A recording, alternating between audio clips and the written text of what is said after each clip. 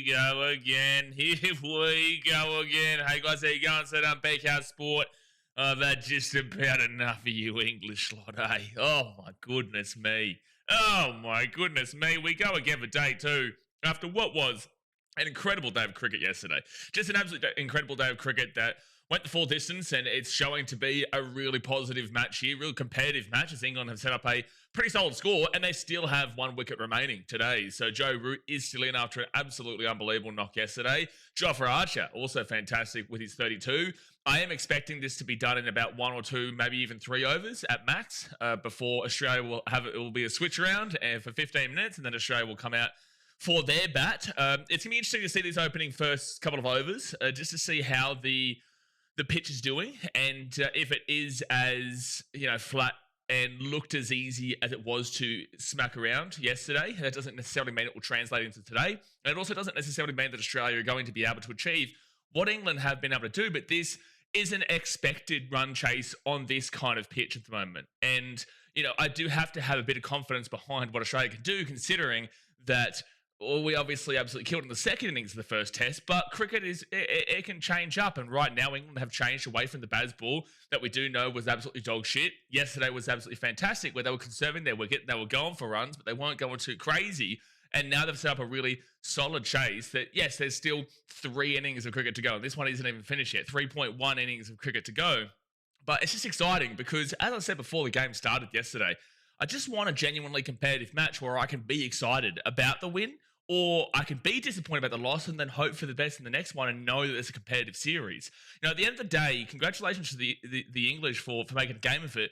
You shouldn't want Australians to be like what I'm saying here, where we're like, oh yeah, we just want England to actually be doing well, because it means that you haven't been, right? But I really get excited about what we can see here based off of what we saw yesterday. I get excited about what we can see from both teams. England do have a very good bowling attack, and it will be interesting to see if they made the right decision to go and get those extra 50 runs, which was great, mind you, and I got a bit of a roasting for it in the comment section, but I still stand by it. Like, at the end of the day, we don't know if that was worthwhile or not until we see how the pitch is here today, which I would expect to be quite flat and quite easy to bat on as well, with a beautiful sunny day there in Brisbane. So, if Australia come out and absolutely dominate here from the outset when they do get the opportunity to bat, I'd been like, well, you would have wanted to just bowl us into oblivion late on in the night, with 15, 20 minutes to go, and try and get through a couple of our top order, especially Travis Head, who dominated in the second innings of the first test.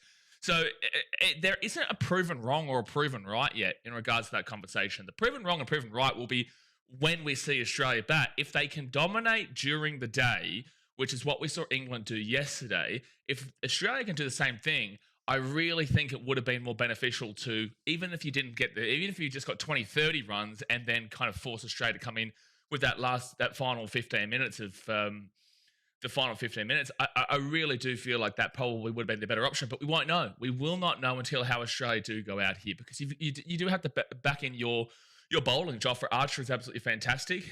Didn't do too great in the second innings, obviously, but it was very difficult to be able to do that. But Jofra Archer, a bit of Bryden Cars, obviously no Mark Wood in this game. Ben Stokes got 5 wickets in the first innings of the first test, but it should be a good chase, and it should be some good pressure that England will put on early. I do think they're missing a trick without Mark Wood. That will be a big concern for them, but he didn't have the greatest first test either. However, neither did Neither did Zach Crawley. He got 0 and 0, a duck and a duck as an opener, and then he's gone out and gotten 76 in this test match so far. So, things can change very dramatically between test to test, and that's why 5-day cricket is just so awesome, man, because it just really does adjust. And look, you saw multiple ducks. You saw a duck from Ben Duckett. You saw a duck from Ollie Pope. You saw a duck from Jamie Smith. You saw a duck from Bryden Cars. We got duck galore. This is basically like a Chinese restaurant right now with ducks galore for England. Oh, my goodness me. So many ducks. But then you got Joe Root with 135 and Zach Crawley with 76 and Harry Brook with 31 and a couple of 19s for Ben Stokes and Will Jacks who were able to help out. And then Jofra Archer, he's the third highest scorer on their team.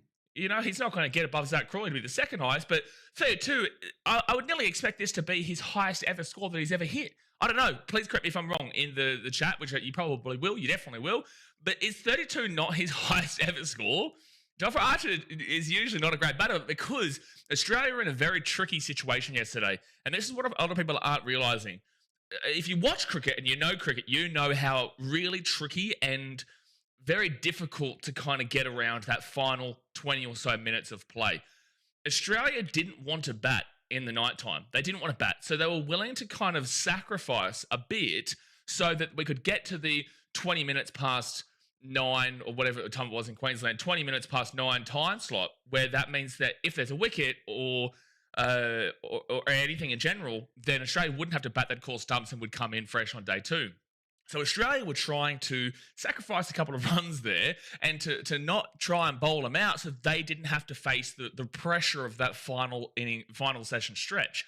But the issue then came when England then know, well, we can go for a swing. If we get out, well, guess what? We're going to... we're obviously going... We were criticising about the ones originally, the singles, but then they eventually started hitting 6s and 4s. But England then were like, well, we can go for a hit here. If we do get out, well, guess what? You are coming into bat for the final 10 minutes here. But otherwise, we're just going to go whack 50. And they did. They whacked a 50. So Australia were in a tricky spot where it's like they didn't want to bat, but also you didn't want to give up too many runs, but because you didn't want to bat so much, they gave up too many runs. And it's not like this score is unattainable with this kind of pitch. Again, we have to wait and see how it plays out today. It's not unattainable. This is, as we saw from one of our Indian subscribers yesterday, this is a relatively par score. I'd say it's a little bit more than par right now. 325 is what they're on. If there was 300, that'd have been par. 325 is starting to get up there now. They do need to get through them quick here. But at the end of the day, this game is well and truly on. Like, it is well and truly on. It looks really, really exciting. A couple of the wickets yesterday were spectacular. Alex Carey had a great day as the wickie. You saw an unbelievable run out when Josh Inglis threw the ball. He had one stump to aim at. One stump, and he got it. And that really probably prevented England from getting 400. It probably did, because if Ben Stokes stays in, they're at 325 for now. Maybe Jofra Archer doesn't go as crazy as he does without it. But like, Ben Stokes was at 19 from 49 balls. He was sitting in a little bit. They could have hit 400. And that would be when you'd be like, oh, gee whiz, that's probably getting a bit too rough. It's probably getting a little bit too rough. But look, I'm excited for today. I do think that a lot of people... I want to check the weather here for day 4 and 5, because I know day 5 was meant to be storms, but it's not meant to be too crazy. But hold on, let me just see. Brisbane weather. See if anything has changed. So Monday is still meant to be storms. Sunday, for day 4, is meant to be cloudy. It looks like it's probably going to rain about 8 p.m, so very late in the day. So that's not too much of a worry. Day 5 does look like it's more so in the mid to afternoon section, which should only impact maybe the early part of the day. So day 4 and day 5 aren't meant to be too bad, but it does say scattered thunderstorms. And we know, especially with what we saw from the India series last year, we know that the Gabba is very pedantic.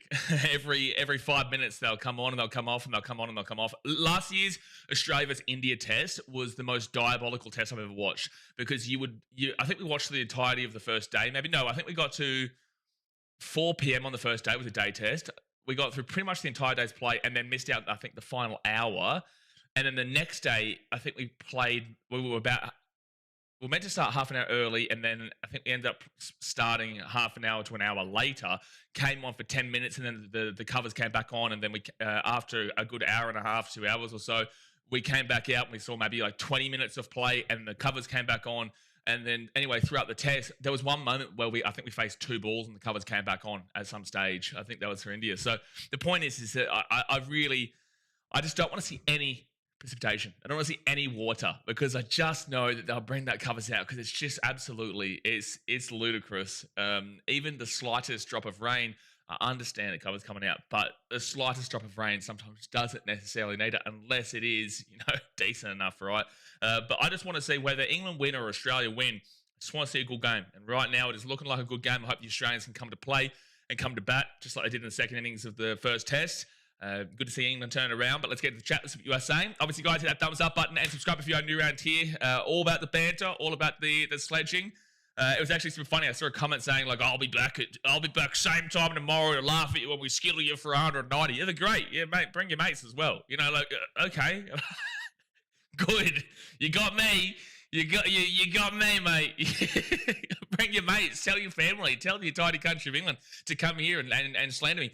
I don't give a shit. It's all part of it. I love it. You know, I love being able to voice my opinion, whether that's right or wrong. It's so enjoyable to be able to do this with you guys and to watch the game, because otherwise it can be very boring to sit there by yourself. If you're with mates and whatnot, it's not. But if you sit there by yourself for hours and hours and hours, and you do go through the Test cricket kind of rut in that middle part of the day where no wickets are really falling and all that type of stuff, it can get really slogfest, right? For mentally. So it's really good to be able to watch cricket here and have that banter and that shit talk. And yeah, of course, there's going to be some dickheads that come in and start. Like the guy last night was too funny. The guy who said, what was it, that the English are the far superior sporting nation or something like that, and that Australia is shit. And then I replied to him, he goes, typical arrogant Aussie. He's like, what? You came at me.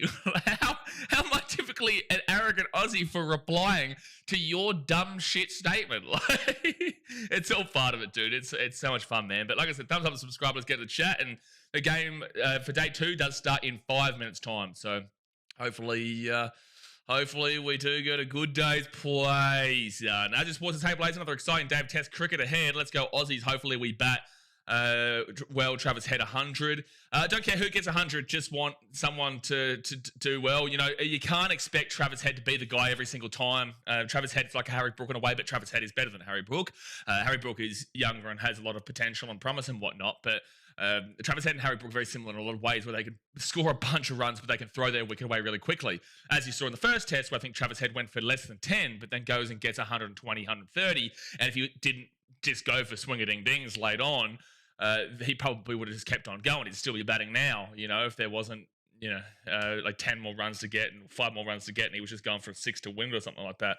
So, yeah, look, I would love to see Steve Smith stand up today. I would love to see Lubbers stand up today. Obviously, we're not batting yet. Like, we're still going to get Joe Root or Jofra Archer out. Obviously, we're going to target Jofra Archer there. But yeah, look, I think that I don't think it's necessarily just look straight towards Travis Head. Travis Head is huge and can go huge, but I don't think the pressure needs to be on him at all. The pressure does need to be on guys like Marn, who is experienced, and guys like Stevie Smitty, who is experienced. And I would love to see Cameron Green come to play for a good 30 to 40 runs kind of deal. He's not going to be going for like 100, but 30 to 40 would be nice to see. 50 would be beautiful. 50 would be beautiful, son. But no, I don't want to put too much pressure on him. And I would love to see Jake Weatherald. Like, yeah, he had a great second innings in the first test. Awful first innings where he got out for a duck. But he was on debut. So I really hope the second innings gave him that confidence he needed. As soon as he got off that duck egg in the second innings and got that single or whatever, he was able to really push forward. He was able to really kind of move through and become the cricketer that we were expecting him to be, and help Travis Head be the guy that he was in that day. So, yeah, no, I just want to see an all-rounded team effort when we do come into bat. Tatted AMC, get around here for joining up, my friend. Oh, the old English, they're joining. They're just ready to slap me. That's what he's doing. Tatted's joining up as a supporter just so that he can have he can put the duck egg, because you can't put the duck emoji unless, I don't think you can put the actual duck emoji that we have unless you're a member. So that's what he's doing. He's just waiting. He's waiting for a duck from Australia so he can do that, and that'll piss me right off. To use our own emojis against my team, that would piss me right off. But appreciate you for joining up as a member, Tatted. As Sports says, I'll be happy if we keep them under 400. What? What? If we're giving up 400 runs with another, that means we're giving up 75 more runs here to Joe Root and Jofra Archer. If we don't bowl them up for under 340, let alone 400, if we give up 400, that means we're giving up another 75 runs today. We're looking at a draw at that point. 400? My God. My God. Gee, where's someone even thinking that like that? I would like to keep them under 330, let alone 340. If we're giving up over 350, it's a disappointment, because that's another 25 runs. Realistically, we should get them out within the next 3 overs at a max. Like, you shouldn't be seeing Jofra Archer. You should not be seeing Jofra Archer here and the batters here after 3 overs. But the tail ends are doing very well, keeping on in it. Well, Jofra Archer is. The tail ends, not really, but Jofra Archer individually, for sure. Oh, it is his highest in test. Thank you, Tatted.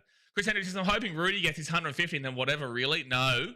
Chris, can you just leave it out, mate? You know what I mean? Like, just let him get out for now. Just let him first ball. I'm surprised they're bowling Doggett here for the first over. This is bloody England's best friend right now. He had an awful day yesterday. 76 runs given up, no wickets, and an economy of 5.4.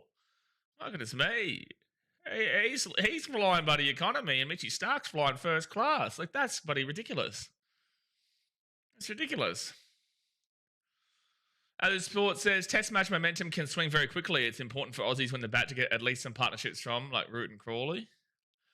Yeah, it definitely can swing very quickly. The English know all about that. They were looking pretty good to actually maybe win the first test at lunch on day 2 last couple of weeks ago, and they ended up losing by the night with an hour to spare. So, yes, they know all about the momentum swings. All right, here we go. First bowl. Come on, dog it. Brendan, dog it. Just whack him. Just whack him, son. First bowl from Brendan Doggett, and that is going to be no run. No run. Harvey says, you watching on 7 Plus? No, I'm watching on KO, mate. For people who will try and link up with me, 9 for 325 is over 74.1. So I'll tell you when the next bowl is coming in, but over 74.1. We just saw the dot ball, and I'll tell you when he's doing his run up for the second ball of the over. Chris says, is it raining there? No, it's not raining now, and it should not rain. Like, it's a low chance of rain.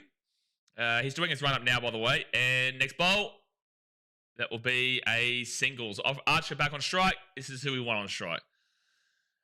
No, it's not meant to rain. Like, there's a little bit, and this is why it's a little bit nervy if this match does go the duration of 4 or 5 days, because there is potentially rain on day 5. There is probably going to be rain on day 5 with scattered thunderstorms and whatnot. And late on in day 4, potentially. But day 1, day 2, and day 3 are all meant to be perfect. And we saw yesterday it was perfect. Today is perfect weather. Tomorrow should be good. As a supporters think this match could finish by day 4, at least, providing how we bat could go to 5. If we bat the same as English, this honestly, I wouldn't actually put it past the draw. And no run.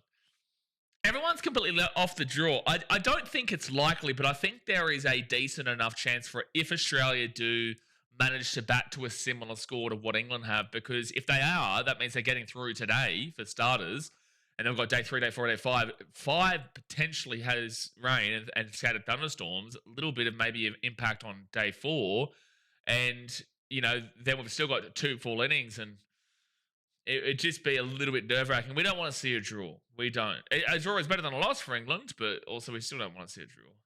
Next up, that's going to be a single for Jofra Archer. He's having a really good game, Archer. Having a really good game. Hopefully he gets tired here from all the batting, though, and his arm's not as speedy. Keep him out here. Hopefully he gets tired from all the swing out of the bat. Being too good with the bat. Hello, Broggy. Get around you. Brenton says, Dylan Blaze, what's the game plan today? Game plan is to try and score as many runs as we can, Brenton, and not get out. It's a good game plan. It's a game plan that I've been thinking about for a while now. I think Australia should have been thinking about it for a long time. And it's a good game plan that England have done. They're scoring as many runs as they possibly can. So, you know, you just want to score as a single there for Rudy Skirty. Yeah, I just like to score more runs than the opposition, Brenton. That's kind of what we're thinking. I don't know if you agree. Something that the Knights usually can't do. They can't usually score more points than the opposition. Carl says, morning, buddy. Hope you're well. Yeah, going all right, mate. Ready for a good... ready for a great test because we're actually getting definitely past today. You know, if we finish this test today, it would be 31 wickets. It'd be 31 wickets. Want to watch cricket, and unfortunately, the first test just did not provide for that. Slubber says, funny thing is that an actual concern, dude's speed. Funny thing is that's an actual concern, dude's speed drop fast, which is maybe what Australia are thinking. No, I'm aware. Like at the end of the day, it is hopefully we do see that his arm is a little bit more tired from the fact that he's swinging the bat and he's out there in the sun. He's making some runs in between.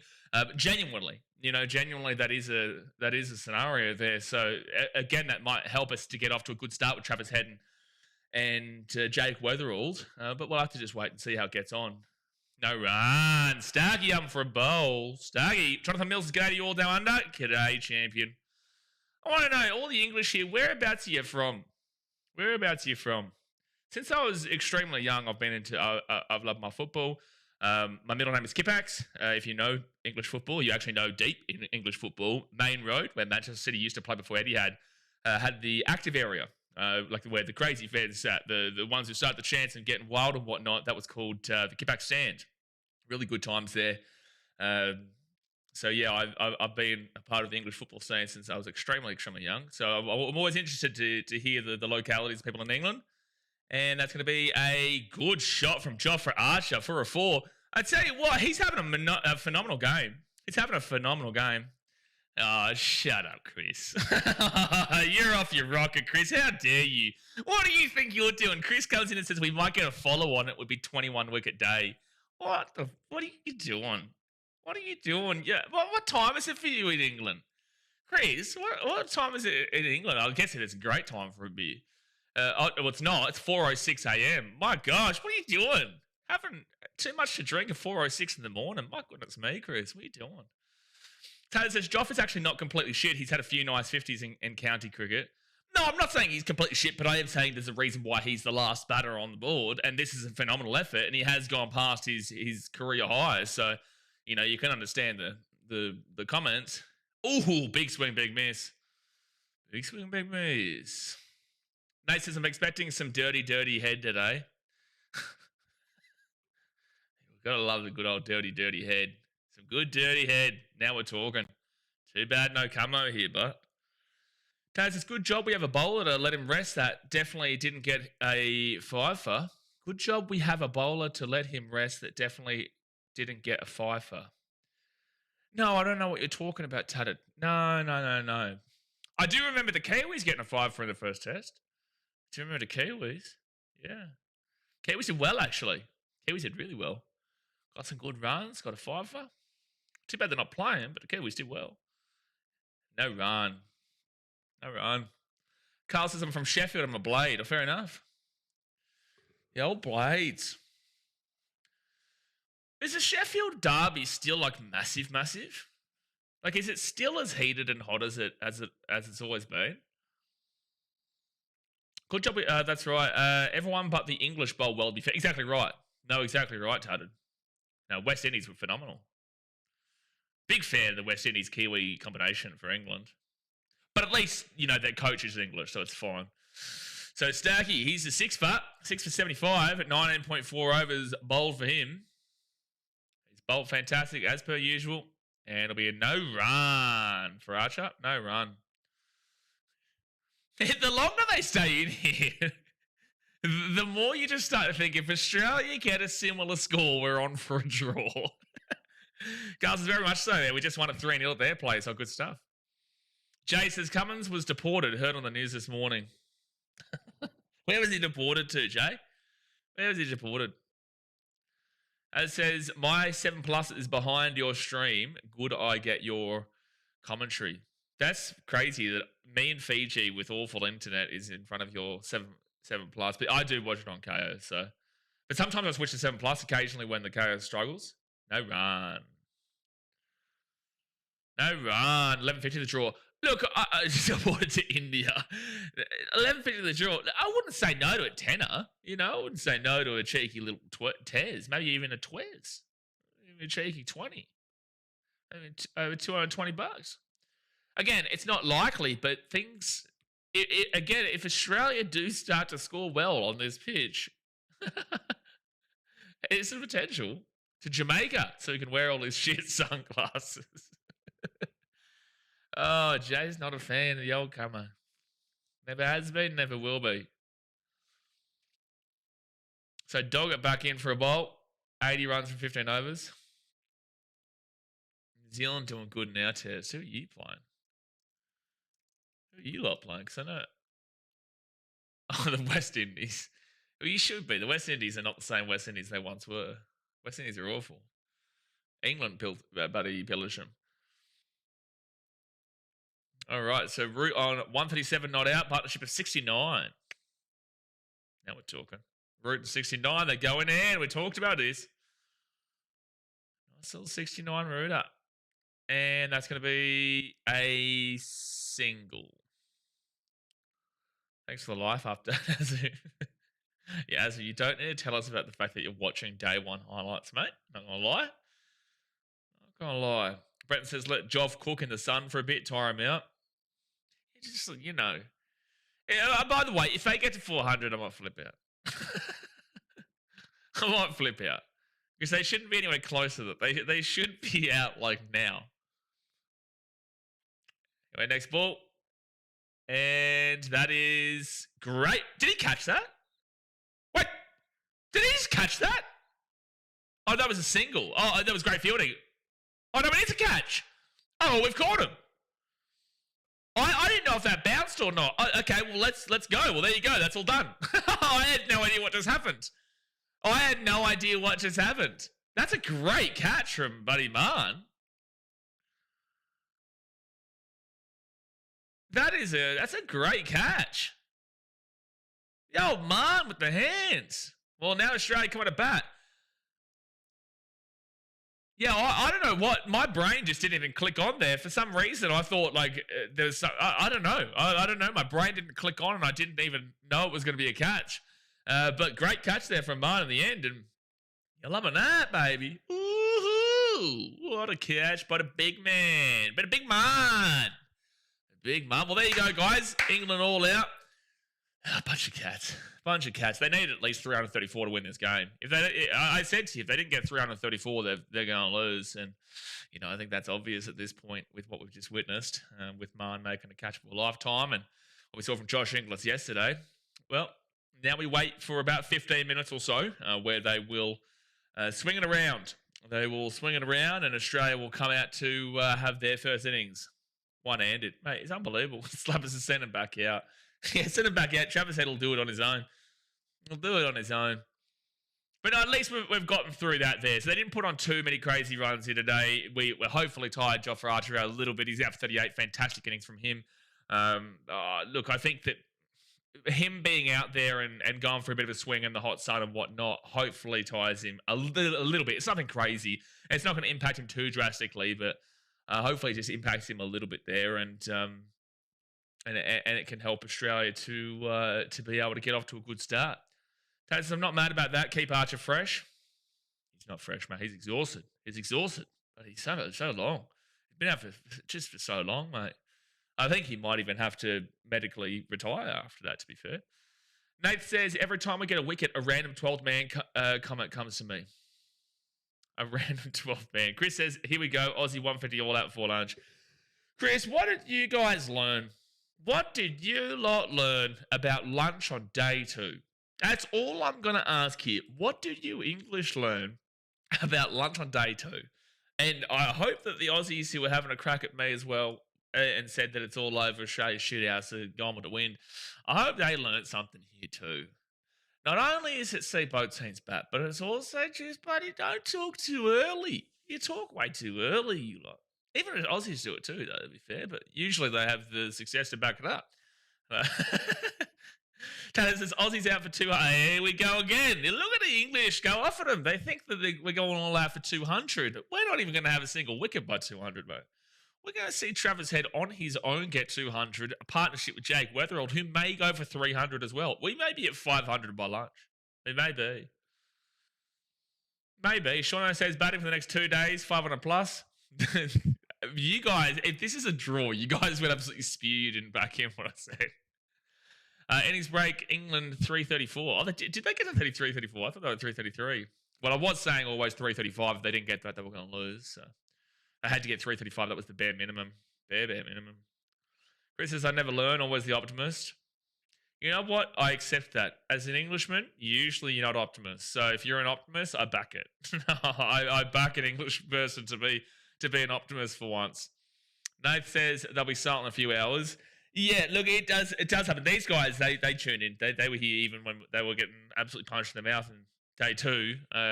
But you'll see a lot less of the you'll see a lot less of the confidence the longer it does go on. But no, I think most genuine cricket fans who are English understand that that was a great performance there from England, but it was also a relatively par performance, just on the upper end of a relatively par. It was on the upper end of a par performance there with 334. It just comes down to if Australia can do what they did. But this looks like a brilliant pitch for batting. It really does. It still looks like a brilliant pitch for batting.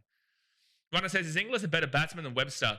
Look, we'll see. I would have preferred Bowie Webster. I did say that Uzi probably wasn't going to be playing. I thought Travis Head absolutely had to open after what we saw in the second innings. So I said to my mate after the first test, I was like, look, my dream lineup at the moment would be opening of Jake Weatherald and Travis Head, third in Marn, fourth in Stevie Schmitty. I would actually even consider chucking in Bowie Webster into the five, but I can understand if you push up Cameron Green and whatnot. Or Alex Carey, you could even push up as well. But I probably would have put Bowie Webster into the five. I just think that he's a nice middleman there. And then you go to Cameron Green, you've got Alex Carey, and then you've got Mitchy Stark and whatnot. And I love that. I think that's fantastic. But then again, look at what Josh Inglis did yesterday. You know, that was an unbelievable stumping, like a 1 in a million chance of that hitting the stumps, and it did, and got Ben Stokes out. So I'm not going to complain that Josh Inglis is in the team because that was an incredible thing that he did yesterday. But batting wise, yeah, I probably would have felt a little bit more confident with Bo Webster, but we'll have to see how Josh Inglis goes, and I hope he makes me eat my own words because I would love to see him go for a 200. Maybe go 300. How about that? Tatted says, all I want is to use the new emojis just once or twice. Jeez, I tell you what, timeouts coming for you. Chris says, got to give it large whilst it's still mathematically possible to win. That is valid. As a Gold Coast Titans fan myself, mate, my team is dog shit. So when my team is doing well, like I'm going to make you hear it. You're going to hear it. But I'm well aware of what my team actually is. But that doesn't mean that I'm not going to talk the talk while I've got that opportunity for the once in history. You know, you just got to take your opportunities and capitalize on the opportunity because it usually doesn't last long. So I know how you feel as an Englishman. I know how you feel because I experienced it week in, week out with this channel when the Titans are playing. Jay says, I'll be back in an hour or so. Got to shoot out for a bit. All good, Jay. Well, it's, a good 10 minutes until we get to say there's an innings break right now. It's a good 10 minutes until the Aussies come out to bat. Tatted says, this might be the only chance I get all serious to chat shit, so I'm going to. I think Adelaide, you guys got to. Is Adelaide a day nighter as well? Let me have a look. Australia cricket. Adelaide. No, it's not. Adelaide is a day test. This is the only day night because Adelaide usually has a day nighter. Hold on.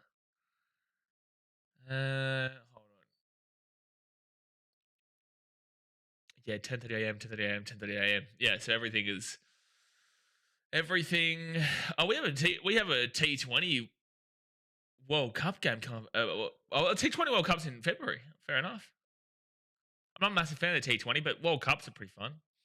We play Ireland, Zimbabwe, Sri Lanka, and Oman. If we don't win all four of those games, I flip.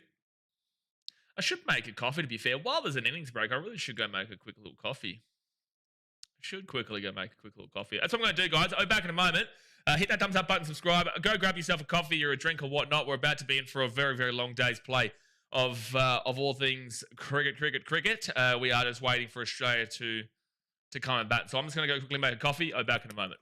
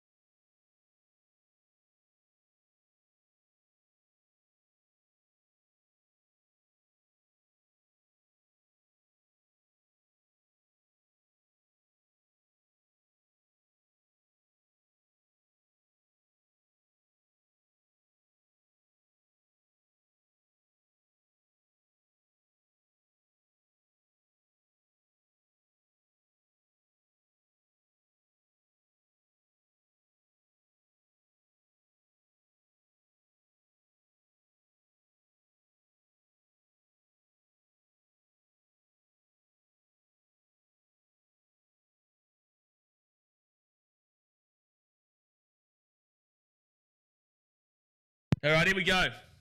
You ready? Chris says, let's hope that Travis Head hits a 6 on the first ball. We love that, Chris. Yeah, we love that. That's exactly what we'd love to see, Chris. You're right. You are right about that one. Let's see if Travis Head comes out with the same tactics that he used in that second test. Or the first test, sorry, the second innings. Let's see.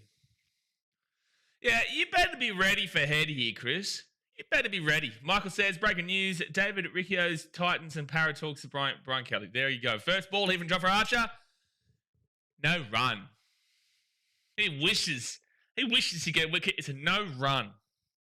But at least it's not well, we found out yesterday that apparently cricket's got 9s if you hit it out of the stadium now. That's what one of the comments was saying yesterday. Michael says, how's the game?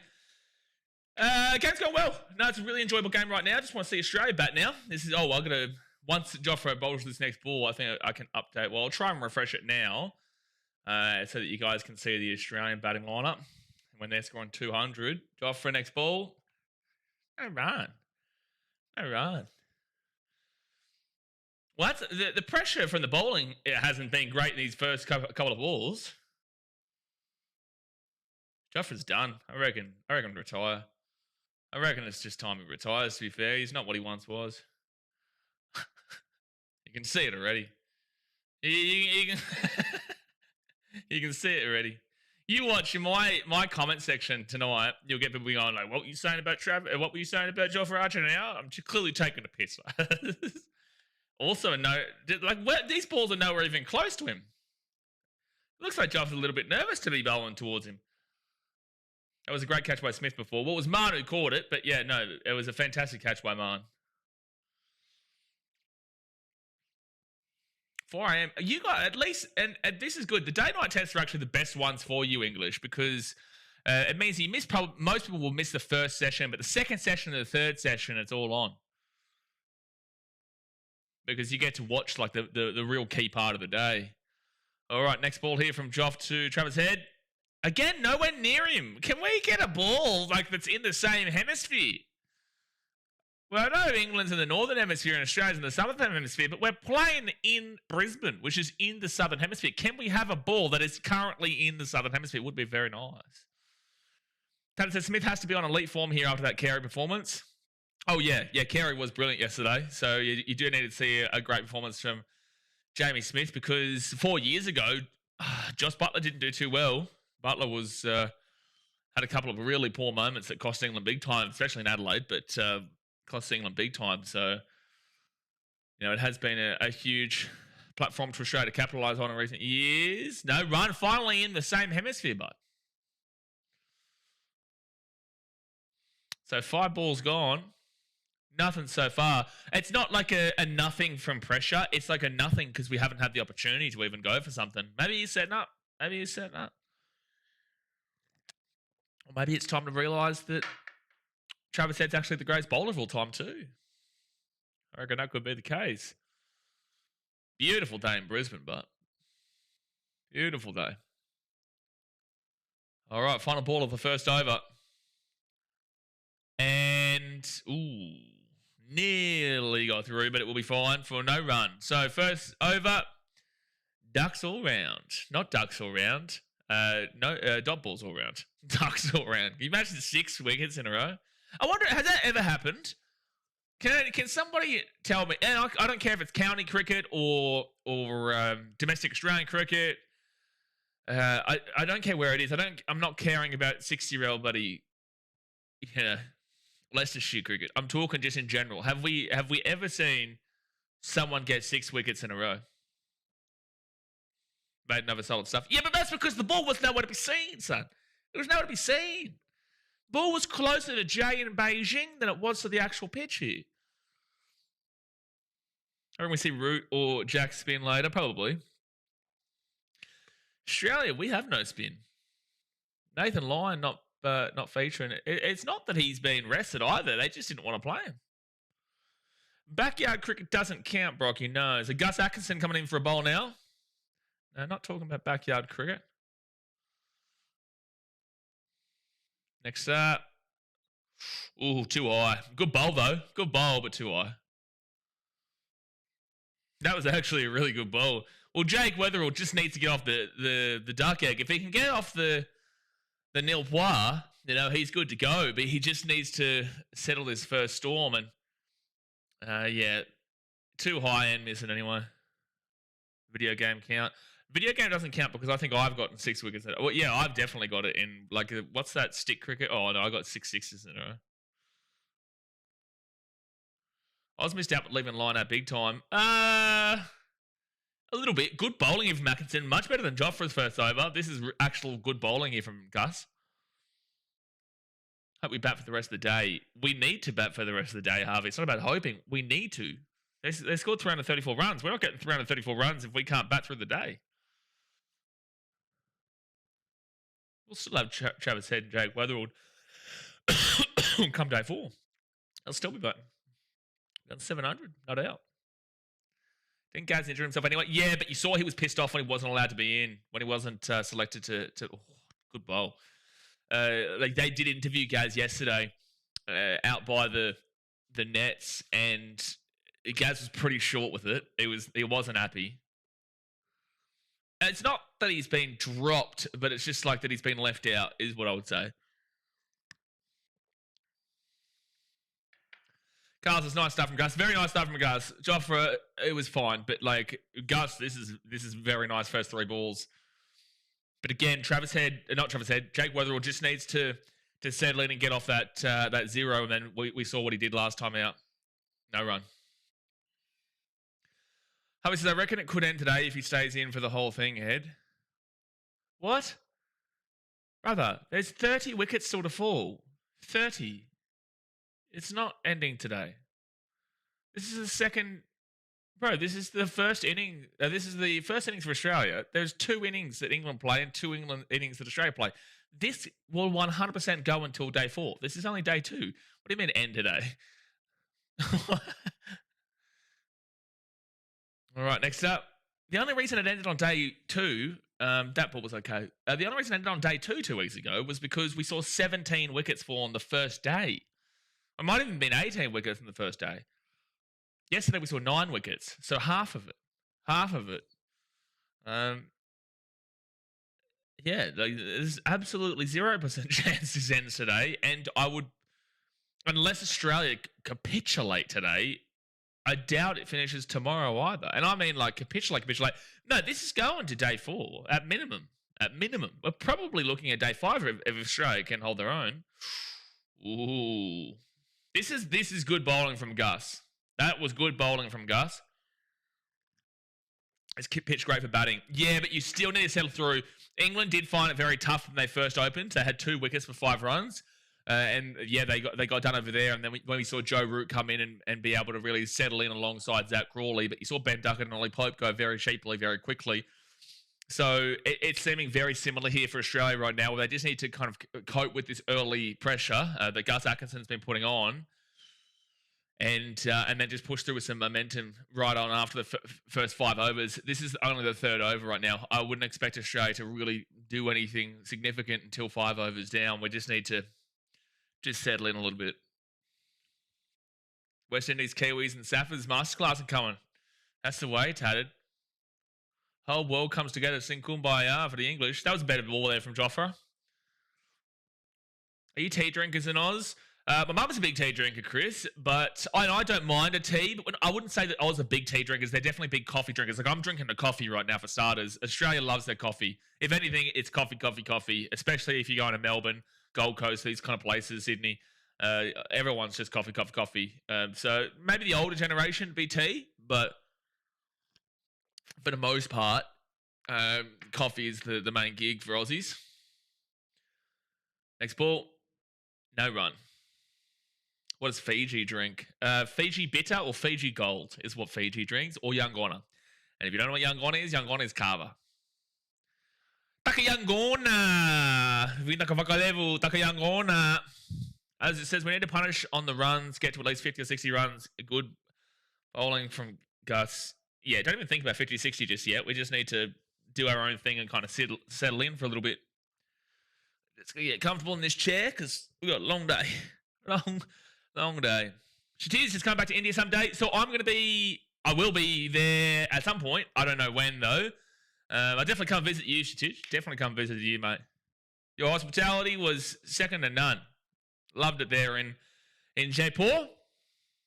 So, are you still at the same place? Like that's still you still have that place, Shatich, in Jaipur?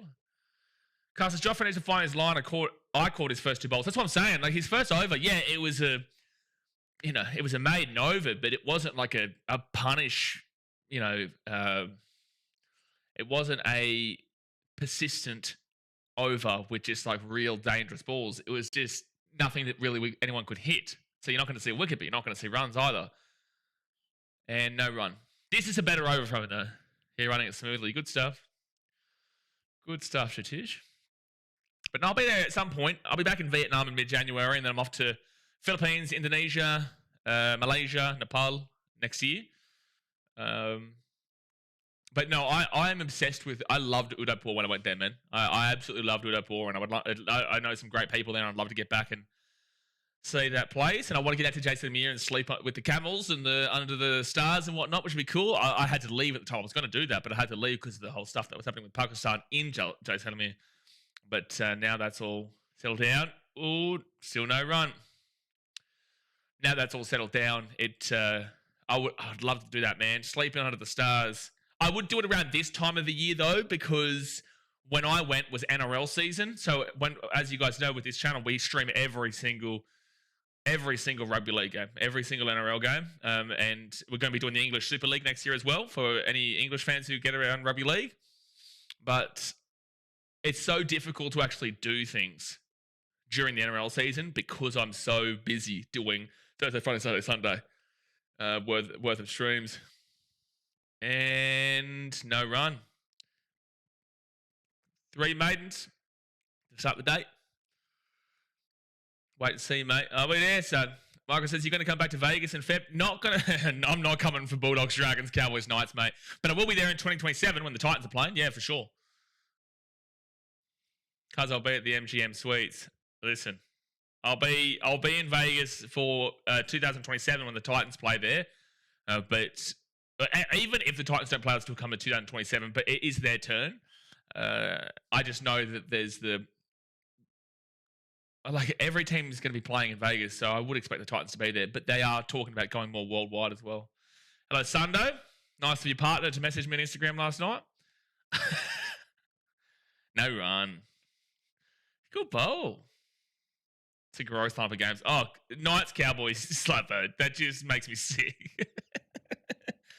And it's like the main game. Like the first game is Bulldogs, Dragons. The second game is Knights, Cowboys. So like the main game is Knights, Cowboys. Dear me. Oh boy. MGM Suites. Your shout, Michael. Your shout. Jump on the blackjack.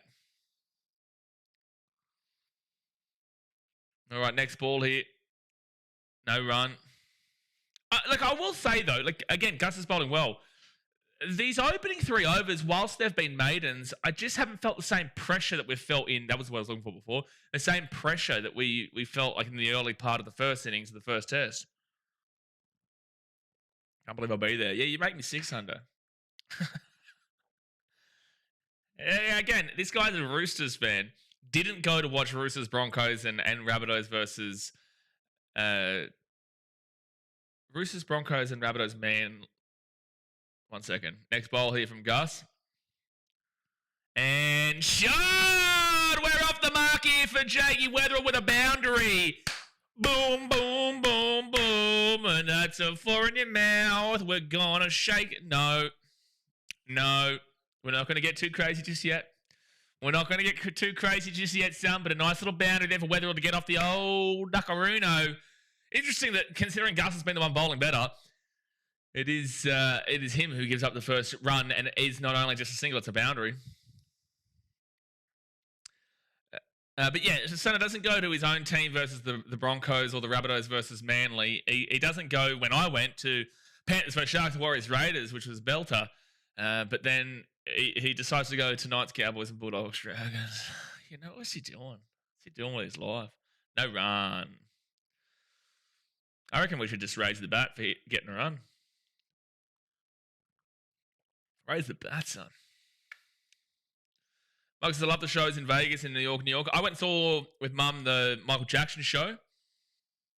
I can't remember the name of it. It was like Michael Jackson 1 or something like that. It was a good show. Yeah, it was solid. We had good seats as well.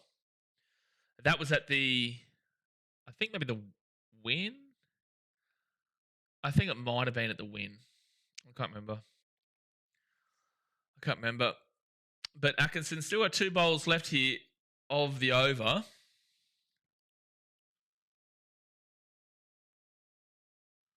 And no run.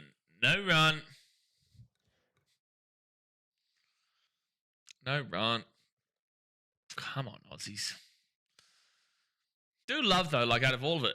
Oh my gosh, it's gonna go. Oh my gosh, please go away. Yeah, okay, it's a oh jeez, that was scary. Whether it goes. So we get a 4. There was every chance that was caught in by the wiki, but you don't have Alex Carey. All right. So, like, you just got to do a better job there, Jamie Smith. Alex Carey, he's diving from left, right, good night. You're not even seeing Jamie Smith have a dive here. I'm sorry. Alex Carey might be the GOAT. That was very scary, though. I know it might have been 10 metres away from him, but doesn't matter. Dive for it, mate. Do a backflip.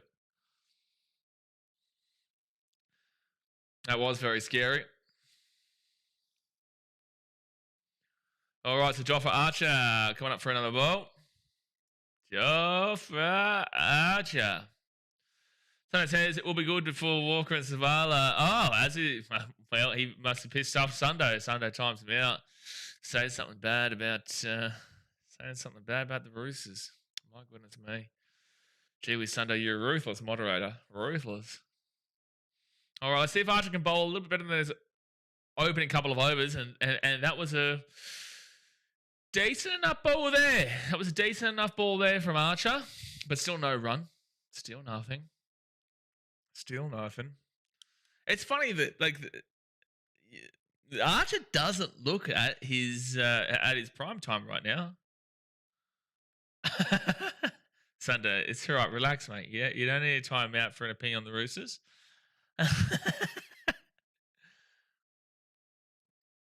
No run again. At the very minimum, Archer's not giving up runs. But it's just not threatening, really. But he's not giving up runs.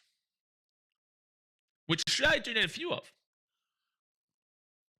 Oh, Sunday, you're so innocent.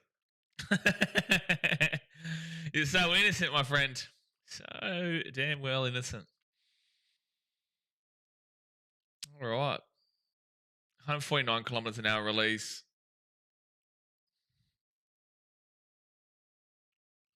Average day of 144 so far. Next bowl from Jofra. Shot. Let's go. Nice little clip away for, at the very least, 2 here. Will be 2. All right. Travis Head off the mark as well. So Jake Weatherall's on 8. Travis Head's on 2. I'm going to say take our time to settle ourselves. That's exactly what we need to do. That is exactly what we need to do. Oh, Olivia posted me on a story saying top 0.1% of viewers. Look, I might be the GOAT. It might be just that simple. I'm going to post that. You watched 300 of their videos. Olivia's been fired up here on the channel. She watched 300 videos of mine this year. Wowee. She's flying. I didn't even know we did 300 videos. Ah, it's another boundary. Yay! The win, the Travis.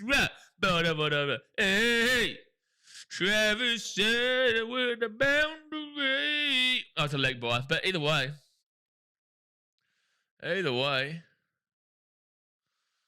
it seems to me that Australia is just absolutely flying right now. Flying.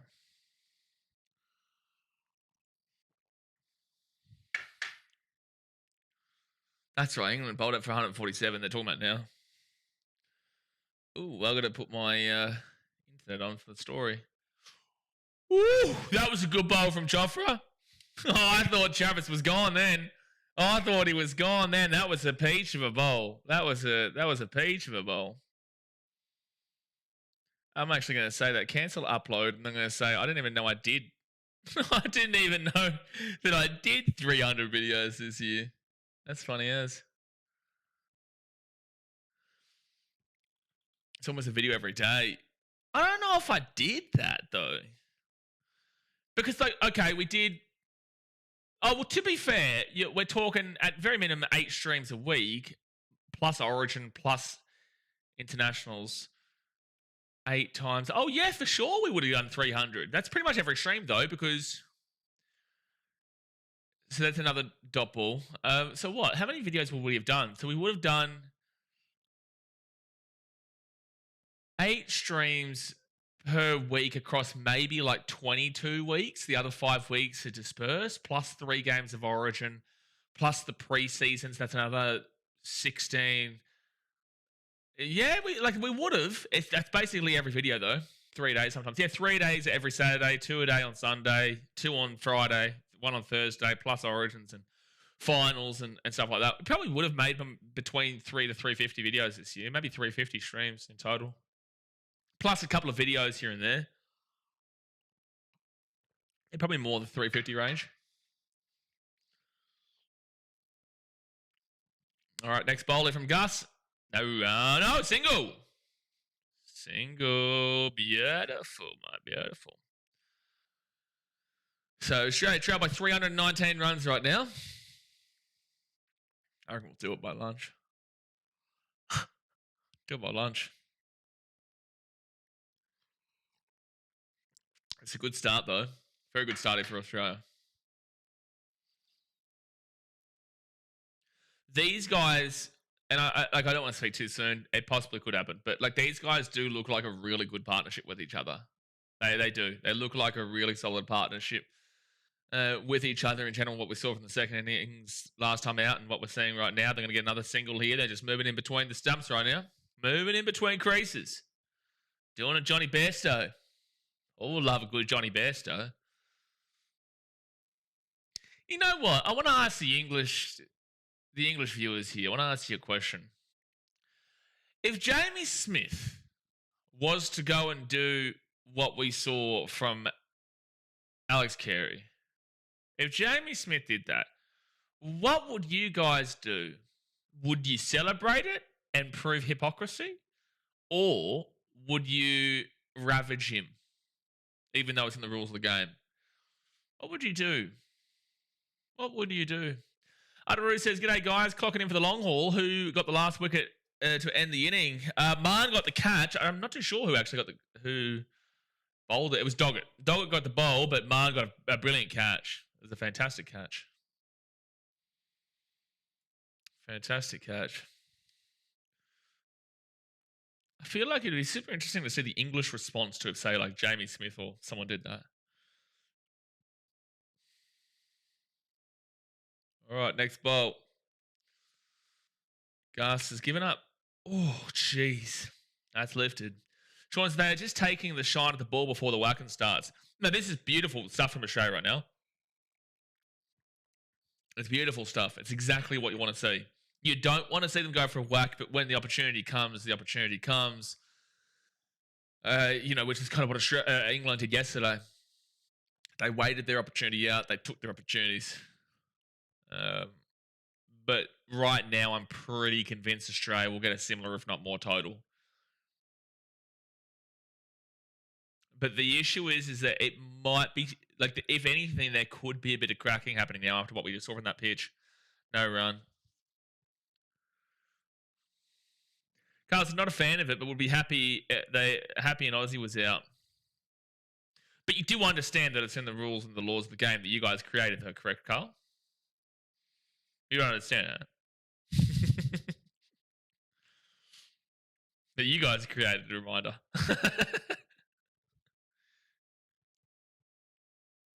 But valid. It's a valid opinion.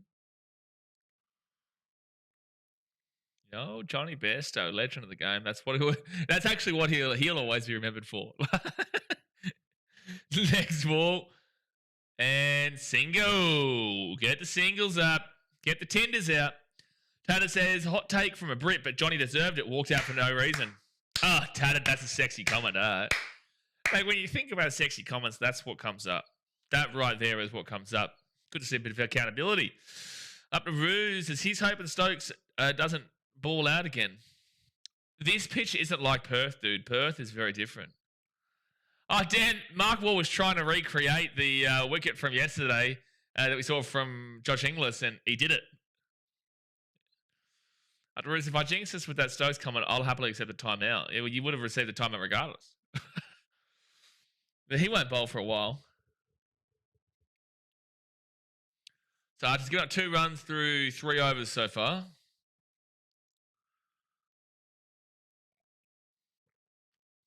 We just need these guys to hold their own so that when Maan comes in, like he is a prime time potential, our buddy. What's the Indian guy's name? Pujara. Cheteshwar Pujara. Like he's a prime time like version of him. Normally he'll just sit in for like 100 balls for 20 runs, 10 runs. But he does need the openers to set him up for a solid foundation. Listen to you, Tattered. You know, I start to respect what you said. I start to have a little bit of faith in the English race. And then we see same way I have no issue with Broad not walking.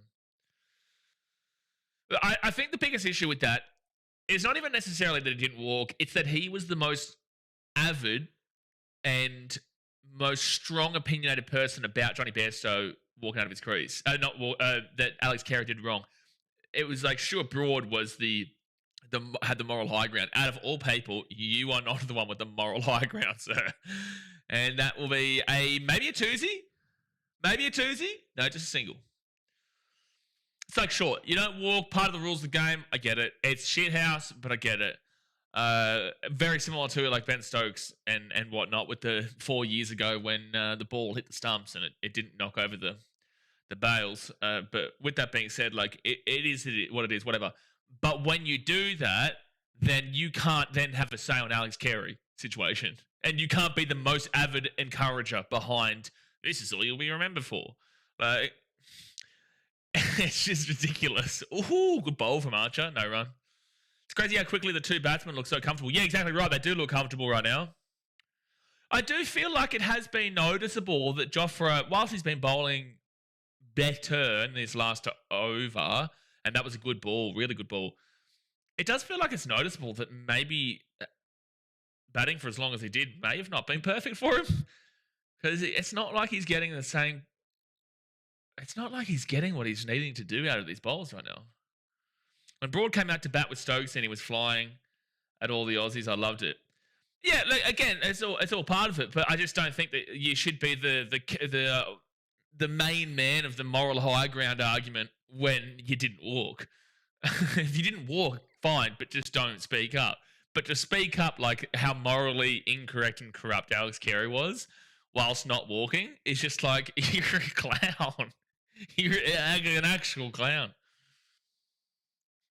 6.4 overs bowled, 18 runs scored for Aussie.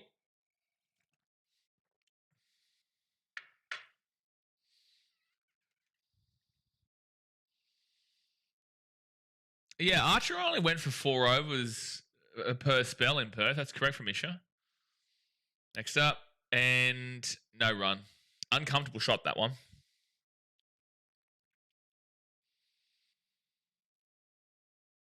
6.5 overs bowled. What's the weather? How hot is it? It is 28 degrees. This will be hot for English. This will be the hot for the old English. It's the reason why we call them the Palm Sun. Whoa, it's the reason why. 32 degrees meant for Sunday, mind you. Day 4. Just to elaborate, how was the pitch for Gabba different to Perth Stadium and what impact, if any, would that have on the pitching, hitting and fielding? Once again, ooh, tough one, but no run. This is very much more bat friendly. The Perth pitch was absolutely bowling friendly. You could clearly 17 wickets on day 1. Yesterday we saw 9 wickets, but it was across the entirety of the day. Yeah, we saw the 9th wicket fall. You know, we saw really like the day, and Jofra Archer, who's their last batsman, he's a bowler, was still able to score 36, 38 runs, and it just shows to you that these pitches are incredibly different, and it's such a beautiful day. It's dry. It's just prime time conditions for batting, and that's why you're seeing these guys settle in and be quite comfortable quite early. Whilst that's why I believe that England should have gone into oblivion, like just bowlers into oblivion late on last night, because they would have wanted to get through a couple of these guys, or just at least one of these guys, and kind of set the pressure on early, which is what England do. But this game hasn't been about England setting the pressure on. This game has been about changing a lot of the ways of the baseball nonsense, which has worked out well. But I feel like what they still should have done is just bowled us into oblivion late on in the day, because these conditions are brilliant for batting. And shot! Jakey! That's a boundary. Go, go, go, go, go, go, go, go, go, go, go, go. Yes! And that's what I'm talking about. It was way more dangerous last night. Like, again, they could get a wicket, and they will get a wicket at some point, but capitalise on last night, putting us in the last 10 minutes for mine. Chris says, now we've seen 20 degrees on telly. Now look at the Brisbane weather. You go on Google. It says Brisbane weather, 29. It says 29 degrees now. It says it's currently 29 degrees. On Saturday, it's meant to be 30 degrees, so tomorrow. On Sunday, it's meant to be 32 degrees, and on Monday, it's meant to be 27 degrees with scattered thunderstorms. And on Sunday, it's meant to be a bit of light rain, but it's meant to be a beautiful day today and a beautiful day tomorrow. No run. Harvey says England needs to be a full squad like Australia is all Australia. What? Carl, so I think people should walk. This is not a game for cheaters. What I loved, Carl, was when Harry Brook walked, and I know he knew that it was out, but like that was good because we didn't have to review it, and the umpire didn't have to make a decision really. But when Harry Brook walked, to be fair, I think we did review it, didn't we? I can't remember. Either way, no, he did walk 2 weeks ago, which was nice to see. Respected that. No run. Perth pitches are bouncier. Yeah, exactly right, Sports Zone. Rory says, right, I'm presuming the humidity is also going to play a factor as well. Also, I saw the umpire using these handcuff-looking things on the ball a few times last night. What was that about? Just, like, shaping the ball, man. Just keeping the ball intact. Just making sure there's no, like, big divots and all that type of stuff. Big, I don't even know what the word is for it. Someone in the chat can help me out with the word. Next ball, shot. That's a great shot there from Jakey. That should be 3 at minimum. Forget it, it's a 4, baby. Jakey's on fire. Your bowling is terrified. Jakey's on fire. Na na na na na na na na na na na na na na na na na na na na. Your bowling is terrified. Jakey's on fire. Jeez, he's cracking some 4s. Cracking. And it says, Carl, if that's the case, then I think Aussies shouldn't blow their reviews. Oh, here we go. Didn't you guys lose all 3 of your reviews in the second innings or the first innings of the first test? Next ball. Ah! Your bowling is terrified. Jakey's on fire. Your bowling is terrified. Jakey's on fire.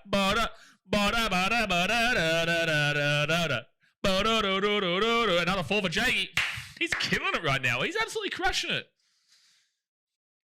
And this is what I was saying last night, dude. This is what I said. Wait to see Australia bat. Wait to see both teams bat. I don't want Jay to get too overconfident, though. I don't want him to get complacent here, but it's a great start. Spectacular start here for Jakey Weatherald.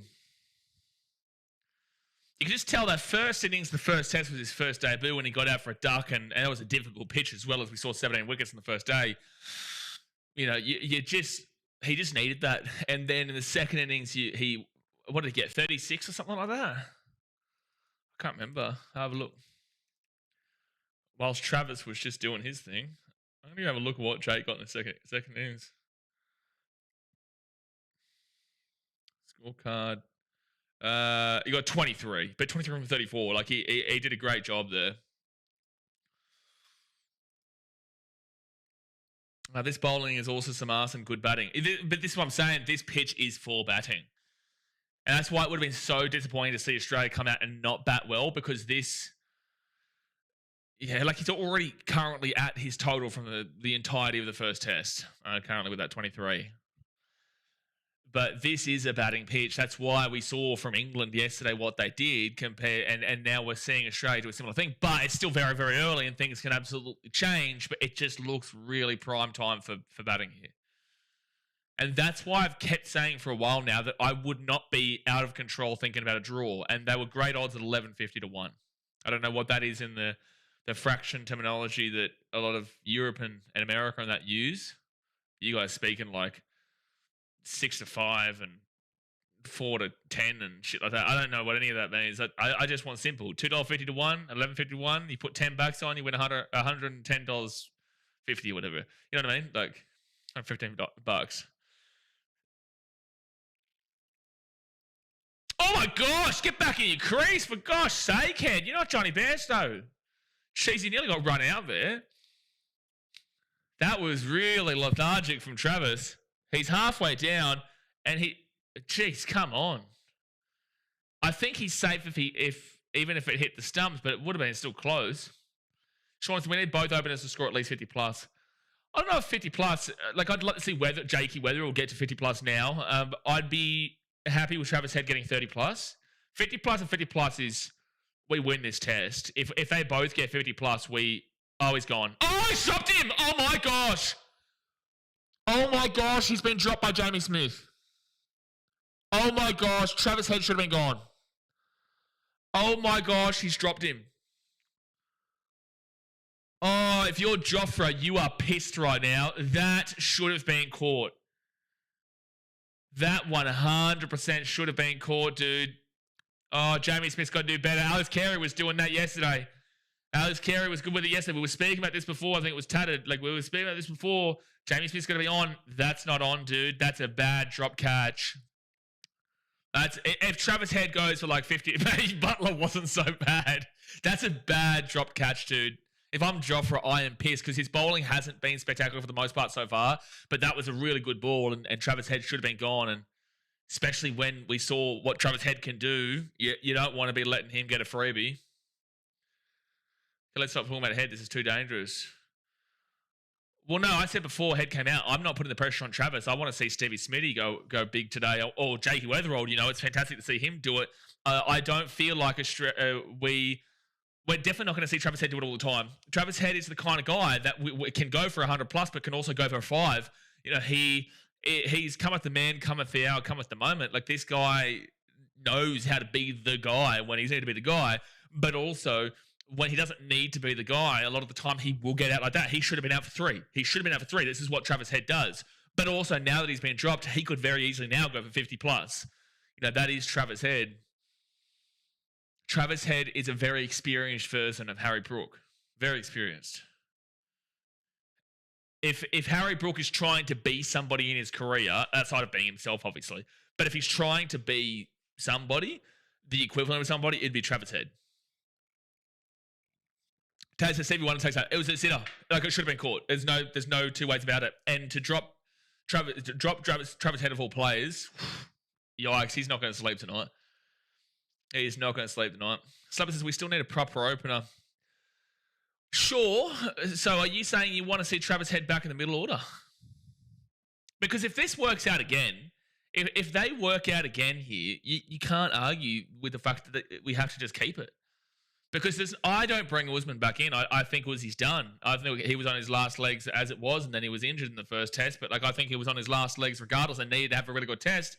And then didn't have a really good test and was injured quite a lot. And he might even be injured now, I don't know. But like, regardless, he needed to have a good test, and he didn't. And then Travis Head comes in and kills it in the opener, which is why the biggest reason why we had Usman there. So. Because Jake Weatherall's clearly doing a good job.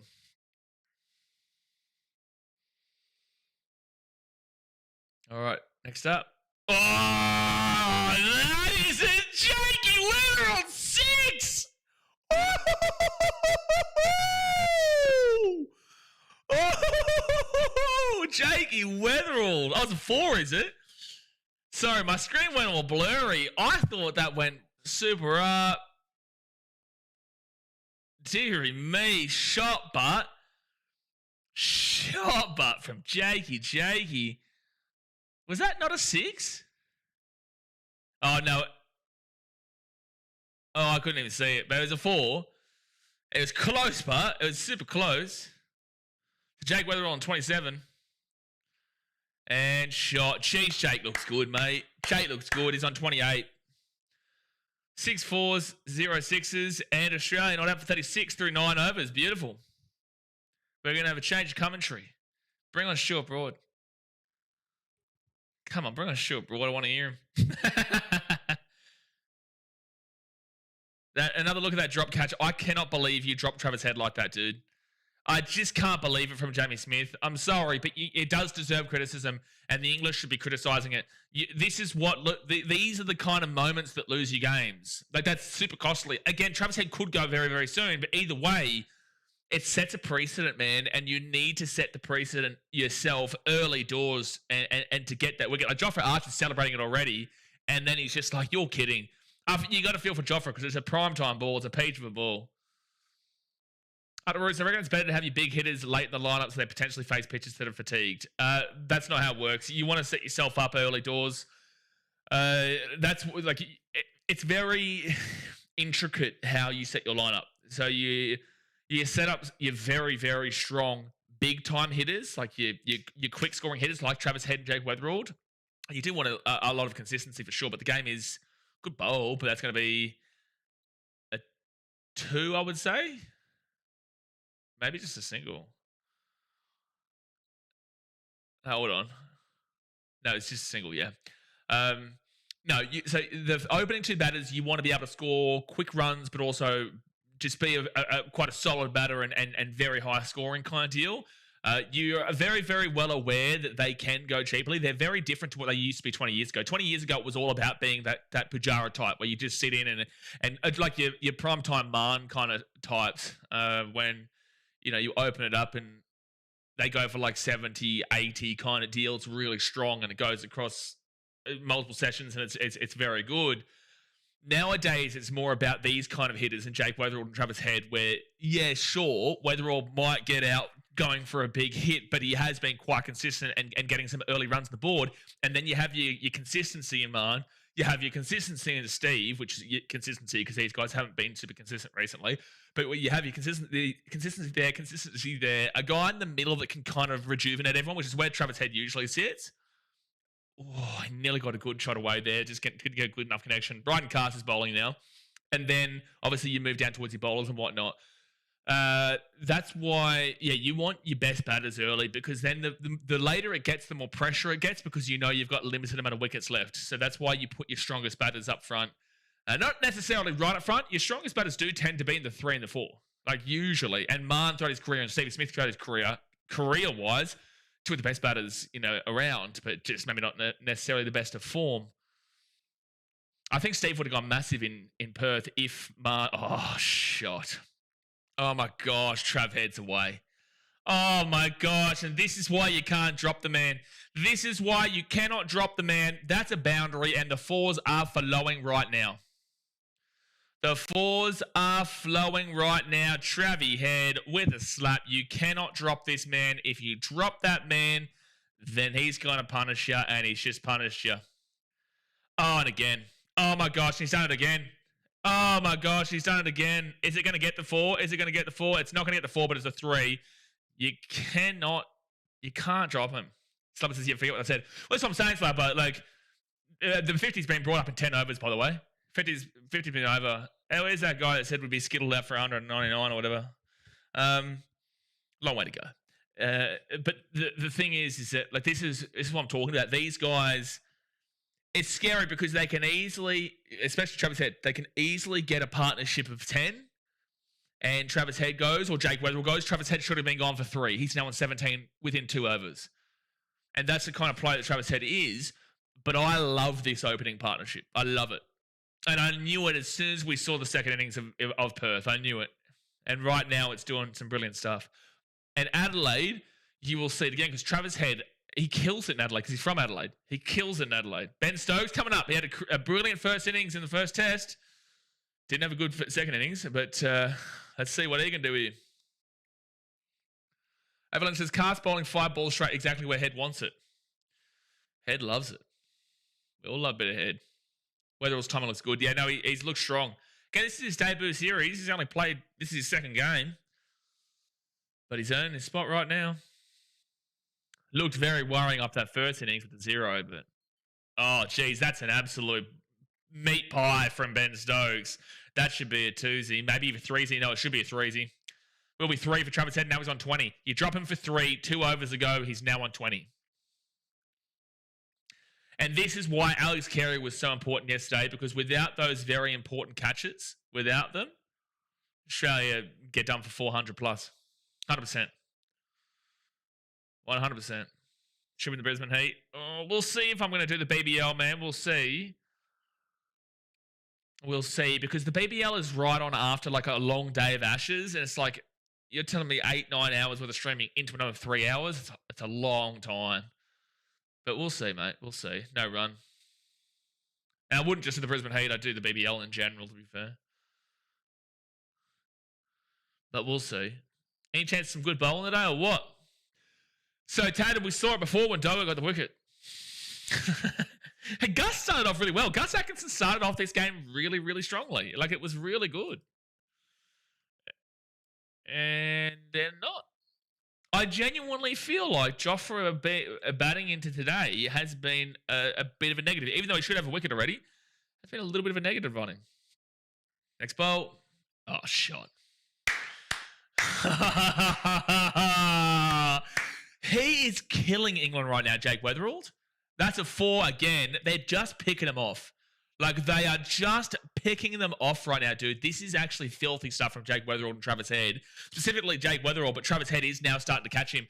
This is great batting. Like, this is great batting, which is what we saw from England yesterday. This is a bat-friendly pitch. This is what we were trying to say. That's why you should have just bowled us into oblivion last night with the most dangerous time to put the pressure on. The extra 50 runs is great, but also now we're chasing 277. We've still got our openers in. If it's like this all day, you can see guys like Stephen Mann go for hunch. Like, you know what I mean? Like, this is why it's no run. This is why it's a very complex sport, cricket. You know, a lot of the English, not all, but a lot of the English have this ultimate sense of belief and faith that 334 or whatever was like an incredible score. On this pitch, it's a good score, but it's still pretty much a par with an advantage score. Right now, the advantage is not with England. It's right this very second, the advantage would be in Australia.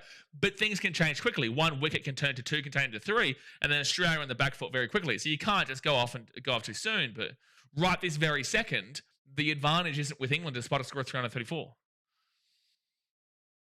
As it says, I love this between Head and Jake. They deserve their 50. You're getting timed out, Azu. You can't be talking about these guys getting 50 yet. They're not at 50. Don't jinx them. What are we doing, Azu? We're not going to do a Martin Whitehouse from yesterday saying Joe Root getting 100. My goodness me, we'll see you in 5 minutes. What are you doing? Don't jinx them. The English, they can say what they want because it's banter. But from an Australian, not having it. I'm not having it from an Aussie. All right, next ball from Stokes. Ooh. Chops it down, and that'll be 7 runs off the over from Stokes, and Weatherall 33, Head on 20. Difficult to see our plan at the moment. Yeah, look, it's not looking spectacular. So time for a drinks break, guys. Hit that thumbs up button and subscribe. You're on for a drinks break. So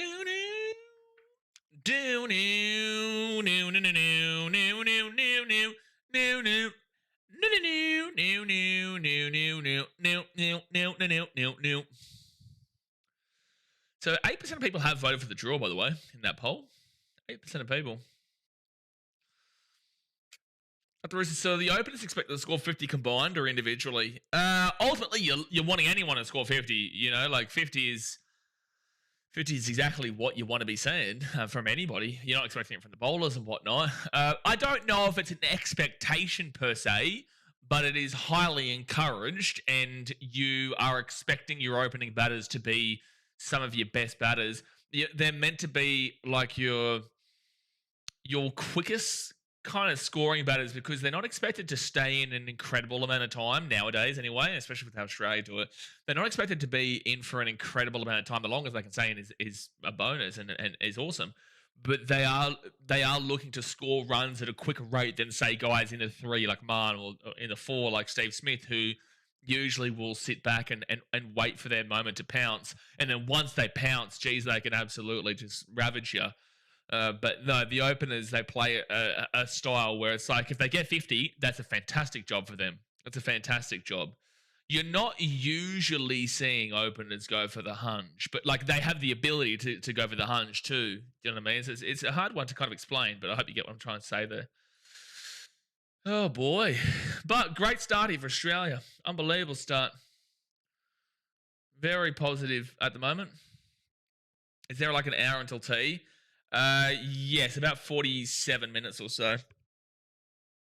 In 47 minutes is when we'll have the first break of the day, which realistically for mine I call dinner rather than tea, but like that is technically the tea. But partnership 57 right now, you're not complaining about. You're not complaining about it as we currently speak, and it is a hot day, so you know you're loving this as an Australian to watch the England out there, the English bowlers, and it feels like it's a lot hotter than what it was yesterday. It feels like it. I could be completely wrong here, but it looks like it.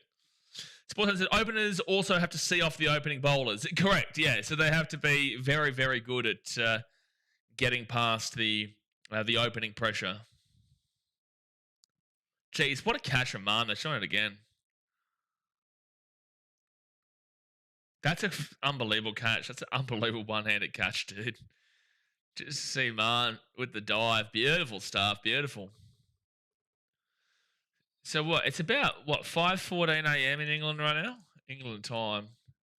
Yeah, 5:14 a.m. You'll see in an hour or so, the old English will start waking up and coming on in. If there are English watching it now, it means that they're genuine cricket fans.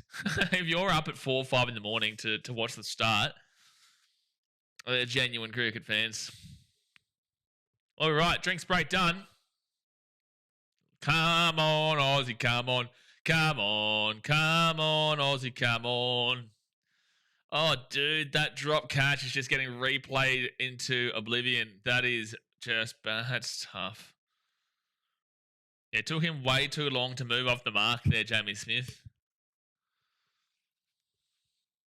And it's moments like that, dude. Like I said, it is moments like that. All right, next ball. No run. No run. 11.1 overs bowled.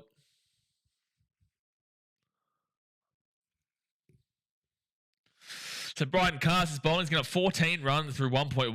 Yikes, that economy is big awful. That economy is about 13 runs an over average. Basically 14. All right, next bowl here from Brighton Cast. And is it a single or is it a no run? I think it is a single. They got a single? Yeah, they did. He's a little single there. Travis Head on 21 from 35. Weatherall 33 from 33. What a strike rate. Yeah, wonder where Gazza is. Also, that GB member from last night, great fun clowning on him. Well, it's quite funny because like the time slot for him claiming to be a Yank was just not correct. So he wasn't. He was just, unfortunately, he felt embarrassed after his stupid comment with England. Then it's all the English fans here in the channel that were going off at him, and Australians were going off at him, and I was going off at him, and then he started trying to pretend that he was an American. You're just like, yeah, no, you're not. Oh, he's ramped him. Oh, for a 6. He's hit the 6, Jakey Weatherall. Dude, what a performance here from Jake. You want to know what Bazball is? Here's your Bazball. Jake Weatherall, take a bow. 39 from 34, and he's hit a 6 with a nice little ramp over the top. Boomer's having nightmares of Constance at the moment. Jeez, what a shot. That's a seriously good shot, mate. That is a very, very good shot. It's a very short boundary out there, but that is a really prime time shot from Jake. It's a dangerous shot, but if you get it, if you hit it, you look like a hero, and he very much a hero there. No run, and good to see he's not just whacking at everything. Like he is willing to just defend his stumps just then, rather than going for something and trying to keep this momentum going. The momentum will keep going from you being able to play your shots correctly.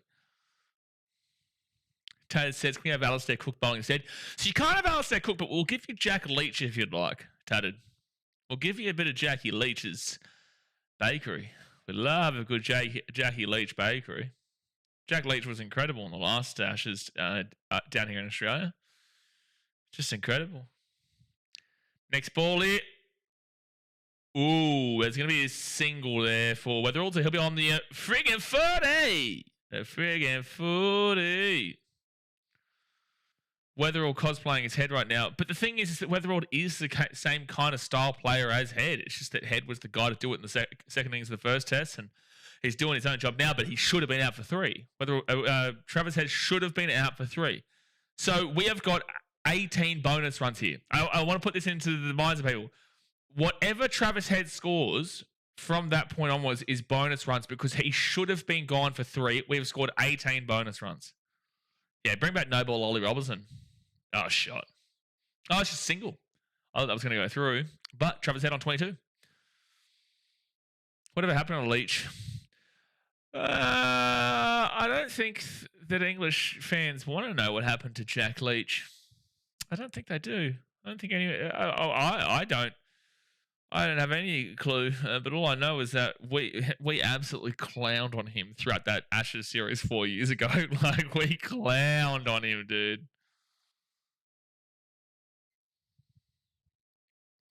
Well, no ball, Ollie Robinson. Who was it that told us here that he gave up like 36 runs in an over, Ollie Robinson? Someone said it. The bloke gave up like 36 runs in an over in county cricket in England. 36 runs in an over? That's the wildest shit I've heard. In an over.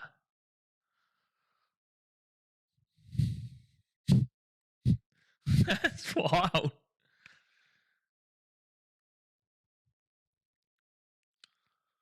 Alrighty, next ball here.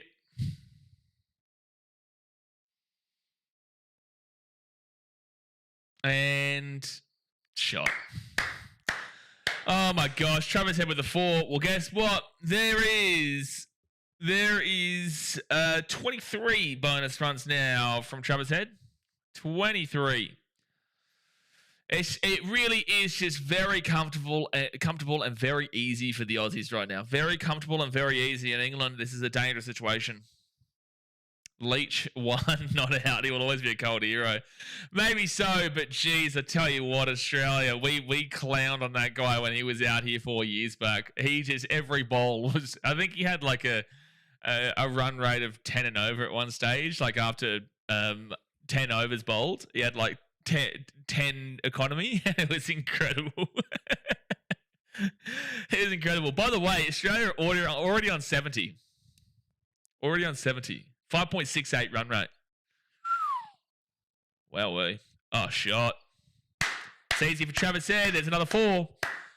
Oh, this bowling is not bowling right now. Toses, can we have the Englishman coming to bowl again? He was the only one who looked good. Yeah. He did look all right. Well, none for 74 right now. 12.3 overs gone. It's looking quite unlikely for that hero in my comment section that said he'd be back to clown on me saying Australia will be all skilled out for 199. He's going to come here and laugh at me. Well, right now, this is proving my point about what I was saying England didn't do last night. That doesn't mean that it'll end up being... It doesn't mean that it'll... Like, this has proven the point, actually. This has proven the point. Even if they got out soon, like they've been able to put together 74 runs here as a partnership on a dry, flat track, and it looks really, really nice here for them to keep on continuing on. It would have been better to bowl them into last night. This is they're setting up a fantastic head start and a fantastic platform and foundation for guys like Mann and guys like Stevie Smith. They really are setting up a brilliant score here. Sean says 5 runs and over in a test shows knows the game better. So yeah, five runs and over, 5.4 runs and over is really high for what we know Test cricket to be from years ago. The English team when they're playing their baseball are getting 6-7 runs and over, but they're also 9 wickets for that as well, with 140 runs scored or 150 runs scored. So, shot. That's going to be, I think, a twosy there for Travis Head. Base in Reality says, come on, England. Well, it's not looking too good right now for the old English.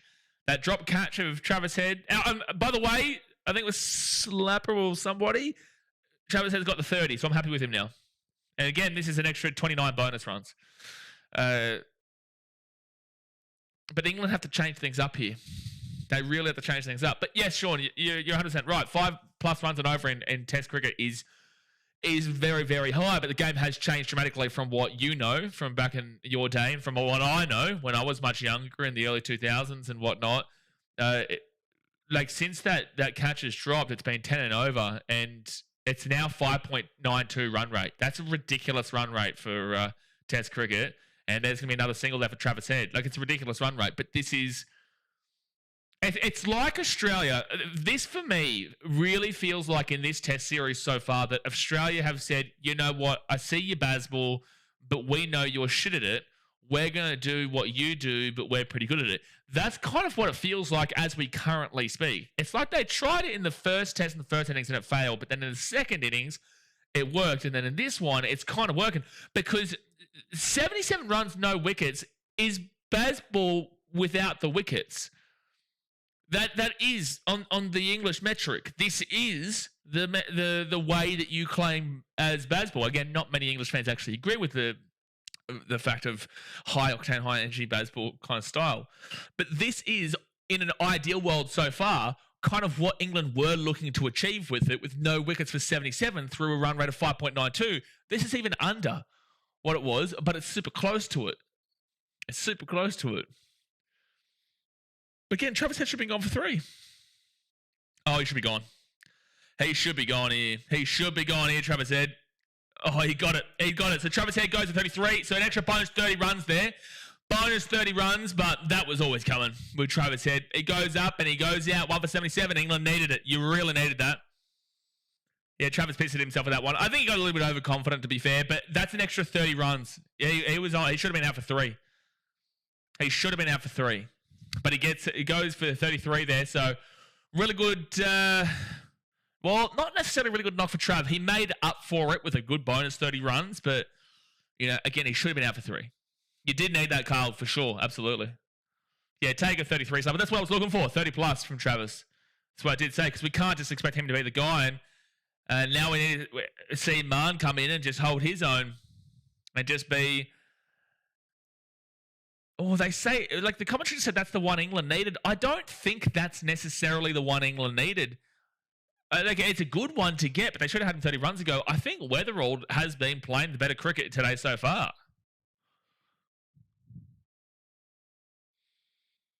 I think Weatherald has been the guy. Obviously, he's the less experienced one, but Weatherald is playing some great cricket at the moment. And a partnership to open up with 77 is some good stuff. But I think Travis just got a little bit complacent there. And you could see he was a little bit nervy at times too. Again, should have been gone at 3. His running between the wickets, he nearly got caught out before because he was a little bit lethargic to get back. I'm okay with it.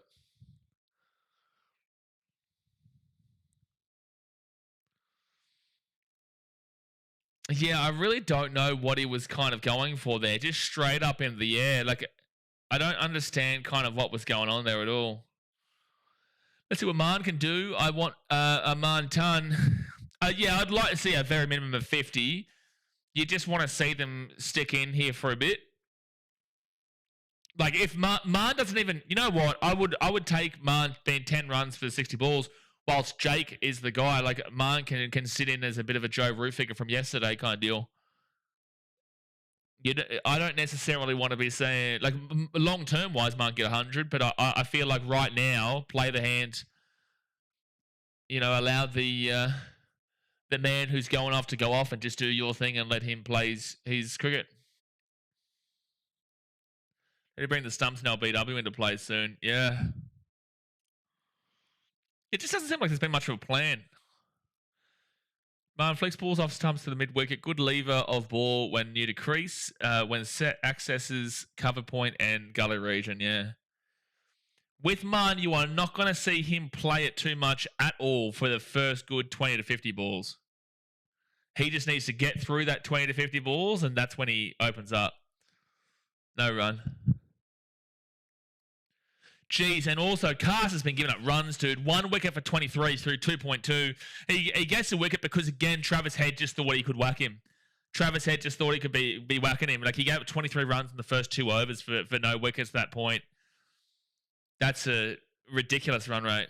It's like 11.5 as a run rate. No, that's 11 point.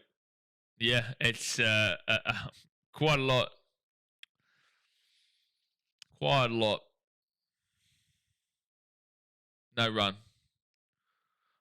1 needs to bring 2 and 3 here, though. 1 needs to bring 2 and 3 here, though? What do you mean?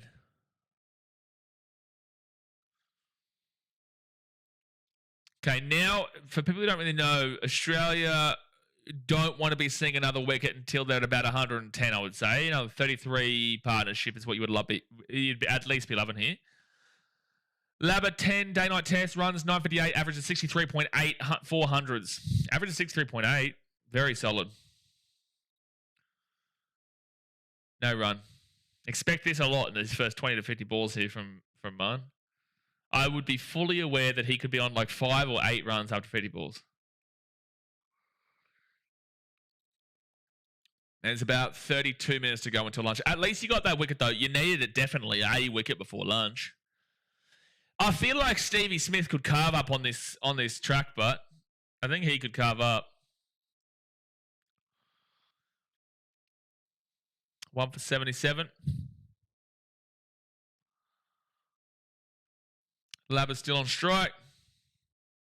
And they will get a single. Yes, so Marn off the mark. Marn off the mark with a single. And Weatherall comes back on strike to face Cars. We can see our first wicket in the 14th over. 1 less than England at the same point. 13 runs ahead of them too. Yeah, very different. But, yeah, very, very different. But I get what you're trying to allude to there. They gave up 2 wickets in the first 3 overs. That's why it's very different. But yes, the 13 runs ahead of them is pretty solid to see. But also, I wouldn't even be comparing that, to be fair. Like, realistically, test innings are very separate. You got to play your own game, not comparatively. No run. So, Labba will come back on.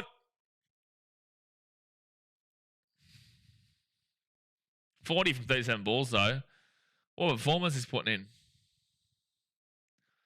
At the very least, we haven't seen a duck. we haven't seen a duck. England had 2 by this point. England already had 2 at this point. We haven't seen a duck yet. But Weatherall will come back on to... No, sorry. Lab will come back on strike.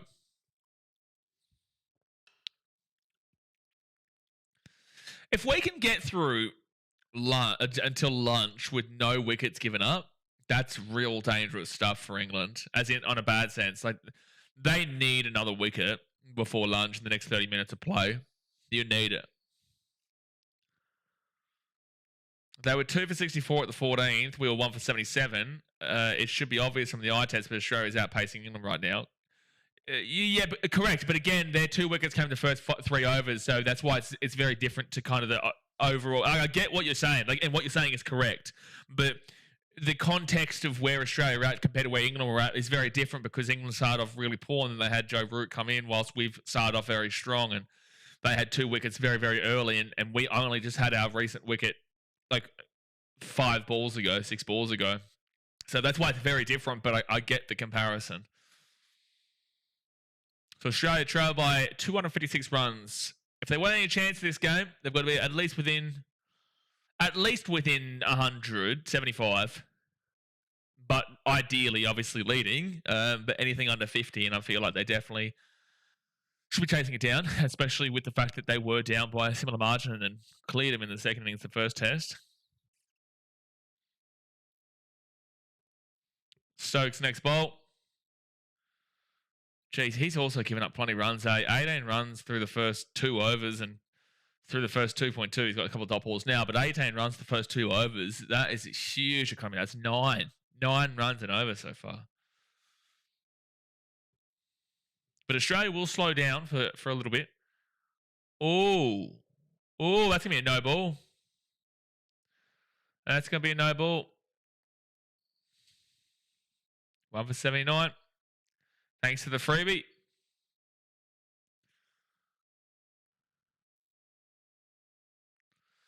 Next ball to Munn. Oh my gosh, dude. I can't believe that hasn't just been whacked onto the stumps. I cannot believe that that's a very unlucky. That's unlucky for Stokes not to have a wicket there. Very lucky for Munn that doesn't bounce off the top of his bat onto the stumps. Right. Oh, jeez, he's lucky. Jeez, he's lucky, dude. Oh, it was actually off his arm, not off the bat. It was off of his arm.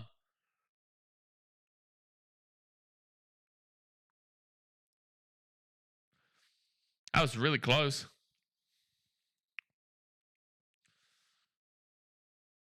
You'd be feeling so unlucky if you're England after that.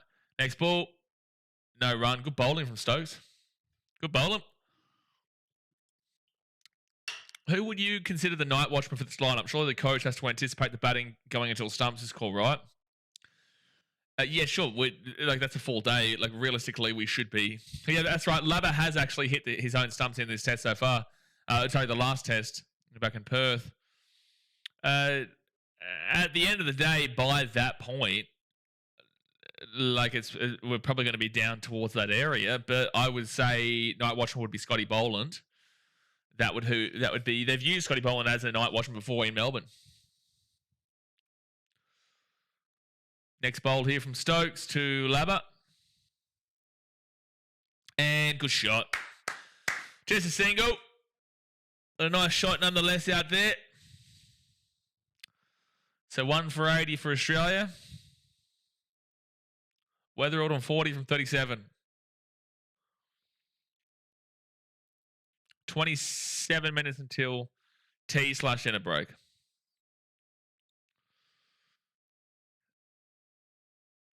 Sean says, who were you referring to when you said who, Sean? I know you're asking me who, and now I'm asking you who.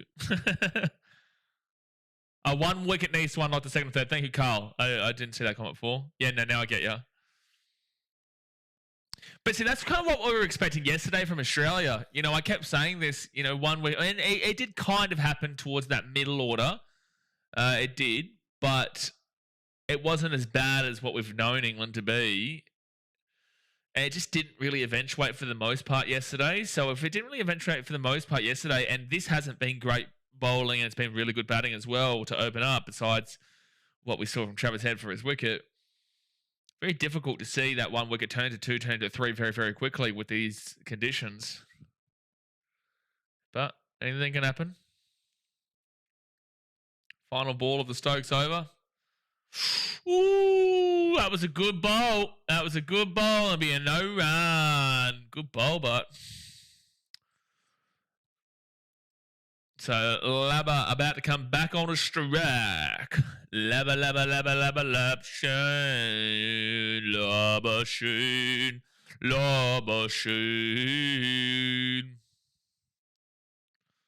Oh, jeez, that was a good bowl. That nearly nicked him. Nearly got him. Nearly got him. All right.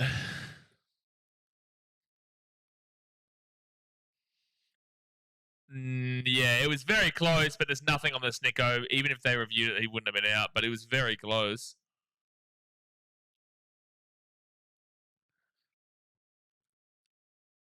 Very close. I've loved what Weatherall's been doing, though. It's just been nice to see how confident he's been. Dwight Smith would have dropped it anyway. He's lucky he only went for 33, to be fair. He's lucky it was only 30. Could you imagine the blow-up from the English media had Travis Head gone for another hunch and he was dropped on 3? Jeez, he's lucky he was only 30. Ooh, good bowl there from Cars. They are getting, their bowling has gotten a bit better over these last couple of overs for sure. Most runs in day-night tests. Labuschagne with 10 matches for 960 runs. He's got an average of 64. He's very good on the day-nighters. He's number one for day-nighters between these two teams. Next is Smith. Next is Warner. And next is Head. And then it's Root.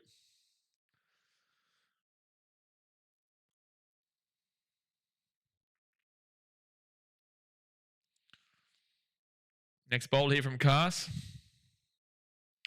And no run. 4 centuries in pink ball tests, though. Like, that's good stuff through 10 matches. If he gets 100 today, like, if he gets 100 today, that's at a minimum then that would be at... If anyone hits 100 from this point onwards, you know, we're getting to England's total. If anyone does. But we still need someone to get the hunch. 20 or so minutes, just over 20 minutes until the big break. Next ball. Woo! Woo! That's a very tight leave from Labba, but it will be a no run. That is an extremely tight leave there from Labba. Wow, that's tight, dude. He is very lucky he didn't just get bowled. He is very, very lucky. Big yikes. Oh, and the coach goes, good leave. Yeah, sure, but it was extremely tight. Yeah, look, Joe Root is shattered. Next ball. No run.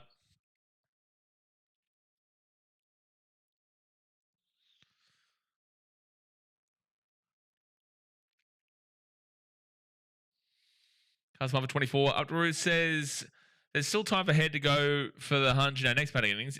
Yeah, sure, but again, I don't need I don't think he needs that expectation. He got out there. He got out there because he got a bit complacent with the English batters, the English bowlers, sorry, and with the conditions. He got super complacent, and with Brighton Cars specifically. You know, Brighton Cars got 23, 24 runs in 2 overs. And he was getting whacked around, and then Travis Head just thought he could continue whacking around at a nothing ball, and that's why he got out. Australia trail by 254, so they've eaten into the deficit quite well. Long way to go, though. But that's Test cricket, son. That's Test cricket mundos.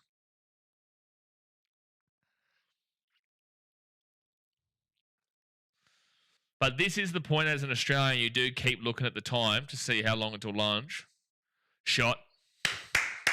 I knew no one was back there. Great shot there from Labba. That's a 4. Like, you have a mini heart attack that maybe, but that there'll be a slip there. But no, that was a beautifully timed shot. Beautiful shot there from Labba, and that is a boundary. That was a really, really nicely placed shot there. Really nicely placed shot. Really nicely played. Yeah, I think he knows exactly what he's doing here. Commentary's going off like that was incredibly dangerous. I think he knew exactly what he was doing there, and he got exactly what happened. Sure, it can go wrong, but I think that is exactly what he was planning for.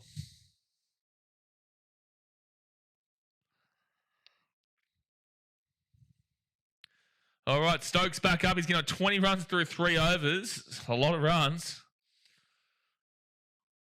It's just under 7 runs economy at the moment. Just under 7 runs and over. All right. Well, let's see if Australia do look to target it, but they do have some guys back. Ooh, no run. Good leave by Jake Weatherald. Weatherald definitely has slowed down, which I don't mind right now. I don't mind that he's slowing down. Carl says, next session is going to be important. It could go a long way to deciding the match. Yeah, for sure. Well, look, England definitely win this game if they keep Australia under 200, which I see as extremely, extremely unlikely, especially being 1 for 84. The game is still on if it's within 100 total. If Australia lead, I don't see a world England win. I think England need to, at very minimum, be leading by 50 at minimum. Otherwise, I do think Australia will power home in the second innings if it's only a less than 50-run lead. That's a single there for Jake Weatherald. I think Australia will power home for a win. You don't like to be only up by, say, 250 with, say, 2 days remaining kind of deal. Like, that is something that Australia will around, if not to the 400 marker. Like, this is right this very second, it's setting up a 400 marker. Do I necessarily believe that they will get there? It's a long way to go. It's a lot of cricket to be played to be able to get to there. But with the way that it is currently setting up, people with hindsight, I know you'll change up and say, "Oh, I can't believe you said this," but ultimately, right this very second, it does look very beneficial for that to be a potential, as we currently speak. Anyway, as we currently speak, declaring definitely makes sense contextually for certain moments. If we keep going to 200, I'll come watch the next test at yours. Yeah, that's so. Like, but the thing is, the reason why I say that is because cricket, anything can happen. Like, we can see crazy things like that happen, but it would be absolutely crazy, and it would be out of this world. It should not be happening on any stretch of the imagination on this kind of pitch and with the way we've been actually seeing the bowling so far as well. It just shouldn't be happening. But I do always kind of err on the caution. I do lean cautiously that I know what sport can do, and sport can change in the blink of an eye. Again, we have to keep referring to Test 1 at lunch. It looked like England on day 2 were looking very strong to win, and not only did they not win, but they lost on the same day. And that's just, they had 2 wickets or whatever, or 1 wicket at lunch, and then 20 minutes later, they had 6 wickets down, 7 wickets down, or something like that. Oh, that was a good shot for a 4. Oh, that was a spectacular shot right down the ground for a 4 from Labba. Oh, boy.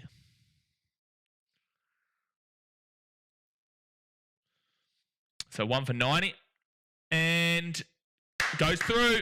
I don't think that won't be a 4 because he does get a hand to it. That maybe 3, probably 2. Definitely 2.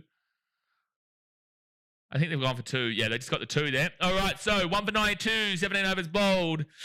Stokes is giving up quite a few runs here, 28 runs for 4 overs. He gave up 6, 7, 8 runs per over with a no ball included. And then just under 7 from the first 3 overs. So he's probably just 7, 14, 21, 28. He's literally at 7 runs and over, Stokes, at the moment. On the dot. On the dot. And it's still a run rate of 5.41 for Australia. Cast 1 for 28 through 4, so he's also given up 7 runs and over and got that wicket. Labba does look nice, though. He does look confident at the moment, which is what you want to see from Labba. It's what you want to see.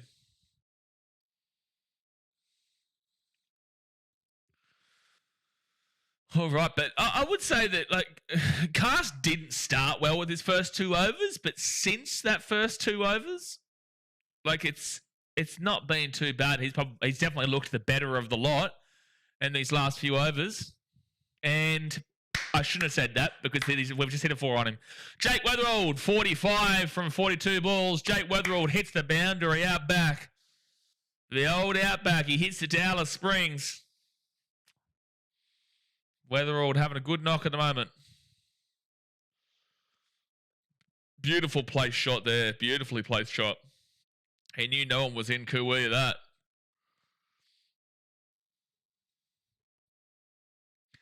Well, it's showing that the Australian selectors make the right decision bringing Jake Weatherald in, that's for sure. No matter what happens from here, this is a fantastic performance from him so far, and did what he needed to do to help Travis Head. Oh, my gosh. He's killing him. Oh, it's a 4. Oh, he's killing it. Jakey Weatherall, take a bow. Like this, I shouldn't have said what I said about Cast because since I said that, he's given up 2 4s. Since I said he's actually bowling quite well since he's opening 2 overs, his next 2 overs were pretty good. And now Jake Weatherall is on 49 from 43. Great shot. Another ramper. Sam Constant, but actually good. It's Sam Constant, but actually good here. I'd love to see Sammy do well, but I just don't think he's a test cricketer at all. Next ball. No run. No run. Oh, by the way, that brought up the hunch for Australia. The Horny Hunch. Yay! Horny Hunch, 234 runs trailing. 17.3 runs, 17.3 overs gone, but Horny Hunch for Australia. 1 for 100 is their score. Carl says, Weatherall. I'm not reading your comment out. I'm not reading your comment out whatsoever. No, you nearly got me. Carl says, Weatherall is the greatest player of all time. That's what he said. Ah, and he's hit the 50 bomb, 50 bomb, 50 bomb, 50 bomb, 50 bomb, 50 bomb, whether it hits the 50, his first 50 for Australia, 50 from 45, beautiful stuff there from Jakey. Selector's got it right.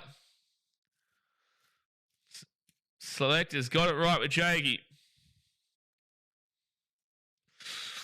Carl says, Weatherall have nailed on 50 here. Yeah, you're right, Carl. No, you're right with that one.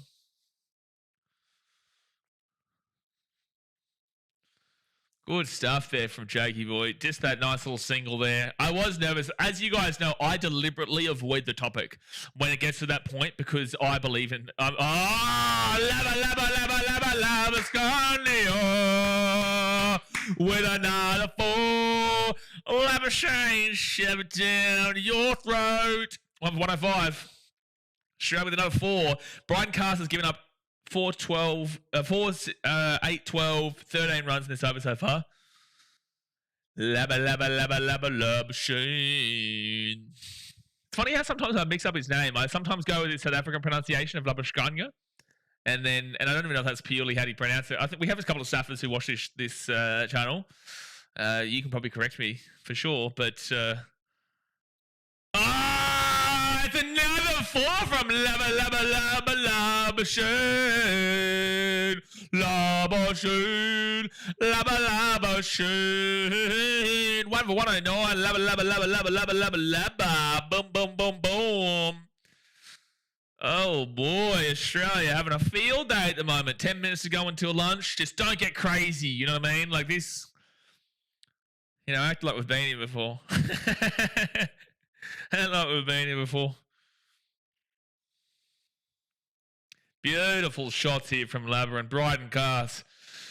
Those 2 overs in between the first 2 overs and this over were very good, but 4, 8, 12, 16, 17 runs off that over.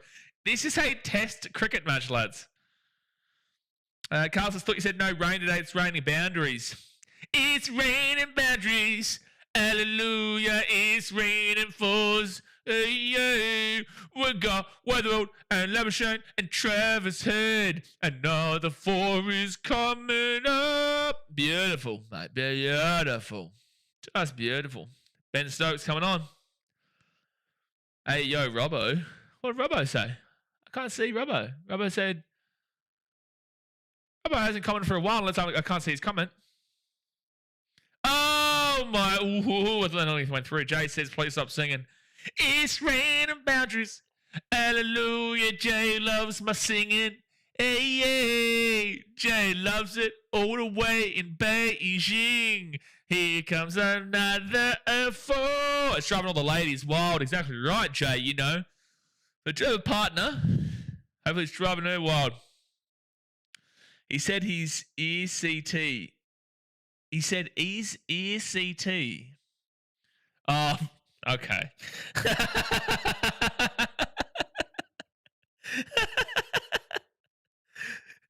Oh my gosh, that was nearly a catch. It's going to be a single.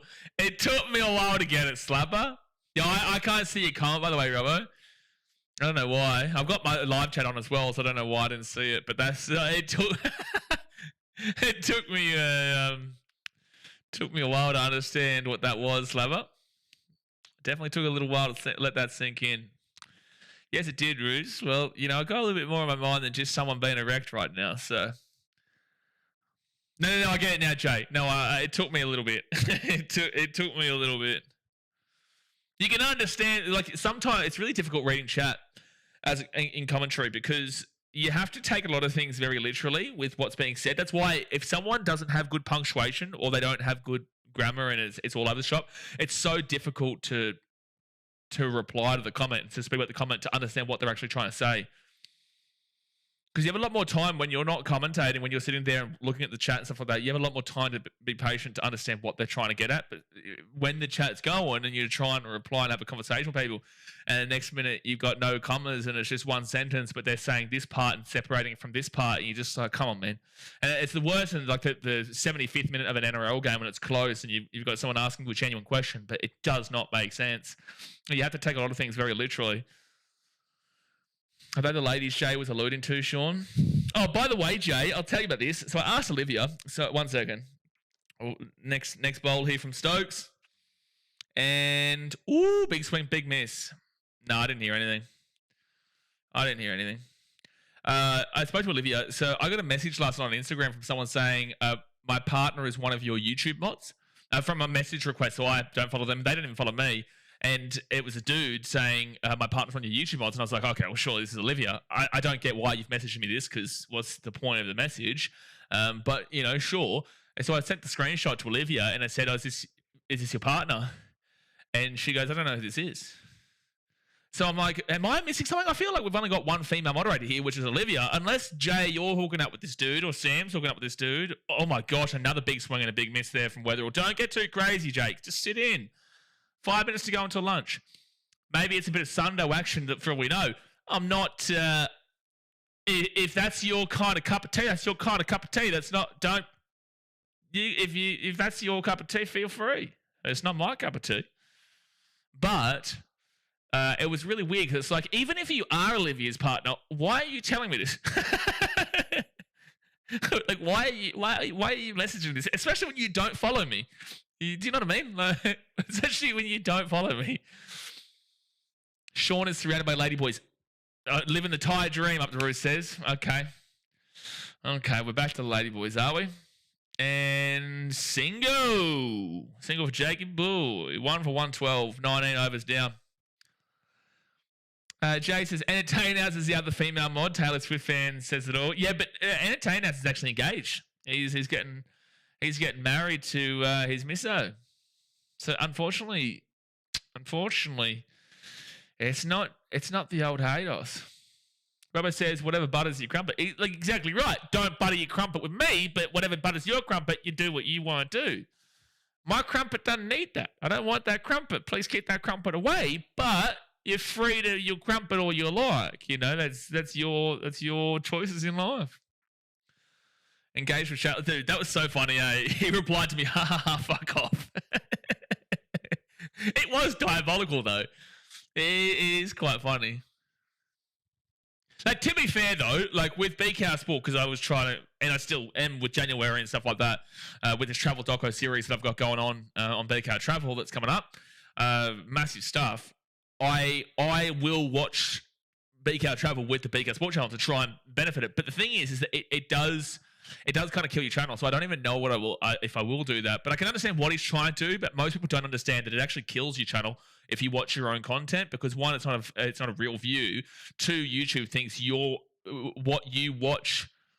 Basically, if you're watching sport videos and then you watch like a random travel video, it will send to who your audience watches. So if you're watching this, YouTube will think that the audience who watches this will want to watch what the other audience who are watching this watches, if you know what I'm trying to say. It's really confusing. Will Jacks is coming in for a bit of spin, by the way. Oh my gosh. It's going to go for a 4, but that's very lucky too. It's very lucky that's going to go for a 4 there for Jake Weatherall, but it's actually not Weatherall. It's just a couple of freebies there. A couple of freebies. BKRtravel channel, get on board. Absolutely right, Jay. Actually, I will put that pinned comment. I've been super all over the shop with consistency over on BKRtravel, but I tell you what, this series is massive, dude. You'll love it, Jay. I know you'll absolutely love what I've got planned. The original stuff that I was planning just wasn't up my alley, dude. I didn't really feel like there was when I create content, I want to provide something. I want to give you a reason to watch. 1 second. Will Jack's next bowl. Oh, shot. Another fuzzy. We got a boundary here. A boundary there. We got a boundary everywhere. But no, so when I provide content, whether it's sport, whether it's any travel, anything, I need to give you a reason to watch, because otherwise it's like I feel like I need to know that I would enjoy the kind of content that I'm producing. For example, with sport, we have fun and we have a laugh and we have banter. We also talk about what's happening in the game when it's needed to. Next bolt. And that'll just be a single there. We talk and it's an eclectic mix. It mixes up. With travel, music, for my music reactions, it's like there's no point to the reactions really. I'll do some, but there's no point to it. With the discussion videos, I feel like there's a point to it, but it's quite boring if you're just sitting in a room all the time and not watching anything. You're just talking to a camera with nothing in front of you.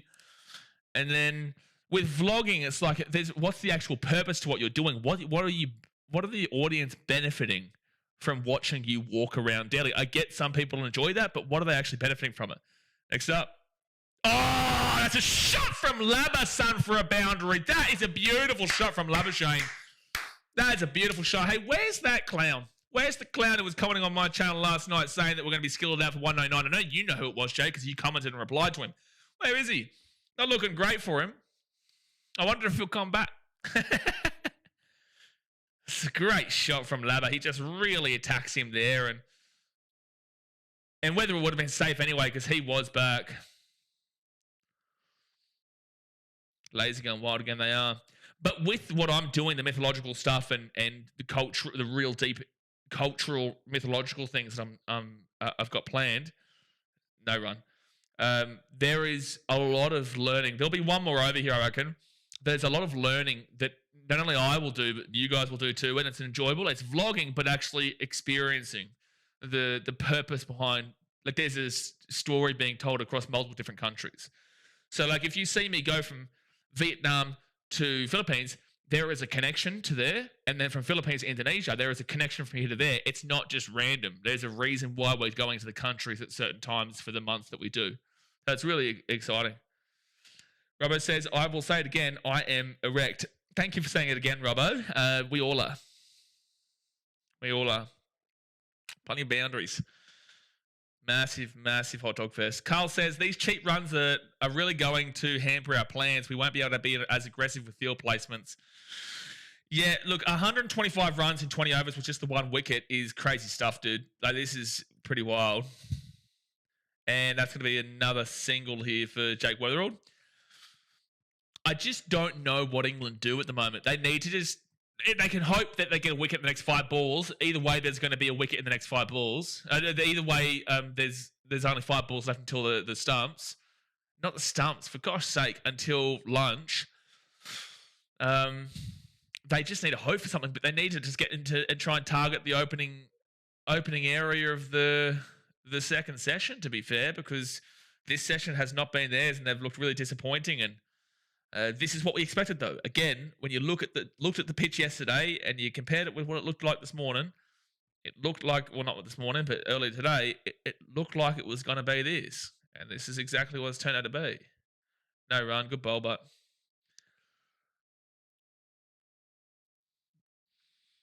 yeah, if you guys enjoy stuff that's not just sport and want to watch all that unfold, the first video will come out on the first Wednesday of January for BKRtravel. That's in the pinned comment. Yeah, if you haven't subscribed. It says, if only they had the opportunity to play a ping pong match before this test. I really criticised it heavily, and I got criticised for it, but I criticised heavily the fact that they didn't want to bowl last night against us. I just feel like if they lose this game, that was a really key telling point. Because if they could have had us 1 or 2 wickets down by the end of that night, and look, you're already at 280, 300. If you could have pumped us in the pressure point of day one, yeah, it's a risk because, look, if Australia don't have a wicket and they do get through the end of the day, then that's disastrous for England. But I do think you needed to take the risk. I do. Was it a GB Muppet? Sounded something he'd have said. No, it was some other dude. But it's all good fun. It's all part of it. And that's going to be a single there for Lubba Lubba Lubba Lubba Lubba. 26 from 28. 2 more balls to go here before we do head for lunch. If you guys don't know, and you're new to the channel, we do take a break at lunch. I put up on the screen, and then you guys do your own thing, and then we come back in 40 minutes time for the second session. We'll be here all day, but I'll go have some noodles and have a chill out for a little bit before we get rocking and rolling for the main stretch of cricket, because you basically have 5 hours. You basically do have a good 4 or 5 straight hours of cricket afterwards, besides the 15 minutes break for tea. And that'll be a single. 50 partnership just come up, by the way. This partnership is... this is a really strong session for Australia. If they can get through this next ball without a wicket, this has been an incredible session. Sean says, I would like to have these 2 batting until tea. Well, there's only 1 more ball. Or are you referring to tea as in the... Like, I like to call this next part dinner, but they technically call this next long break tea. But if you're talking about through the full session, I don't know about that, but that would be huge. And then bring Stevie Smith in. Yikes. Do-do-do.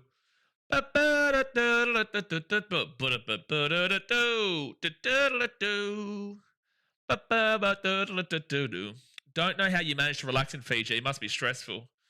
More stressful than you think, but it is nice. Wants two. Yeah! Money, party. Money, party. Hey, Lava was about to walk out of his crease then as he was walking off the field, but he just made sure to stay in before they called it. Well, there you go, guys. That was a spectacular session there for Australia. 1 for 130 through 21 overs. Beautiful stuff. Labuschagne, 27 runs, not out from 29 balls. Weatherald, what an incredible knock he's having. 59 runs from 56 balls. And we saw Travis Head should have been gone on 3, but he got dropped and got to 33. You know, this was prime time Australian batting right here. It was really, really good stuff. It is expected. This is what you should be seeing. They've still got 9 wickets in hand. They're chasing another 204 runs. Which realistically, what we're seeing right now, this is a very confident playing Australia. They are playing very confident cricket, and you should be super happy for Australia. If you're England, you'd be a little bit worried right now because Australia definitely have the advantage again. And 334 isn't looking like, as we currently speak, is going to be high enough, especially if we can see Weatherald. If he does get up to the hunt, he's on 59 right now, so we can talk about it because it's not in the 70s and 80s and 90s. But if he can get to the hunt, you know, it'll be ridiculous if Maan keeps on cracking. If we do see these guys both at the small break for tea, like, this will be a ridiculous score, you know? So it's definitely getting scary, but for England, but overall, things can change very, very quickly, so I'm not going to get too ahead of ourselves just yet, but it is very positive stuff here from Australia. But guys, hit that like button, subscribe if you're new around here. We will be back in about 40 minutes time for the second session. You can keep getting involved in the chat if you'd like, but other than that, go grab a coffee, grab a tea, grab some lunch, grab some dinner, grab some food, whatever. Breakfast for you guys in England, and we will see you in 40 minutos. Time.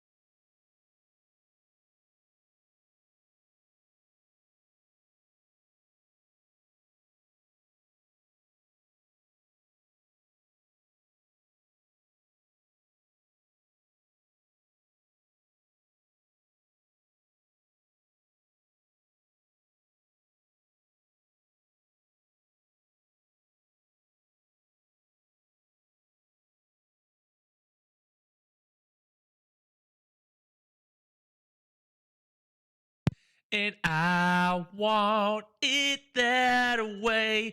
Jakey Weatherald, we're gonna get 1,000,000 runs. Tell me why Jay loves it when I'm singing in. We're doing great cricket. Joffrey Archer about to bowl. All right, second session. Lunch is done. Australia had an amazing first session. Just an amazing first session. Hope you enjoyed that singing there from me. I know Jay always loves it when I'm singing here on the channel. And it's a good time for Australians to sing. With how that first session went, Jakey Weatherald is just absolutely killing it right now on 59 not out.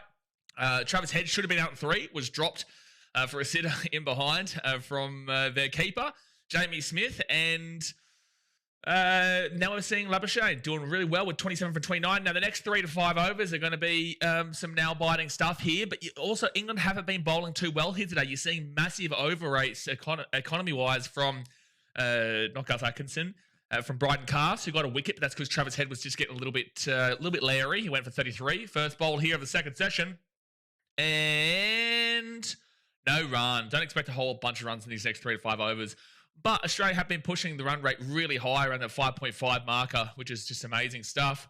Yeah, it's been a fantastic day for Australia, and this is what I said yesterday. You know, that's why I think that England had to bowl at us late on in the day, really late, the last 15, 20, 30 minutes. They got a few extra runs, which was good, 50-run partnership with Joffrey Archer, but, you know, still, I do feel like if they had got to that 310 marker, they could have really just gone for a swing and got out and forced Australia to bat, which is what they were trying to conserve them and not to do. So, it'll be interesting to see how this second session does go, but England need to improve dramatically because right now, Australia trail by 204 runs, but they've really eaten into it and there's only 1 wicket gone. And it was because Travis Head was just trying to target Bryden Cast and it was 30 extra bonus runs when it was dropped on 3. So, you know, I get it. I don't like it from Travis Head, but I get it. And that's what he can do. So at the end of the day, Australia are in a pretty strong position right now, but things can change pretty quickly in cricket. And we all know that, and the English definitely know that. So a long way to go here, but very, very, very, very good from the Australians in the first session. Entertainment, what's for dinner? I just had my dinner. My mum cooked up some sausages, some good sausages and beautiful barbecue sauce. Oh, beautiful shot out back. It'll only be, I would expect, just the 2 on the throw, but good smack. Oh, it's only just a single there for Weatherald. Only just a single. But he's on 60 from 59. This is the 25th video I've watched this year. Did you see Olivia has watched 300 plus videos? We'll figure out before. I posted on my story before. Olivia posted that she was in the top 0.1% and she watched 300 videos. Surely she's number 1. Or maybe Jay might be. No. Jay, when you look at your recap, how many videos have you watched this year? Because you definitely would be up there with Olivia. And Daz, you'd be pretty closely up there as well. Where the other 24 your vids, yeah, Hayden, we did have a crack. We did have a laugh at yesterday. It's all good fun though. We love you. But I did say, as you saw in my story, I was just like, that's diabolical that he's in his own top 3. It's diabolical. And no run. Diabolical stuff. Blaze told us all, blame him. Bro, he tagged me on his story showing that I was his number 1, and then I shared it with what I just said, yeah. Sick as Gus says, pitch is flat, Cricket Australia mad as about 2-day tests at Newark. Yeah, for sure, bro. Yeah, this is what I said yesterday. You know, this is literally what I was saying, which I was trying to convey, that England got a good score, but it was a par. Like, it was an advantaged par. 334 was a par with an advantage on this kind of pitch. You wanted to be the team that had already done it. So, like, if you had a gun to a head and said who's in the advantage, you would say England on the basis that they'd done it and Australia still needs to do it. But yeah, for sure, you know, this pitch is very strong for batting. And that's why I kept saying yesterday, I could see a draw here. And the odds were like $11.50. And I was trying to say, like, yeah, sure, don't put your life savings on it. But there is a world that there is a draw here. If Australia can bat out today, if they get through today, and then, you know, there's maybe some thunderstorms and rain for Sunday and Monday, but mainly for Monday, but it doesn't look too bad. But there is meant to still be light rain and scattered showers on Sunday for day 4. There is a potential of it with how flat and you know, strong this pitch is for batting, which is a very, very much direct statement from Cricket Australia to say that we do want to see more days because apparently for every day lost on Test cricket, they lose 50,000. They lose 50,000 Australian dollars, I believe it is. It was 3 million or something, wasn't it? I can't remember what it was. There's a big difference between 50,000 and 3 million. How much do Cricket Australia lose for every lost day of Test cricket? Estimated loss of more than 3 million. So, 1 million per day, basically. So, because it was only 2 days over there in Perth, it was, 3 million. Thank you, Seagulls, guys. So, of course, they're going to want it to be a lot better. It makes sense. But with that being said, like, I prefer to watch more cricket as well. If I'm watching a 2-day shitfest where Australia dominate, cool, that's great, whatever. But I want to see a competitive game, and this does lead to a more competitive game. So at the end of the day, we're going to see at least a good 4 days of cricket, and maybe more. But I get you can't really win if you cricket Australia in a lot of ways. If you do a pitch like we saw in Perth, it's over in 2 days, and everyone's complaining about how short it is. To a pitch like we're seeing here at the Gabba, it goes 5 days. A lot of people say, oh, well, it's just a batter's pitch and it's very difficult. At the end of the day, Australia still got them all out for 334, but you saw Jofra Archer hitting 36-38, and you're like, he's not hitting 36-38 normally. That's his career high. So that tells you everything you need to know about the pitch, and that is exactly why I kept arguing last night, saying I don't understand why England aren't trying to put the pressure on Australia late on in the night. I think they needed to do that, and the openers set up the good foundations. Like, woo, big inside edge there, but it will miss. It'll just be a single for Lubber. Entertainer says, are you home, sweet home, or still traveling? I'm in Fiji, bro. Yeah, I'm in Fiji. I'll be back in Vietnam mid-January, but I'm in Fiji at the moment. Dazmate says, I have to check, but I've just seen a better lost 15K. Yeah, I did see that. I did see that LeBron, his 10-point streak is over because he got 8, but apparently he sacrificed it for the win. But yeah, I did hear that LeBron's 10-point streak is over. 259 of my videos, Daz. Yeah, wowee. Watch 85, still a good amount, Highlanders. Very good amount. So we're on strike. Ooh, he thought about it, but pulls away. And Town says, how are you my number one watched YouTuber, but only 25 videos when people ranked 4th? I've watched at least 50 this year alone. I think it's based off of how long you've probably watched for too, maybe. Because my streams are, the length of either a cricket game or a rugby league game or whatnot, maybe it's probably because of the length of time. Maybe you collectively watched mine. I don't know. I don't know. Can they use saliva now that COVID is rip? What? Can they use saliva now that COVID? Yeah, like, sure. Next up. Ooh, big swing, big miss there from Jakey. Bretton says, and how much do you lose in revenue?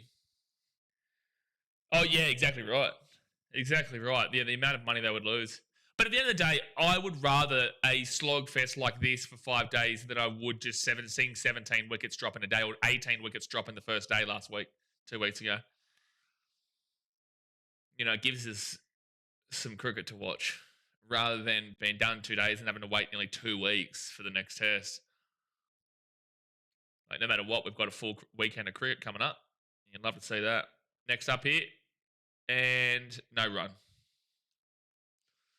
On the ball for swinging. No, I understood what you were saying. It took me a while. Sometimes it takes me a little bit to click on what people are saying, but I get what you're saying now. Nate says, bless him, he's back in his weekend at Bernie's shirt. Love it. Oh, here we go. The Dragons fans are back in the chat. For God's sake. Have you asked Daddy for permission? Like Kyle Flanagan asked? Have you asked Daddy for permission to come watch this stream? Nate, come on. As a Dragons fan, it is a requirement as a fan to lead by example of your club, and you have to ask Daddy for permission before every stream you come and comment on. So next up here for Jake Weatherall on strike, no run. Antas says Titans 5-0 like Bulls, but then drop. No, Titans aren't going to lose a game ever again. Harvey says Jake is going so good. Jake's playing fantastic, mate. Regardless of what happens from here on out, 61 has been a great score to set up, and it set a great foundation for Marn. It sets a fantastic foundation for Stevie Smith. And then you have Cameron Greeny coming in right after that before you go down to, I think, Carey and then Inglis. Or it might be Inglis and Carey, I can't remember. Andrew Kelleher this morning from the UK. Australia dominating this test now. Then, yeah, there's a lot of cricket to be played, mate, but it is a very strong start here on day 2 for Australia. It is a very strong start. That's why I was saying they needed to bowl us into oblivion last night. But this pitch is very flat and very bat friendly. And it's a beautiful day. Not much cloud cover. Doesn't make it awkward. Jofra was batting quite early for a good couple of overs. So he hasn't looked at his primetime best, even though he did have a wicket dropped. Oh, nearly goes through, but it will be a no run. Did Gaz make it Oz, or did he get lost in travel and not see him in this test? I think he's coming in January, no? Yeah, maybe he'll be here later on today, because it's only about 7 a.m. in England now. This is when the English really start to wake up and tune in. Perth and the day nighter is actually the best test for England. The day test in Adelaide won't be too bad, but the day test in MCG in Sydney, they'll be rougher on the old eyelids. Nice little single there for Labba Labba Labba Labba Lab Shane. I'm a wild child, mate. It's disgraceful. I'd drop you for Ilias. Dazmate says the only time the Titans have ever lost was against the Dogs. That's not true, Dazmate. That's not true. That's not true. Titans have never lost the Dogs in history. Listen, I know you really want to beat on Big Dog Titans, a team who's never lost a game in their entire history as a club. I know you want to beat down them, but you just can't do it. Like, facts are facts, mate. Titans are the greatest team that have ever existed. The most successful club that has walked the halls of rugby league. So, you can criticise all you like, but at the end of the day, facts are facts, and the Titans just don't lose. Jay says, was he coming for the Boxing Day test? I think he said, mate. Yeah. No, maybe it was the SCG. I think it was the SCG because good shot goes through. Should be at least a twosy. Should be a twosy. Is a twosy. Get around Weatherall on 63. He's gone to Sydney because he's gone to Manly. So I would assume he's gone to the SCG.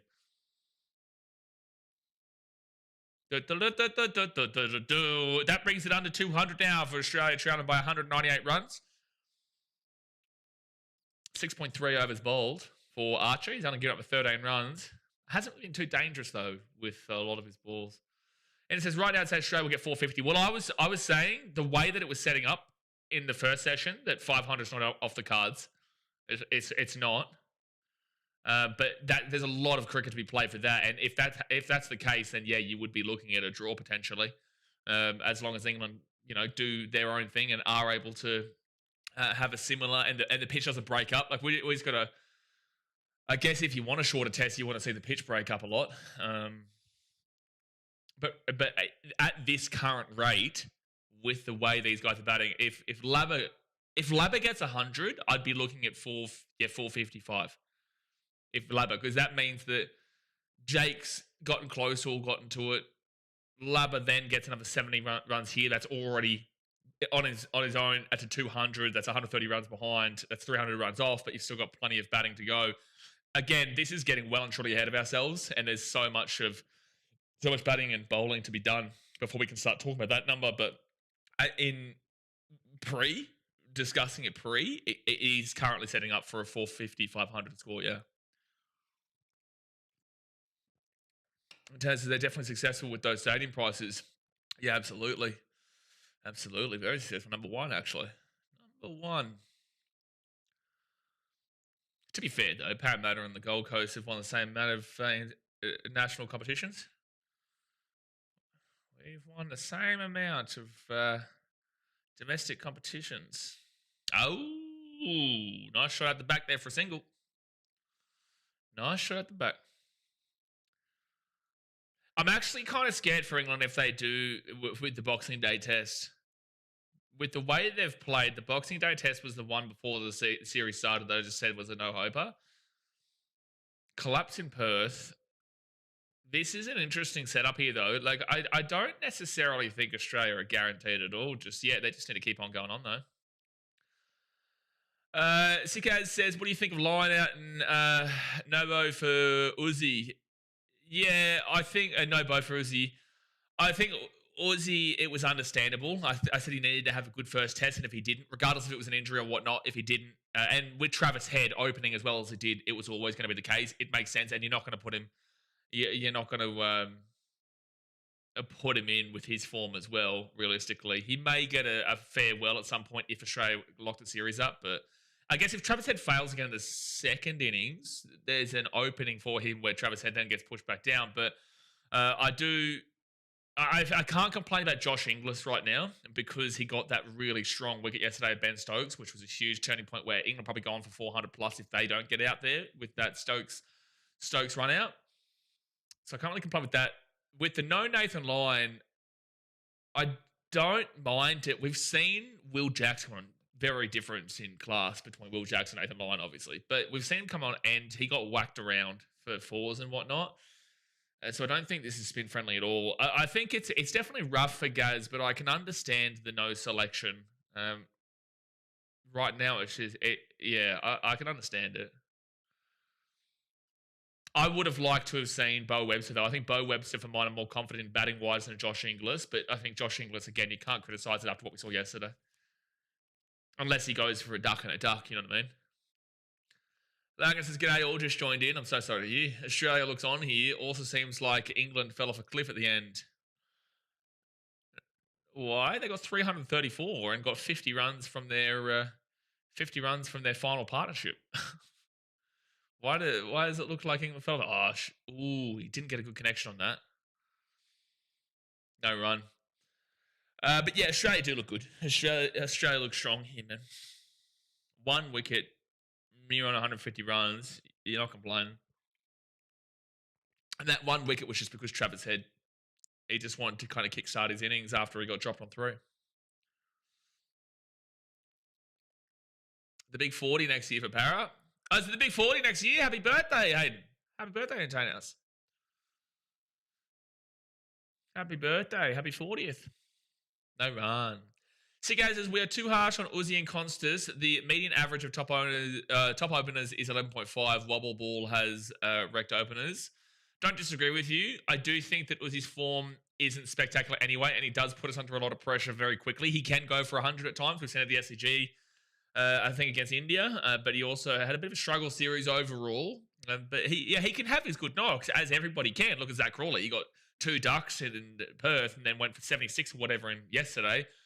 Wouldn't be surprised if he went for a duck or under 10 in the second innings here, because that's Zach Crawley. But I think consistency-wise, we want a bit more consistency. That is a consistent 4 there from Jake Weatherall. Bushka!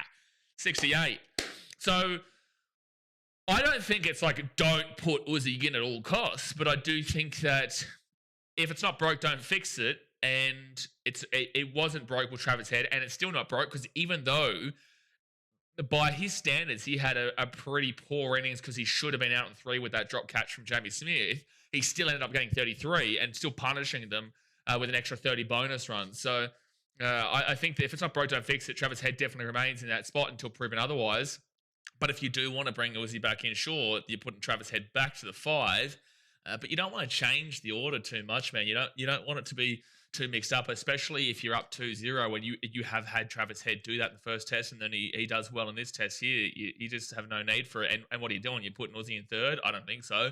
I think you're keeping Marn in 3rd, and I think you're keeping Steve Smith in 4th, and you're not putting Uzi further down.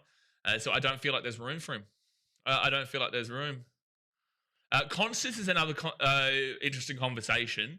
I don't think that Sam Constas is a test cricketer. I think that he is a electric player, but test cricketer-wise, I do have my concerns about him. I think that Jake Weatherall has shown today how to do what Constas wanted to do at a consistent level. Constas is still super young. He can turn into a test cricketer, but Jake Weatherall today has hit his ramp shots, but also not just continuously gone for ramp shots. Like, it was so hype against Bumrah when we saw Constas doing it against India, and that was fantastic, and I loved it, but there was also a lot of embarrassing moments with Sam.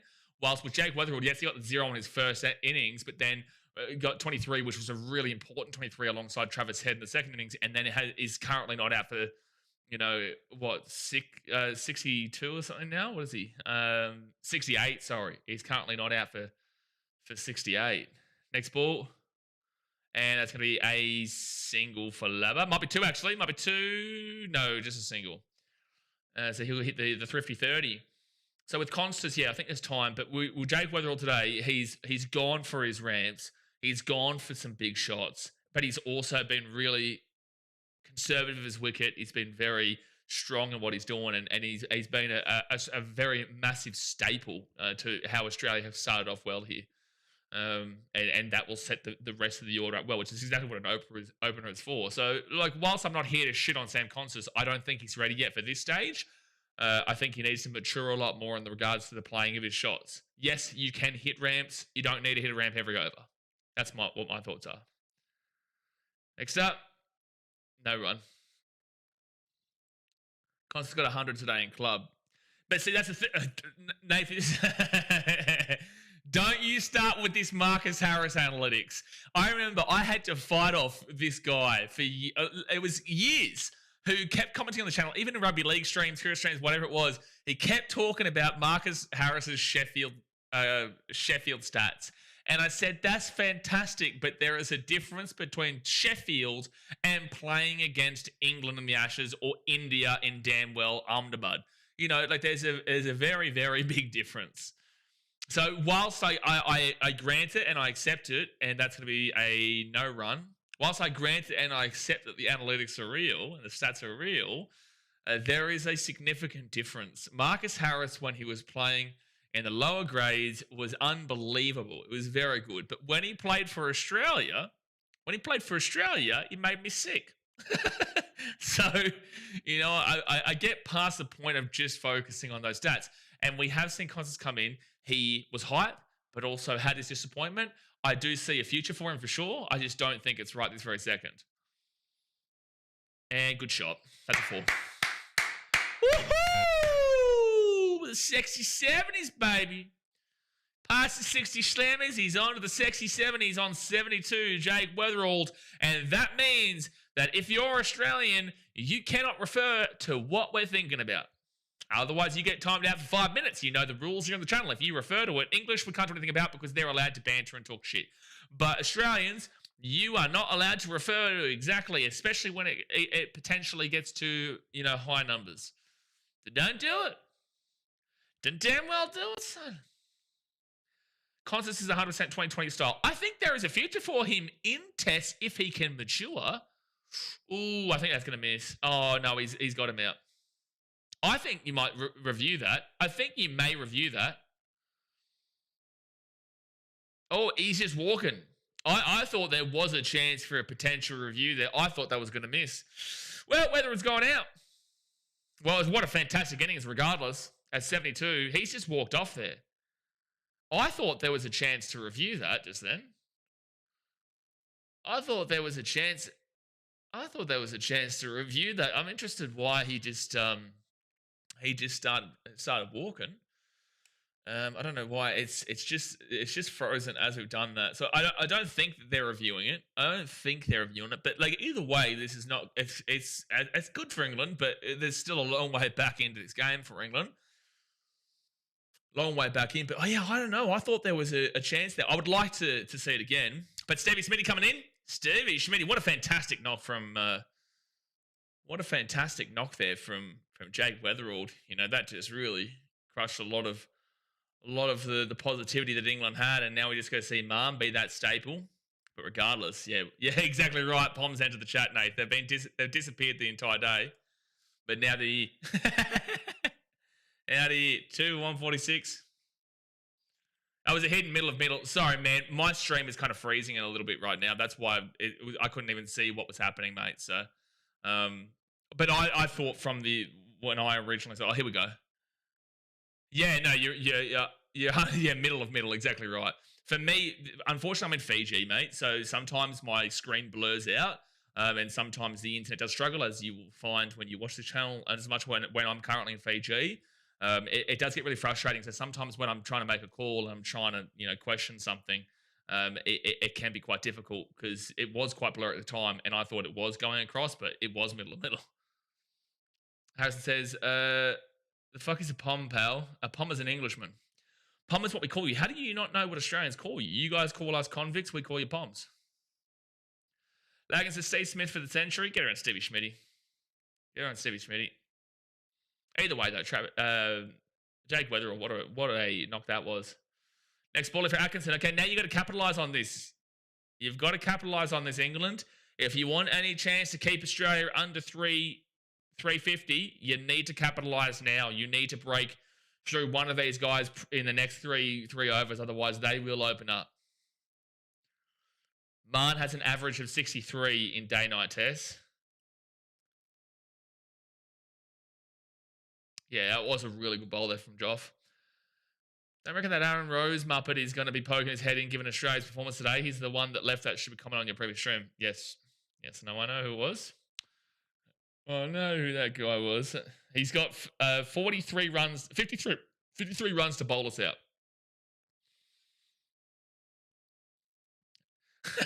He says, Harrison, get a clue, mate. How have you not heard the terminology of POM before? England needs Ben Stokes. Ben Stokes has been hit for bloody massive today. I think he's giving up 7 runs and over. His economy is awful. Ben Stokes, when he was bowling before, was just giving up runs for free. But Gus Atkinson's actually bowled really well today. His economy isn't exactly spectacular, but he has, especially the first couple of overs, he was much better than Joff. His economy isn't spectacular, but with that being said, he has been a very dangerous bowler for England.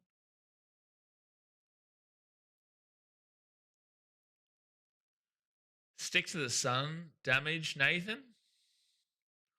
Stick to the sun, damage. What? What? Stick to the sun, damage. Oh, you tried, I'll give it to you. You tried. You tried your best. You found. Okay, you plum. Just punch on in the shadow, right? Throw some headbutts or something. It's the middle part of the day. This is when it starts to really kind of get going. And then that third session is when we get the real clown show happening overall. So Labra on 30 from 40 right now. And cheeky shot there for a single. Stick to the gloomy pale weather. Well, that is true, Harrison. Brenton does have you there. Like it says, Englishman not knowing what a pom is like an Aussie not knowing what a bogan is. Oh no, Harrison, you don't want me to roast you, bro. He says, got a whole continent. I'd hope you win. You're playing half an hour on the North Pole. Harrison, I'm going to ask you a question. Would you like me to reply to that comment? I ask you. I'll be nice, okay?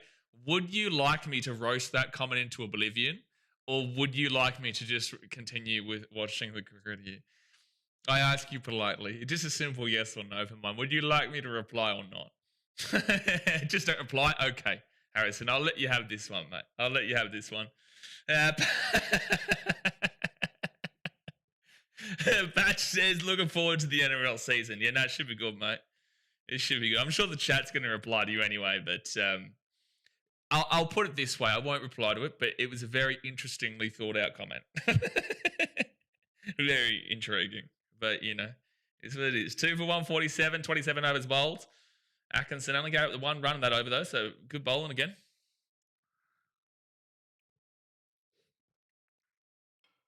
I just want Smitty to get off to the 1. I guess there's no balls supposed to. I'm a nice individual, son. Logan. Sometimes you've got to give grace. You've got to give forgiveness. Forgiveness for people's mistakes. You've got to forgive. It's a part of life. Just show love and forgive rather than just going on the defensive attack. Even though we know what I can reply.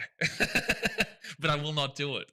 So sometimes you just got to give a bit of grace. But Jofra Archer, hope he gives us a bit of grace right now because I'm a little bit nervous. After that wicket, I'd like to stick in for a little bit before we see another one. But I'd like to get another run, and that's exactly what we're going to do. Okay, Harrison, I'm going to give you one more chance. Harrison says, Australia poach players too when they got 1 billion acres. You're making it difficult for me to not reply to you right now. You're making it difficult. You're making it very difficult, mate. I'll give you a final warning. Desmate says, you had an option, have a nice, sunny, beautiful land or have a cold, hard shithole rock, and all you chose the rock. Yeah, you know what? You stole a loaf of bread. You're a piece of shit. You can go to the beautiful Burley Heads on the Gold Coast. Great shot. Great shot. It should be two. That should be two there. You know what? Listen, you may have stolen a loaf of bread, but we're going to send you to a 5-star resort in Bondi. I'm just tired of losing bets, bro. Well, Harrison, here's an idea. Why don't you not bet on the team that isn't predicted to win? But by the way, bro, you haven't lost your bet yet. Like, there's a long way to go in this game, and Australia is still chasing about 190 odd, but there's still 28 wickets still to go, so no matter what happens from here, there's still, in this innings, there's still 2 more innings to go, and we also what happened in the last test. Oh, good shot. Back for just a single. Smitty on 3. So, yeah, your bet's not lost at all, mate. Lunch on day 2 of the first test should tell everyone. If they watch cricket, you know what I'm talking about. But if you don't watch cricket, lunch at day 2 should tell you everything you need to know about how things can change quickly. A typical bomb surrendered without a reply. Sean says, we are both from islands, mate. Ours is the biggest and best. Shit happens. Yeah. Population size is a little bit different. Involvement's a little bit different. Hey, you're right, Sean. A lot to reply is what I'll say. Up to Ruse says, Harrison, you keep it up, Blaze will smack you down regardless of what you say. I've got grace, mate. Oh, you know what? Labber doesn't have grace, though. He has beauty with a nice shot. It's not going to go over the 4. It wasn't hit hard enough, but it will go for a 3. And he's on the thrifty 35. RB will make an appearance. Do you mean GB or whatever his name was? I just don't know why. If I ever said something stupid, which I say plenty of stupid shit, but if I ever said something stupid and then got called and then got replied to, and it made me look stupid, I would never say that I'm another country's nationality. Why would you do that? Like, why would you say England, we have the best sporting nation or whatever, you guys suck or you Australia shit or something, and then I reply and then you pretend to be a Yank. Like, I don't understand. I don't understand what would drive you to not, regardless of if Australia is good at sport or not, I'm still proud and love my country. Just like I would assume the same for you guys English. I don't know why someone would feel the need to change their nationality, as a random commenter, by the way, who we've never seen before, but to change their nationality. And we knew it wasn't his nationality because the time zone didn't make sense for when he was commenting. Why would an American be up at 3-4 a.m. watching Australia vs England? Especially when Americans don't really watch cricket. John Boy's getting a lot of Americans into cricket because he's a big baseball and he's been able to do some cricket stuff too. No run there, so 1 for 26 from. That's a big over there from Archer. 5, 6, 7 runs given up in that over. Big over. At the Roosters, Pom's coming in asking to be spanked, but then saying he doesn't want to be spanked. Fair. Yeah, fair. Who doesn't love a good spanking? You know what I'm talking about? Don't bet then. A Pom having a gambling addiction. Who thought? I think Australia is the worst. I think we're number 1 for gambling, or is it South Korea? It's one of the two. I know we're in the top 3. It's not a proud thing to be. Gambling addiction is not good, but I'm pretty certain Australia is in the top 3 for gambling addictions in the world. We literally will bet on 2 flies gone to war. We'll bet on whose paint will dry faster. That's what Australians do. And it's not a proud thing at all. It's not a proud thing at all. Pat says he's going to watch the Football World Cup draw tomorrow, Soccer World Cup draw tomorrow. Yeah, for sure. Yeah, for sure. Woo! Good bowl from Gus Atkinson. Again, he's been bowling well for mine. 30 runs getting up through 7 overs. So what's that? Like, it's still over 4, but it's not bad. Like, his bowls have been dangerous, though. He got unlucky in, I think, 1 over. He should have claimed himself as a Kazakhstan. Would have made more sense. It would have made more sense. Then he would have just... I think their best sport is like archery, Kazakhstan? Archery or something like that. Or like the shooting at the Olympics. Like with the gun and stuff. Wasn't that guy from there the one who like pointed his gun like this at the Olympics and was the ones where Not like the shotgun where it gets the shooting disc thing. Not that one. But like a guy did this at the Olympics. It was cool as. Remember, guys, gambling is not an addiction if you win. Lagging. This is why. This is why we don't listen to you. This is why we don't listen to you. Harrison says bloody ozone bandits. What on earth are you talking about? Next bowl, Atkinson. Ooh, again, good bowl, but no run. Yeah, I think it was the airsoft gun guy. Yeah, it did that. It was cool as. It's not an addiction if you're dedicated. That would be the literal definition of addiction. Having an addiction is ultimately being dedicated to your addiction. The two words go in line with each other there. I love the idea that he thought America was better in this context. Yeah, and again, the thing is, you can reply to me. Like, English can say, oh, we're better at golf, or we're better at this. You can't say rugby union because we do have more World Cups than you, even though you are currently better than us, for sure. No run. Again, you're currently better at us than rugby union, but overall, we've got 2 World Cups, you got 1. There are sports out there that you can use. But with that being said, on a technicality basis, again, currently speaking, you are better than us at football, and will surely always be better than us in football, considering that our financial, we never really give too much of a shit about football. I do, but a lot of people, most people in this country, don't care at all about football. They just get around the Socceroos when they're playing because it's Australia and they're proud to be Australian. But there are sports, like, I wouldn't consider darts a sport, but like, I guess I can understand why people do consider that.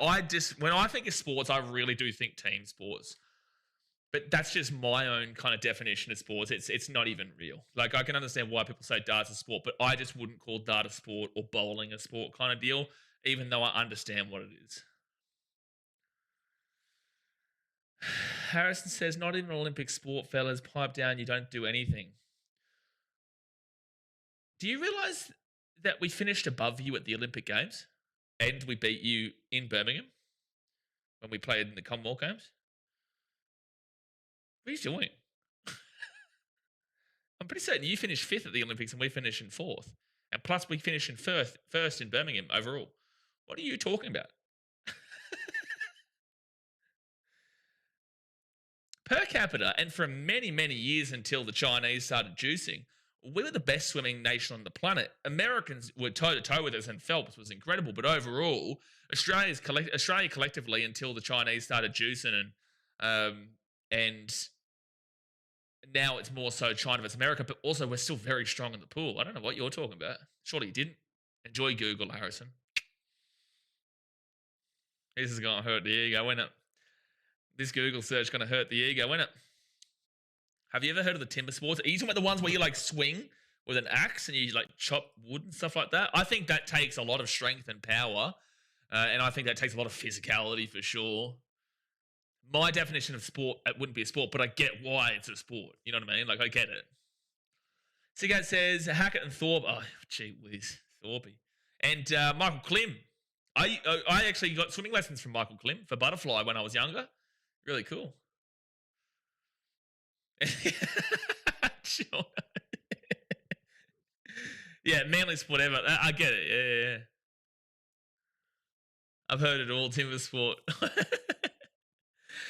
Like, but at the end of the day, you know, there are real niche sports that we can criticize too. Like, again, if you're gonna say that timber sport isn't a sport on your definition, well, then I would make the argument that darts isn't a sport too. And I'd make an argument that bowling isn't a sport too. The reason why you would still, no matter what, even though it's an individual thing on a lot of levels, it's still a team collective with car racing. That's why I would still call it a sport. It's a motorsport. 1 second, next up, which, by the way, is England, for the most part, we're better in, but Piastri is fantastic. And I don't watch too much F1 and car racing and stuff like that, but he's number 1 in the world. No, Oscar Piastri. This Aussie guy.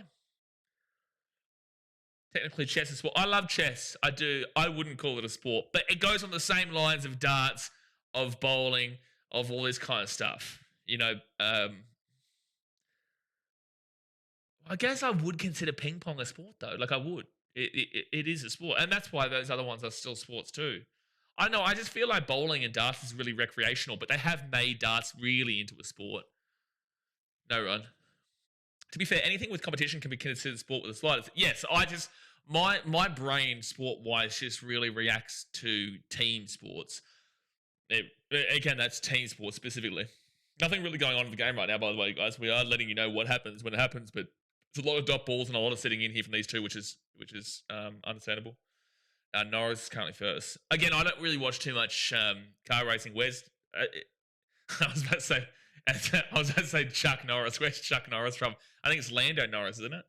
Third in the world, but has some sort of a shot at the title this weekend. Well, there you go. So where's Chuck Norris from?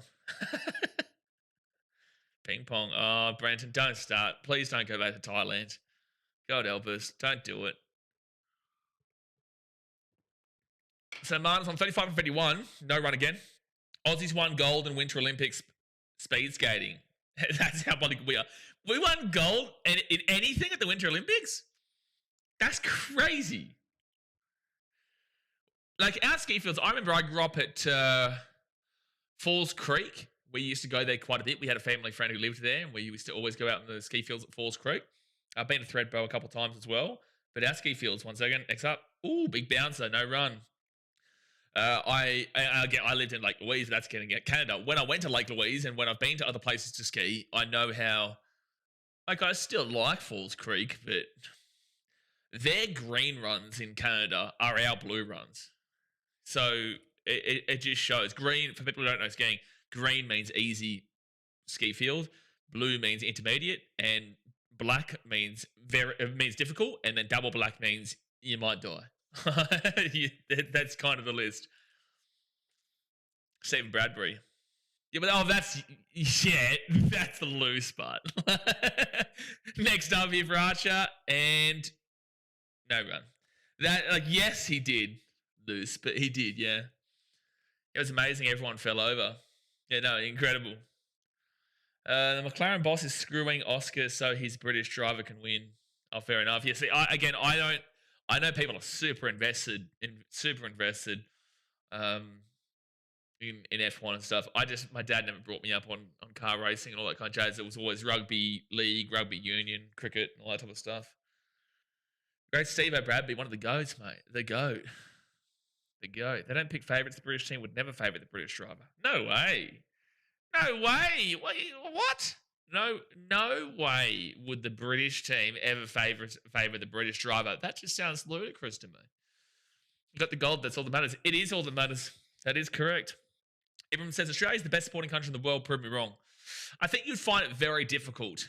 I feel like if Americans tried a lot more in regards to being more diverse, I feel like they would be. But they don't. They only care about their individual sports of basketball, hockey, as in ice hockey. I had to diverse that because there is field hockey and ice hockey, but hockey, American football, basketball, and baseball. I feel like if they actually gave a shit about playing all the other sports around the world on a significant level, you'd see a vast difference. But I would say overall, collectively, Australia should be regarded as the best sporting nations on the fact that even in sports that we don't care about, we punch well above our weight. You know, like, for example, no run there. Atkinson, 3 dot balls here in this over. This is a slog at this point of the day. This would be frustrating for English. But it's like, what was I going to say? I completely forgot the train of thought that I was on because I went back to the game. It's that point of the day, to be fair. It's that point of the day. I feel like if Americans gave more of a shit about soccer, football, they would be much better at it. But, like, you think about Australia as the Socceroos, for example. Okay, next ball here from Atkinson. And no run. You think about the Socceroos, our country does not give a shit about the A-League. The A-League is just not that great overall. It's crazy, it's wild. I appreciate it at times, but overall not really. The crowds are dire, and no one really cares about football. When the Socceroos come, they do care. But we still, the only 2 teams that we lost to in the World Cup were the 2 eventual finalists in France and Argentina. And we actually led France 1-0. We lost 4-1. But we led France 1-0. And then also against Argentina, it was 2-1, but we had a chance to tie it up 2-2 right in the final seconds of the game, and they're the team that ended up winning it, and Lionel Messi and all that type of stuff. We punch above our weight.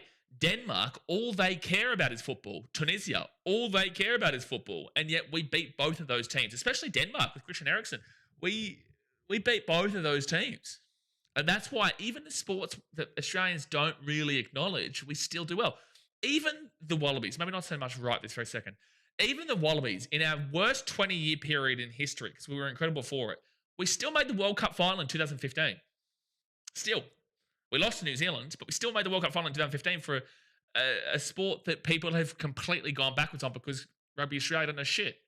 And they decided to go the private route over the public route. Wanted to individualise financially rather than diversify it across the country, which is what Rugby League has done and AFL has done. All right, so 2 for 155, 31 overs gone. Not many runs being put on right now. They're just kind of sitting in to frustrate the English before you do see Smith and Labber open up a bit more. But 179 runs trailing by. Old Mate's got 44 more runs, before apparently we're being skittled out by Mr. Hero commenter from yesterday. I wonder, he's probably watching right now. I hope you're watching, son. Get your mates to join in. Get your mates in, come on. Get the whole of the UK in. Harrison is the only one defending you right now. Let's see, Carl is English, and even he didn't defend you, Harrison. That should tell you everything you need to know. Should tell you everything. Utterance says, hey, you got the... That's right. Sickad says, hey, Aussies have to give way if their England teammate had a slow pit stop. Car racing stuff. All right, so Joffre next up. Ooh, no run. Again, I don't not like car racing. I just never really have gotten into it. I remember when I was working for 90.9 CFM on the Gold Coast when I was like 18, 19, I did a pop-up, thing at the Gold Coast 600, which was cool. I just can't consistently get into it. Loved the F1 movie, but I also know it's a glorified no hope of happening. Like, you're not seeing that much action in every week. It was a great movie, though. I loved it with Brad Pitt. So Archer, 1 for 27, 10.1 overs bowled. Next ball here. Going to Labba, Sheen. No run. Got to be careful, though, that with those balls that he leaves and he puts his bat up, that it doesn't hit the top of his bat or his glove to go back into the wicket. We already saw him get out to it last test, and we nearly saw it happen already today as well. And that, I guess, was close enough then to make you nervous. Sean says, America holds the gold medal in the Olympics for a 15-a-side rugby union, believe it or not. Yeah, they also won the sevens gold the other year, I think, didn't they? Fiji, I feel like, have the most, but I feel like USA, they'll win the seven, or they'll probably win the sevens on their own home turf when it's the Olympics in 2027, is it? I think it's 27 the Olympics are on. Next up, no run. Sikaz says Yankees they dominate their own sports like NFL, baseball, and basketball. Yankees. Are you referring to Yankees as Americans in general, or are you referring to the Yankees themselves? Because they don't dominate shit. They're like the New York Yankees. They're, considering how much money they spend all the time, they don't do anywhere near as much as they should, successfully wise, but they are a long-term successful, but they don't have as much success in recent years comparatively to what they should be. 2028, thank you, Ruth. No run. Ibrahim says, and considering we have a population of 27 million, we have a population of 27 million compared to a country, that's why per capita makes sense. If you go to America, I had a massive, not a massive argument, but like a back and forth argument with an American when I was living in Chicago, a guy that I was living with, and we were talking about per capita, and he said that per capita doesn't make sense. Like, Americans' argument to per capita is that they say, well, how do you know if you have 350 million people that more people would choose to play swimming or do swimming and whatnot? Like, how do you know? And it's like, well, that's not the point, though. Per capita is about the averages. It's about the success based on the amount of people comparatively. It doesn't really matter because that's just completely what if. And it's like, on a very literal sense, sure, but that's a very, very literal sense. Arjun says, true. Australia, are you saying true to Australians built different? They are, 100%. Kiwis have punched above their weight too, bro. If you combine Australia and New Zealand, And it is in the New Zealand Constitution that they could actually become Australia if they wanted to. They will never want to, but they could. If they said, we want to join Australia, Australia has to accept. I think it's in the Australian Constitution, sorry. Oh, shot from Labba Labba Labba Labba Labba Shane, Labba Labba Shane, Labba Labba Mwah, Mwah, Mwah, Mwah, Mwah, Mwah. Oh my gosh. Oh, Labba. Labba 6 winners. Oh my goodness me. Arjun said 6. So Arjun, just wait until you hear me commentate it, bro, because some people use my stream as like a commentary and to hear what's happening in the game, and when things happen, I commentate it. So just wait till I say it, and then you can say 6. Just got to hold off a couple of seconds. I know I'm a little bit behind where you're probably at, but yeah, just wait. Siga says Ryan was showboating as he was trying to find a new club. We wouldn't have won the World Cup if Ryan didn't pass the ball to Messi. Ryan? Brain's not braining right now. Yeah, you're right, Arjun. You're right. A lot of people don't know it when they first turn up. You're fine. Dadsmate says paying players $700 million but forwarding that money until 2040 is the way to win the MLB these days. Correct. It actually is. Next up. Oh, shot. Oh! It doesn't go through, but there should be some misfield runs there. Beautiful. Could just be the single there for Smitty. Wait, is that 2? They got 2 out of that. Oh, no. Aaron, 33 more runs, mate. You got to skittle us all out in 33 more runs. How's it looking? How is it looking? Next ball to Smitty. Cast on the ball and inside edge. Still goes front, but inside edge always makes you a little bit nervy. Harrison says a wicket would be nice. No, actually. Harrison, let me just think for a second. I'm deep in thought right now. Really thinking. No, a wicket wouldn't be nice right now, actually. No, I'm really thinking otherwise, actually. If I had to think otherwise, I'd think otherwise. And that's just a straight up fact. A wicket would not be nice right now. It'd actually be really bad. I wouldn't like that. Why don't you think of the children of Australia? You got to stop thinking selfish about England. Think about the children of Australia right now. They're looking on. They're trying to enjoy a game of cricket. And you're trying to make them feel sad. Shame on you, Harrison. Shame on you for not thinking about the children of Australia. Bloody Tomo from Bankstown. You want to hurt 5-year-old Tomo's feelings from Bankstown with a wicket right now? I don't think you do. I don't think you like that, Harrison. I think you're a good bloke. I don't think you want to do that. So wicket would not be nice right now.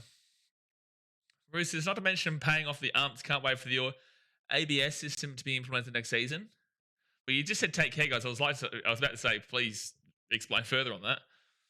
New Zealand was once governed by New South Wales, I'm pretty sure. I think so too. But yeah, again, it's in the Australia and New Zealand Constitution that they if they wanted to join, they could join.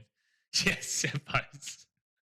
I saw a lot of Americans complaining about that on, I think, Threads the other day. And that's going to be a good shot there from Schmitty for a 2-zah. Nice little 2. 2 up.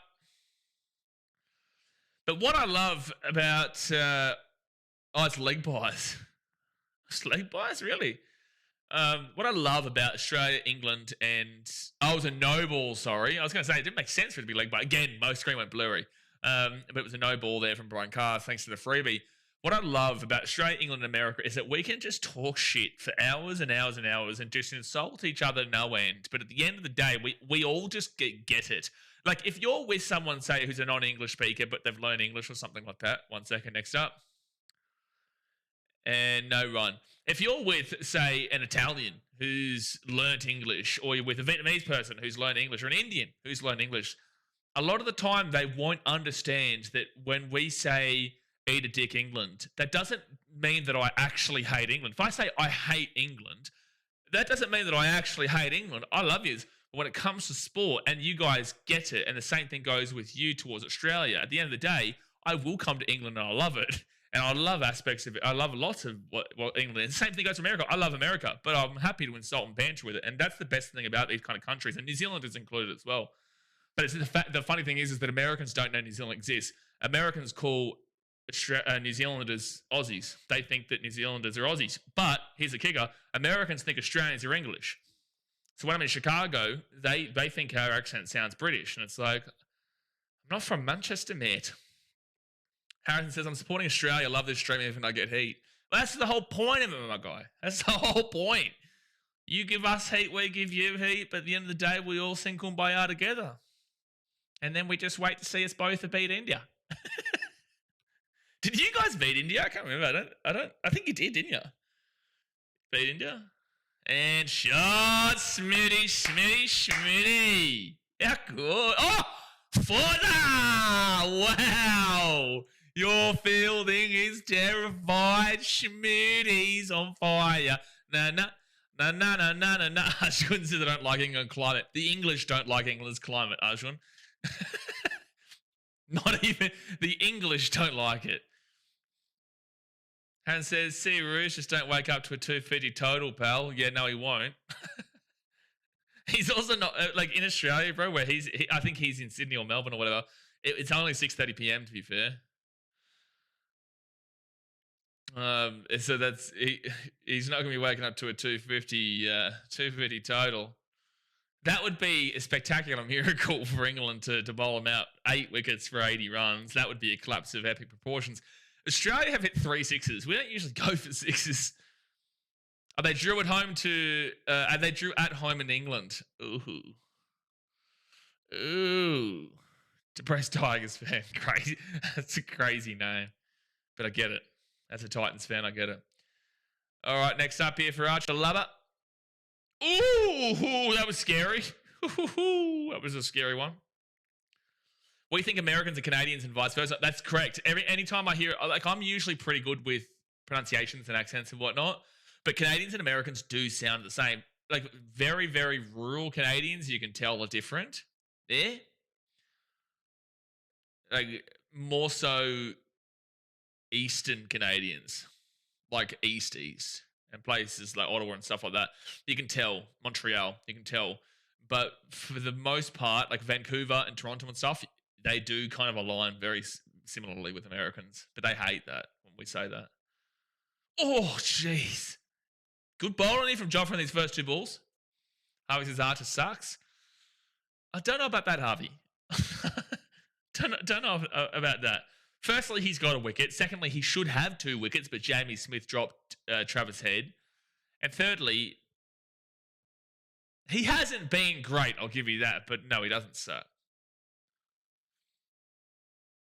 I just think you suck, Harvey. He told us all at T. That is where I went at T. Yeah, that is where I went. So next up here for Joff. Next ball. And, oh my gosh. Labba, you sexy man. Booska and a booska and a double booska for a 4. You just can't stop him. All right, Aaron. I know you're watching. Aaron, big boy. 25 runs to bowl us out. It's not looking good, sunshine. The sun will come out tomorrow as long as we're not in England, because it's raining every day. Next bowler for Archer. Sun doesn't come out tomorrow in England. Doesn't come out. I don't know if it's ever come out. Aaron is under the same rock Martin is. Yeah, I wonder where Martin is. He'll turn up, but like Martin's quite realistic. He didn't come for the first test, and he did admit that he didn't come because he didn't want to show his face. At the end of the day, like, this isn't a not showing face kind of thing that's happening right now. I don't think if it starts to get to 400 with 5 wickets remaining, then you're like, okay, English won't turn up at all. But at 2 for 174, we're still down by, 160-odd runs, which is not that much in the context of what we're seeing right now at all. Not that much. Things can change, though. With that being said, I'm very confident right now. But confidence tends to be shattered very quickly. No run. Labba, 45 from 64 balls. Australia trailed by exactly 160 runs, by the way. That was just a educated guess at a number. I threw a shot at the dark at a relatively close number, but it was exactly 160. As it says, hey Blaze, great time to be an Aussie. Let Smith and Martin cook. We love and life. Yeah, well, we're going to take our hat off to Jake Weatherald. He was incredible. Martin's good value. You know, Martin is good. He, again, the most legendary moment of this channel was his champagne popping. Because I will never forget it. Until the day I die, I'll never forget it. Shot. Oh, good fielding. Jeez, very good fielding from Ollie Pope there to stop a 4. Will be a single there for Labber. He'll be on 46, but very good fielding to stop a 4. Well, I think there'll be Archer done, and that is day 2 drinks break. We are up for a drinks break, guys. So hit that thumbs up button and subscribe. I might quickly run up to the bathroom here. Quickly run up to the bathroom in the drinks break. We've still got plenty of action to come. It's 7:44 p.m. for me, 8:44, 9:44, 10:44. We've still got like 3 hours and 15 minutes as a minimum of today's plays. So we've still got plenty of cricket to come, guys. I'm just going to run to the bathroom in this drinks break. I'll be back in a moment. Keep talking away in the comment section. I'll be back.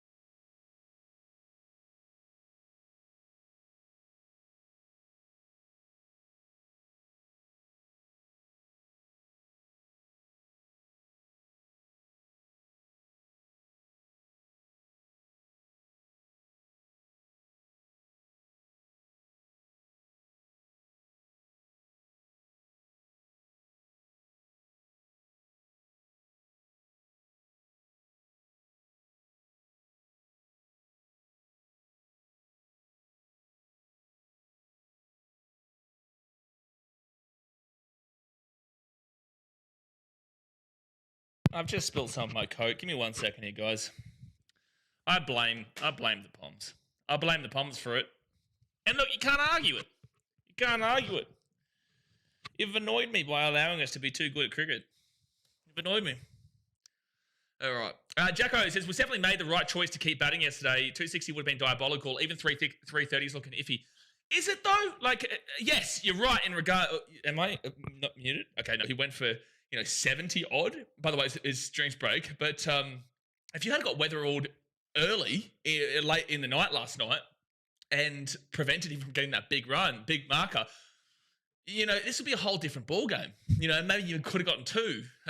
We'll see how Australia fare tonight under the lights and whatnot, and see if that is the case. But the pressure isn't on now.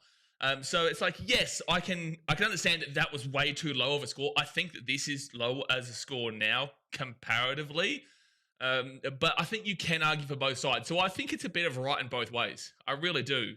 It's just we'll never know from my perspective. We know from your perspective, and we know that's right from your perspective. But I think we'll never know from my perspective. We'll never know from my perspective because we weren't able to see the pressure be put on late in the night, which is what I was trying to argue. So, and I also do think it was a little bit bad for Jofra Archer to be batting today in the sun and having a bit of a swing. Okay, we're back underway, by the way. I thought it was a little bit bad because I do think it was tiring him out before he wasn't able to put the heavy pressure on. which is what we know him for. And you've seen that he's been a bit off today. He should have 2 wickets. He's only got 1. There was a dropped catch and whatnot. So, yeah, I think you can argue both sides, but I do get where you could be right for saying what you're saying too. Harvey says, I remember Smith last year making 100 in one of the India tests in Australia. Yeah. I think Smitty had a pretty good test series against India for the most part. I think he struggled at the beginning and then got better later. Got better later on in the series, maybe. Next bowler from Brighton Cars. Over the top. See you later. That's a 4. Thanks for coming. Money, fitty bum. Money, fitty bum. It's a fitty bum. It's a fitty bum. It's a fitty bum. Give me a fitty bum here and a fitty bum there and a fitty bum everywhere. If you're a member of the channel, drop the fitty bomb gift for Marty Man. 50 from 67. Labba. 100s 11. 50s 25. Through 60 tests. He's got an average in day-nighters of 64. And right now he's smacking around that average. Drop the fitty bomb gift if you are a member of this channel. Get around it. Martin. Oh, where are you, my run? Oh my gosh. No run. There's the fitty bomb gift. That's a beautiful gift. That is a beautiful gift. If you are a member of the channel, it is a legal requirement of BK Sport for you to drop the fitty bomb gift. It's a legal requirement. Dre says, hey mate, evening. Looks like a lot of people bagging you and others for England not declaring, but England missed a brutal chance to get an early wicket or 2 yesterday night because this pitch is flat as. Exactly right. But again, I can understand where Jacko's coming from, but I also still relatively disagree because this was going to happen today. This just simply was going to happen today. So get that point, get it, but I still argue for the other side. I still do. Because if you had have gotten through, and again, Travis Head should have gone for 3 early today, but he went for 33 because Jamie Smith dropped him. If you had have got one of them early, you break that up, Weatherall maybe doesn't get the same confidence that he had, and it just would have been a very different complexion to the game. Very, very different ball game. So, I'm happy to take the criticism for it, but I can still argue against why it shouldn't be criticised, the thought process. All right, next bold here from Cars. Do you understand what I'm saying, by the way, Jacko? As someone who's arguing for the other side, I'll be single there for Labba. And for the English who are listening as well, do you understand what I'm saying? Do you agree with what I'm saying? It doesn't mean you have to agree with it necessarily, but can you understand the perspective? You never declare it. Who's saying to declare, Shauna? Who's saying to declare? Did someone say to declare? Who said something about declare? Oh, not declare. Oh, okay. I get. Yeah, sorry. I just read that comment about Duraz. I completely skipped over. Yeah, no declaring, mate. No declaring. No declaring. It was more about that. And the biggest thing as well is that people do skip over from my conversation yesterday was that when I was criticizing it, it wasn't when they were hitting 6s and 4s. It was more so when they were hitting singles with the 2 of them there. And that's a great shot. That's a great shot there from Smitty. That should go for a 2-er. Nice little 2-er.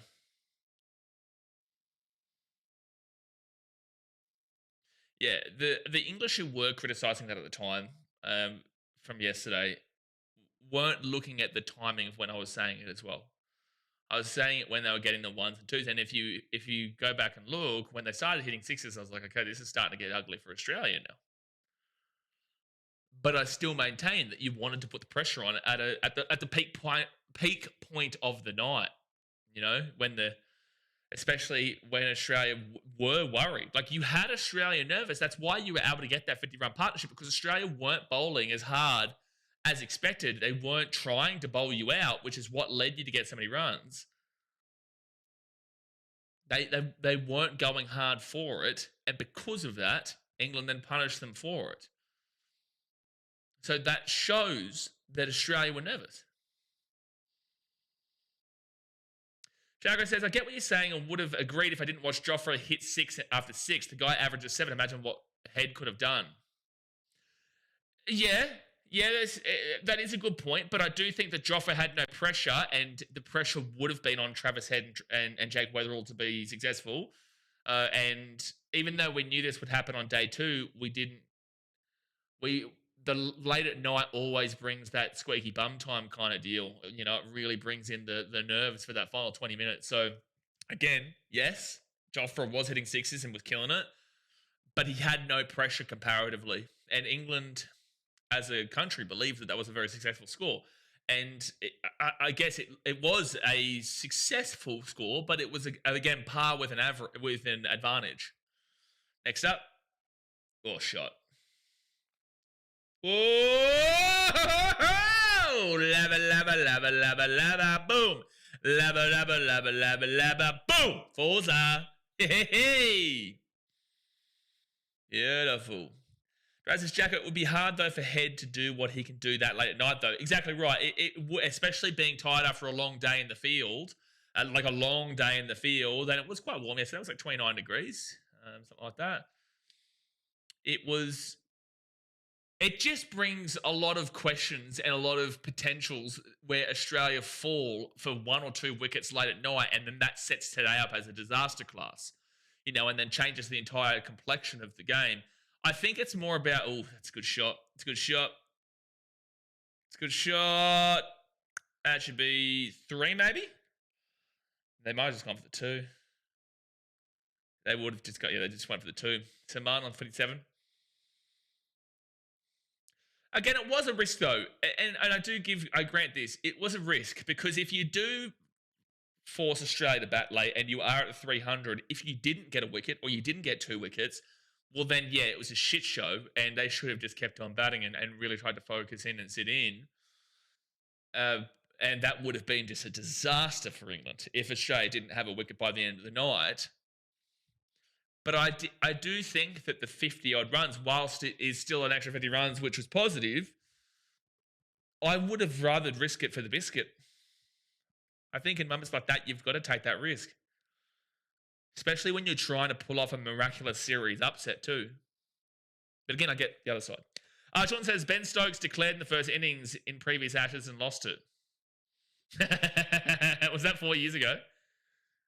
Oh, was that in England, was it? You play whack as a bowler, not as an opener. Yep. Our first test 2023, I do recall that. Fair enough. Was that the Paddy Cummins masterclass in England game, Duras? I think that was the Cummo big game. Depressed Tigers fan says, difference in pressure and circumstances. Jofra has no pressure if he gets out and no consequences for getting out. Head, 1 second, no run. Head nicks off. Last night's absolute disaster. Correct, absolutely. Or Weatherald, who's gone for, what did he get today? He got 72, you know, like, so the thing, there is a significant difference in context and significant difference in the complexion of the game. You know, an opener comparatively to the bowler, you know, Jofra had 0 pressure, 0. If he got out, whoop-de-doo, Australia were batting. If he didn't get out, he was getting some sixes and whatnot, and that's great. But it's just so important to break the spirit and to break that belief and momentum that, you know, Australia have been able to develop today.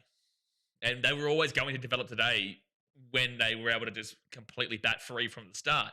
And yeah, sure, you took up 3 or 4 overs or whatever at the beginning of the day before they came out, but also that was a helping hand to Australia, tiring Jofra out a little bit, where he's having to stand out there in the sun and bat and run between the wickets and whatnot for a couple of singles and, you know, going for a swing for 4s and all that kind of stuff. Like, there's just a lot of intricacies across from both sides. Understand that side, still back my side, but get both. Guys says, Blaze, it almost felt like Australia were okay letting those runs leak. They didn't have a cover or mid on where Archer tried skying it twice in the air. It felt like they were okay risking runs. They were. I don't think they were happy with 50. Next up, no run. Ben Stokes is bowling right now. He's getting up a lot of runs, man. 42 runs in 7 overs. So 7, 14, 21, 28, 35, 42. He's given up 6 runs and over. 6 runs and over. They were okay. This is what we were talking about last night. They were absolutely okay risking giving up runs. I don't think they were happy with 50, but they were okay giving up runs. They did not want to bat, which shows to me an intention of how nervous they were. They were nervous to bat on the night. They wanted to get through to the day. So whilst they gave up 50 runs and that wasn't good, it was necessary in their eyes in a lot of ways, which is why I think England should have taken the choice out of their hands. What do you think about Gaz not playing? I don't necessarily disagree with it.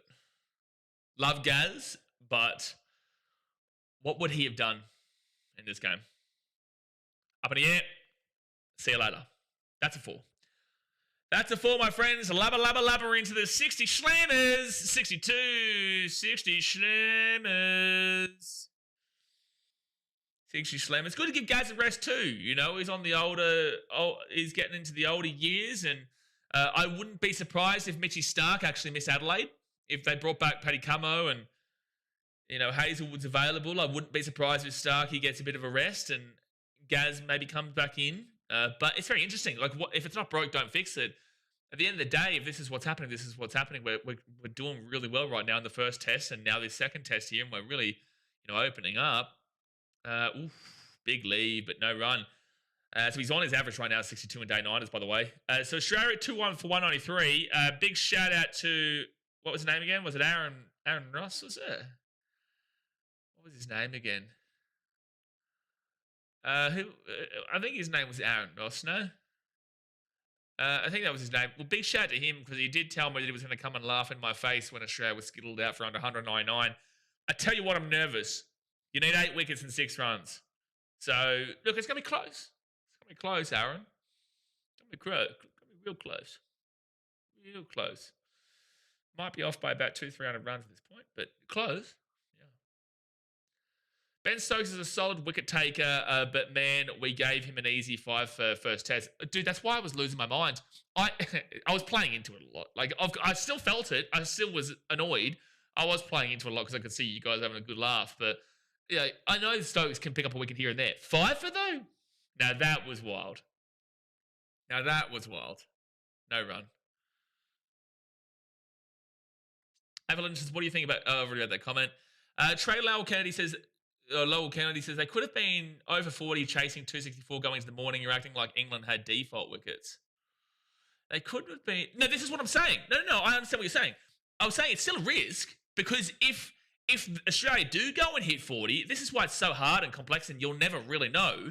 No, 100% I agree that it's still a risk to send them into bat later on. But I feel like at this point, we knew this was going to come today with a flat track on a beautiful day in Brisbane.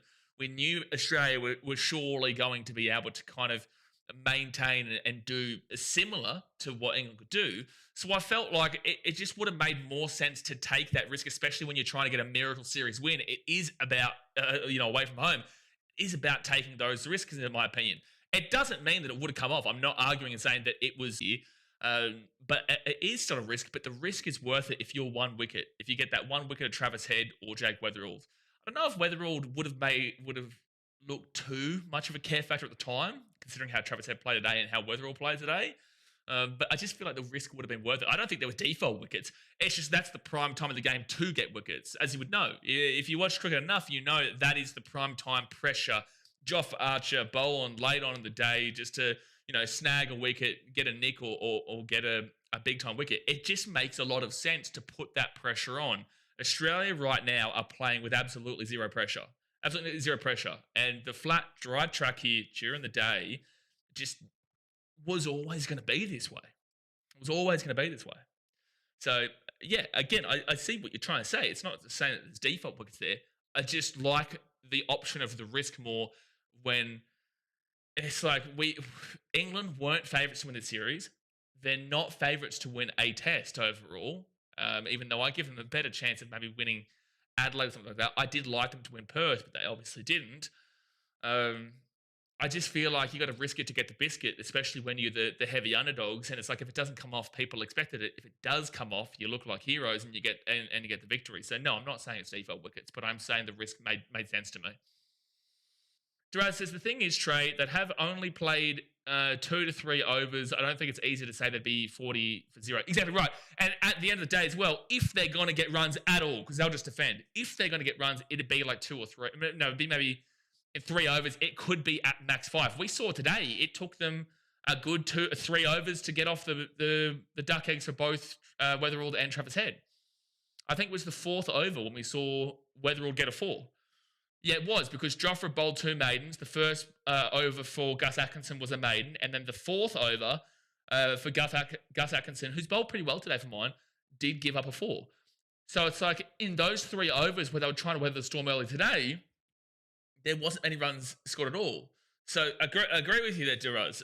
To go back at Trey's comment there, again, not insulting you, just conversating with you, it would be to say that, yeah, they're not going to get many runs at all because they were showing an intention to not bat, which shows that they are nervous about batting late at night. So you're already seeing the intention from Australia's point of view.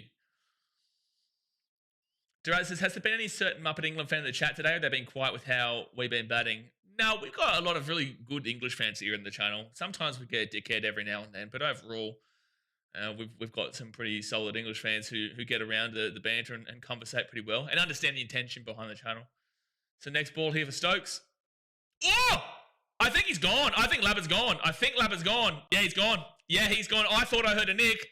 It'll be interesting to see what Labber does here, but I'm pretty certain I heard a nick there. That's huge. That is huge. That is a good wicket there for Stokes. I'm pretty certain I heard the nick. It took a while for the ump to call it, but I'm pretty certain I heard it. Yeah, I'm pretty sure. That's a bit of a nothing delivery too, which is what we complained about and criticised in the first test where Australia was getting out. That is a real bonus. That's just a lack of concentration there from Man. And okay, it's frozen for mine. Yeah, definitely outside edge there. You can see that. Definitely plenty of nick there. So that's a good wicket there for England. 3 for 196 for Australia. Australia only trailed by 138 runs, so they're not in a bad position by any means, but still a huge one as he gets 65, so pretty much bang on his average for day-night tests. This is the secret of my shop. Has not shown up. I've never seen him before.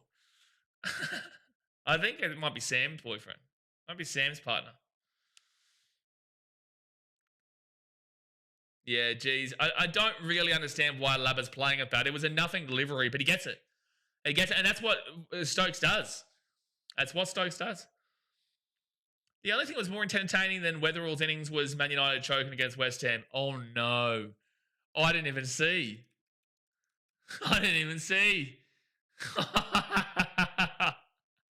1-1. You're kidding. Oh, no. Was it a late goal too, was it? Oh, 83rd minute. Sunguntu Magasa. Yikes, dude. But it's a guy, or is it? No, it's a dude. I don't know what was happening. Not too sure. But Cammy Green coming on here. That is a big wicket for you, England. You need to capitalise on it. You need to capitalise and put the pressure on Australia now. Old mate Aaron, you need 7 wickets and 3 runs, but...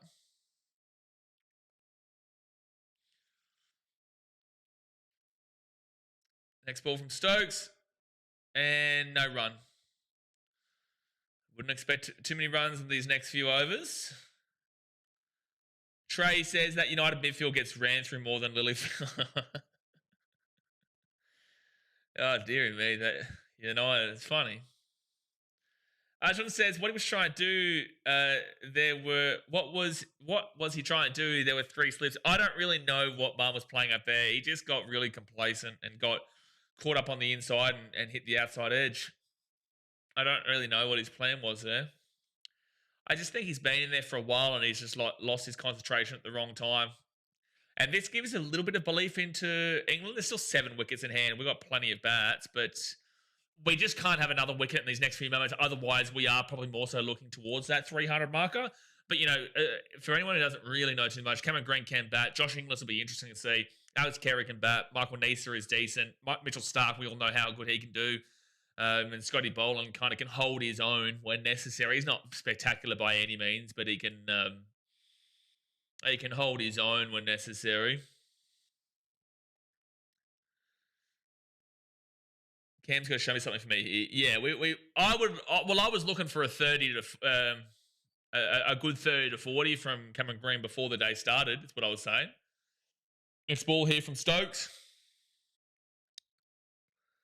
No run. Yeah, it's 30 or so minutes until the dinner break. I don't want to be seeing another wicket before dinner. Like it's only 3 wickets, but you don't want to be seeing another wicket before dinner. England, if they get another wicket here, that'd be massive for their confidence. Like Australia should be getting into a worst case scenario, and I mean worst case scenario is 250. Worst case, but realistically, I'm still looking at a pretty minimum of England score to 350. I'm still looking at that, but worst case scenario is 250. Next up, good shot. Ooh, but good fielding there from Archer. Trace, I don't understand why he'd leave the midfield that open when he has a 10 there. Bruno isn't a 6 and 8. He can't track back well. Because United are United. That is the United way, my friend. Cam just needs to build a partnership with Smitty here. Yeah, I was speaking about... they know about it. Olivia did put it out there. But Cam just needs to build a partnership with Smitty here. Yes, Smitty needs to be the experience right now and just hold his own and oh, hey! No duck today. No duck today. No duck today. No quack quack. No duck today. No quack quack. We hit the 200. Cammy Green with a guess what? Let's count it together. 1, 2. Oh, 3, 4. Do it with me, Aaron. Was 199 plus 1. Oh, no, Aaron. Where's my boy Aaron Ross to come and laugh at me? He said he'd be back here to laugh at me when Australia gets skilled for under 199. Oh, my gosh. Aaron, come on. Aaron, what were you doing? What it do, baby? What you mean? What do you mean? Under 199. Gosh sake. So am I your top fan, 0.1%? I know Sam was in the top 0.1%, but he was far less videos than you. We were saying on the stream before, when you posted that on your story, I was trying to figure out, have I posted 300 videos this year? Because it said you'd watch 300 videos. Have I posted 300? And then I realized it's probably about 350, 400 or so. Thanks for the balloons, mate. The balloons? What? What do you mean? Balloons? I don't know what you're talking about. Oh, you saw that thing that randomly happens from time to time. I think, is it when you put a thumbs up or something? Sometimes randomly it does this. It did this ages ago. I don't think it's done it for a while, but... Oh, geez, that would have hurt, Smitty. They just pop it on the screen. Yeah, sometimes it happens if you put like thumbs up on the screen. Like they just randomly happen. I don't know. It hasn't happened for a while. It's really strange. It was really strange. Francis right in the elbow. Ouch. It does happen to Smitty a bit. Quite a bit. Right in the old funny bone. That was balloons. Yeah, no, I know. Yeah, balloons, like occasionally for some reason. It's like when you put your thumbs up or something. When you put your thumbs up or randomly it will just like balloons will happen. I don't know. It comes up super occasionally on the channel, and I've never done anything with it. Like, it just happens itself. Good, I thought it was my weed. You go, geez, we should just mess with Sean. So Steve's just getting a bit of medical attention right now. Australia trailed by 134 runs. I tell you what, England, you really needed that Lubber wicket. Like, again, I said to you, if Lubber got 100, I think Australia win this game quite well. Because that would have been an extra, 36 runs. So that's already 236. And you wouldn't have been seeing Smitty. So you wouldn't be seeing Green in yet. And Smith looks like he's doing his own thing, but this hurt him on the elbow. I feel like that was a really crucial wicket just then. I think it was actually arguably more important than Smith in a lot of ways. With that being said, though, everyone so far has hit over 30. Weatherall's 72, Lab at 65, and Travis Head 33. Should have been up 3 though. Steve Smith on his way, and we've got plenty here to go. So, how many extras have we had? Let me just scroll down. They're still giving medical attention to Smitty.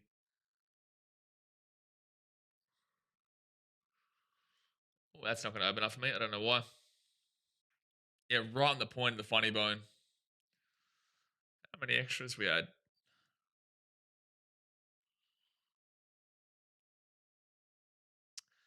We have had. Oh no! Give me 1 second, guys. While it says receiving medical attention, I need to quickly charge my mouse. Give me 1 second.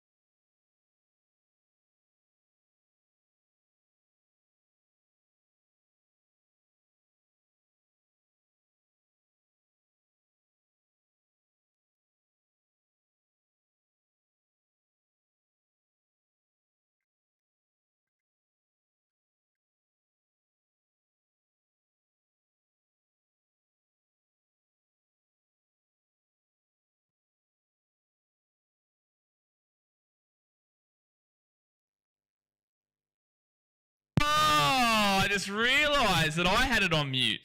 I just realised Muppet galore over here. Sorry, it was Smitty 3, and they're going to get a quick little single here too. I can lip read. So would I say it's fair to have an argument of Root better than Smith or Smith overall in tests? I guess it comes down to the country. I prefer Smith, but I can understand why some would go Root. But I would prefer Smith career-wise for sure. But I feel like with Root, a lot of his big runs don't really come against Australia. I know he had a great one yesterday, but a lot of his big runs don't usually come against Australia. A lot of them do come against the weaker teams and overall, and especially back home. But I do think Steve Smith overall is probably who I would have gone with, but can understand the conversation for Root for sure. Especially with the fact that he is, as we spoke about yesterday, 2,300 runs behind Sachin Tendulkar for most runs. Still got about 13 minutes until the break.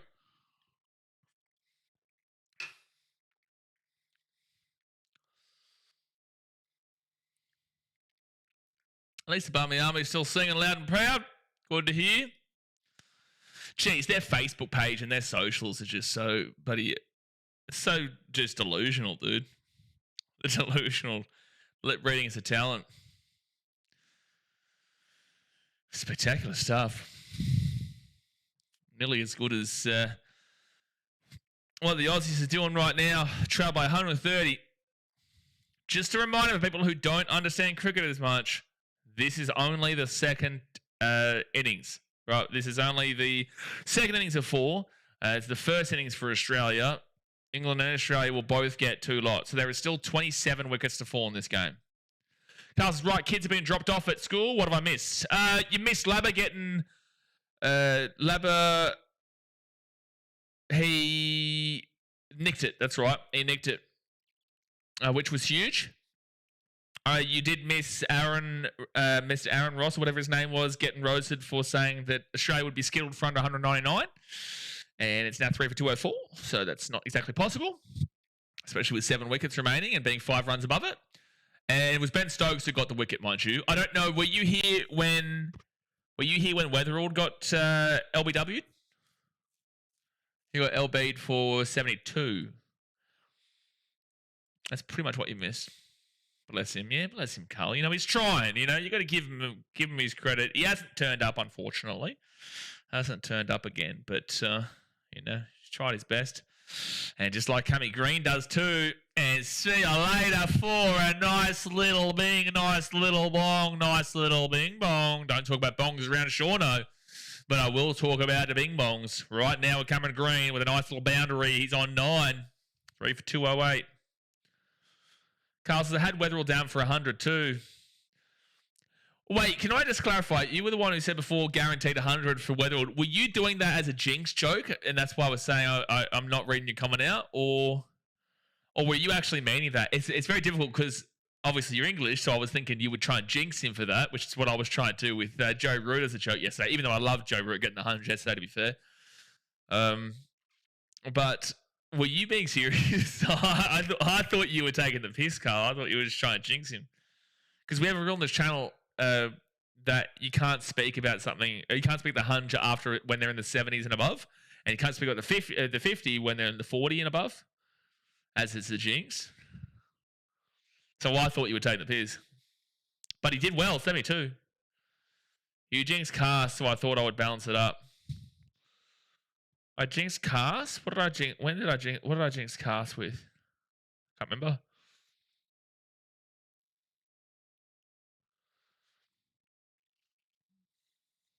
Three for 209.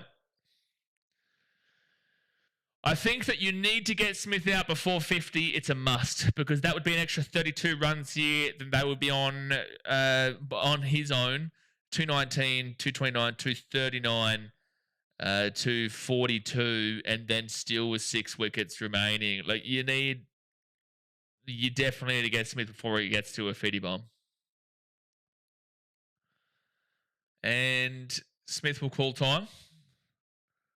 He was bowling.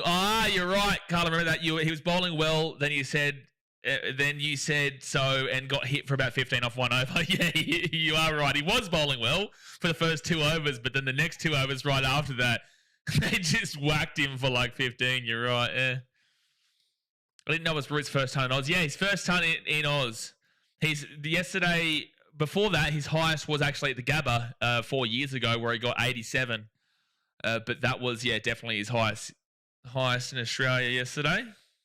What is Joe Root's highest ever in general? That's a question for the English. Dresses, I know you like your football. Are you swimming the FIFA World Cup next year? Maybe. We'll see. The FIFA World Cup will be on at a good time slot for the most part. It'll be on a good time slot. Even in Asia, won't be too bad. Like in Australia on the East Coast, that'll be big games. They'll be kicking off, like the night games will be kicking off at like 11 a.m. 11, 12. Jordan says, can we reach 252, 260 before lights? Yeah, for sure. Yeah, 41, 51 more runs before lights. With the way that Australia have been batting, yeah. But then again, it just depends. Like Cameron Green's come out doing pretty well here. 10 runs from 9 balls.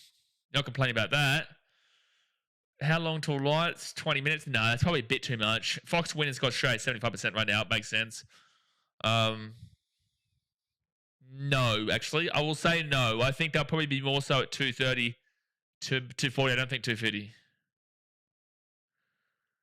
Yeah, how high were you yesterday, Sean? I swear it was mentioned 1,000 times. I think I've asked it. One second. We'll watch this bowl first and I'm going to ask Sean a question. All right, so Stokes coming in. Stokes coming in for a bowl for his final ball of the over. He's given up 5 runs off this over so far and no run. The question I was going to ask you, Sean, is that I think I've asked you this before, but I've forgotten. In Thailand, I know that they're cutting legal weed because they don't want that kind of tourism anymore. Is that, and that was happening when I was there. It's now been a few months since I've been there. I was there in May, June, July. Is that actually happening? Or is that kind of, Michael Maguire and Todd Greenwood are there. But is that actually happening? Or is that just like a bit of a, this is what we want kind of deal? Because I know that even though it was banned, it was still everywhere in Thailand. Unfortunately, Mr. J. Root has not been hit the nuts yet this tour. No, very surprising. Very surprising.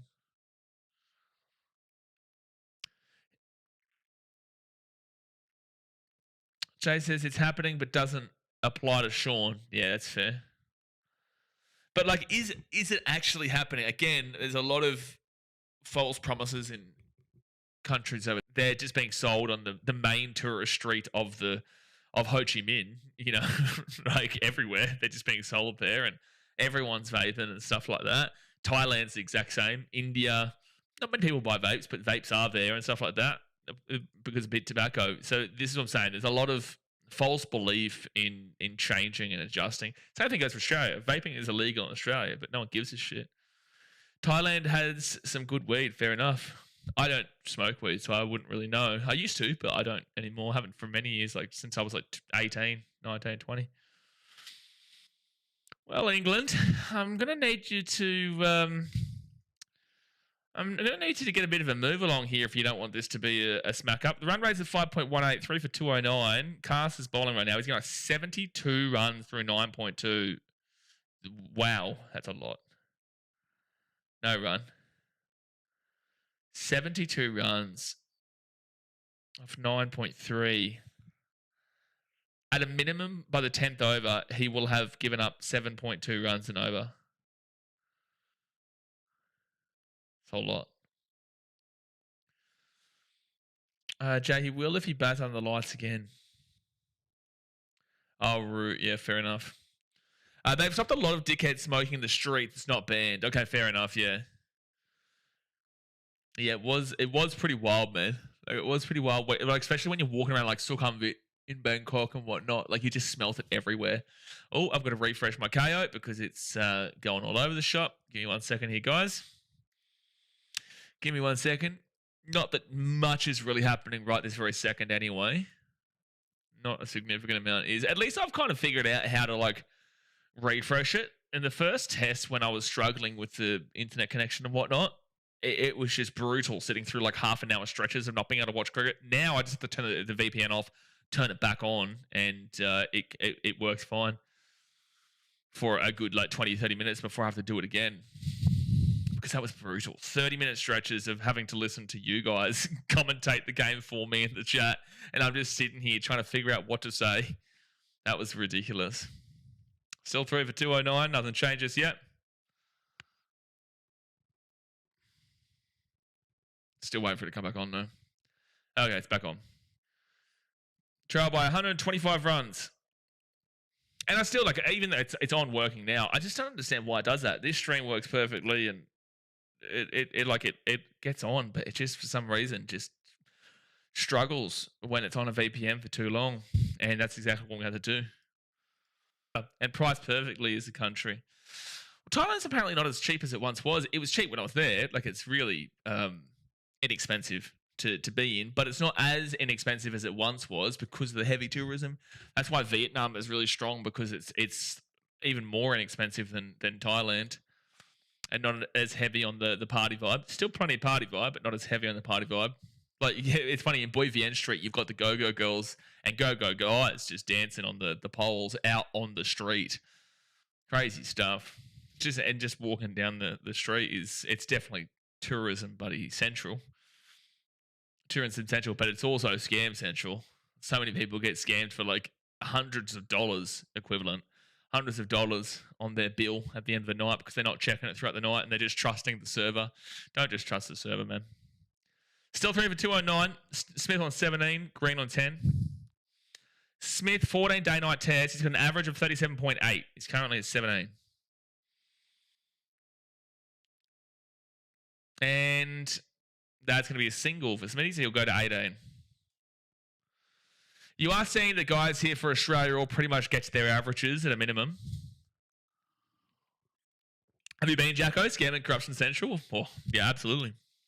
I stayed in an Airbnb I stayed at a couple of Airbnbs near Bui Vien for about 3 weeks. I didn't go out one night. Like, in Bui Vien, I don't really drink too much. But like when I was walking around and whatnot, it's just wild, dude. It's wild what happens there. But it's cool. I couldn't stay on that street. Like, there are hotels and Airbnbs and stuff on that street. It's just so loud. It's so loud. So loud. I don't know how people sleep if they're living on Bui Vien. No run. Stokes is bowling again. 52 runs got through 9.2, so his economy is at a very minimum by the end of the 10th over. He will be at 5.2 given up. Which is not spectacular, but it's not as bad as the Cast with his 70 odd. Some idiot's got a shirt on saying "Spirit of Cricket" as an Englishman. Get the fuck out of here. Spirit of Cricket. I do love it though, owning that as what Australians take the piss out of. Heard. I feel like I might be missing some comments. Oh, thick outside edge there. Goes away for a 4 for Cammy Green. That is the countries next door. Thailand is staunch. What I say about Vietnam, I do prefer Vietnam in a lot of ways, but I also love Thailand. But what I say about Vietnam is that it is a more culturally appropriate version of Thailand in a lot of ways. Because like you can still find the party and you can still find the women, as most people go for Thailand for, and you can still find the fun overall. But it's not as in your face as like a Bangkok or a Pattaya or a Phuket or a Hua Hin, Chiang Mai. It's not as in your face, but it's still there. Do you know what I mean? So it's really, that's why I think a lot of people will vibe with Vietnam a lot more on that level. And there's a lot of like older guys who go there too, but it's just not as in your face as I was saying. Again, that's not me saying, I'm on all comments, Brenton. For some reason, it doesn't come up for me. I don't know why. It's funny considering that I'm the guy with the YouTube, and yet I can't see all the comments. Oh, okay. I've just clicked on live chat again to refresh the live chat, and now I've seen your comment. Brenton says, I've seen a lot of Middle Eastern and Russians in Phuket. Yes, chuffing away in the streets and the ties, saying it was getting full on. I thought they were going to make it illegal again. 1 second. Next up.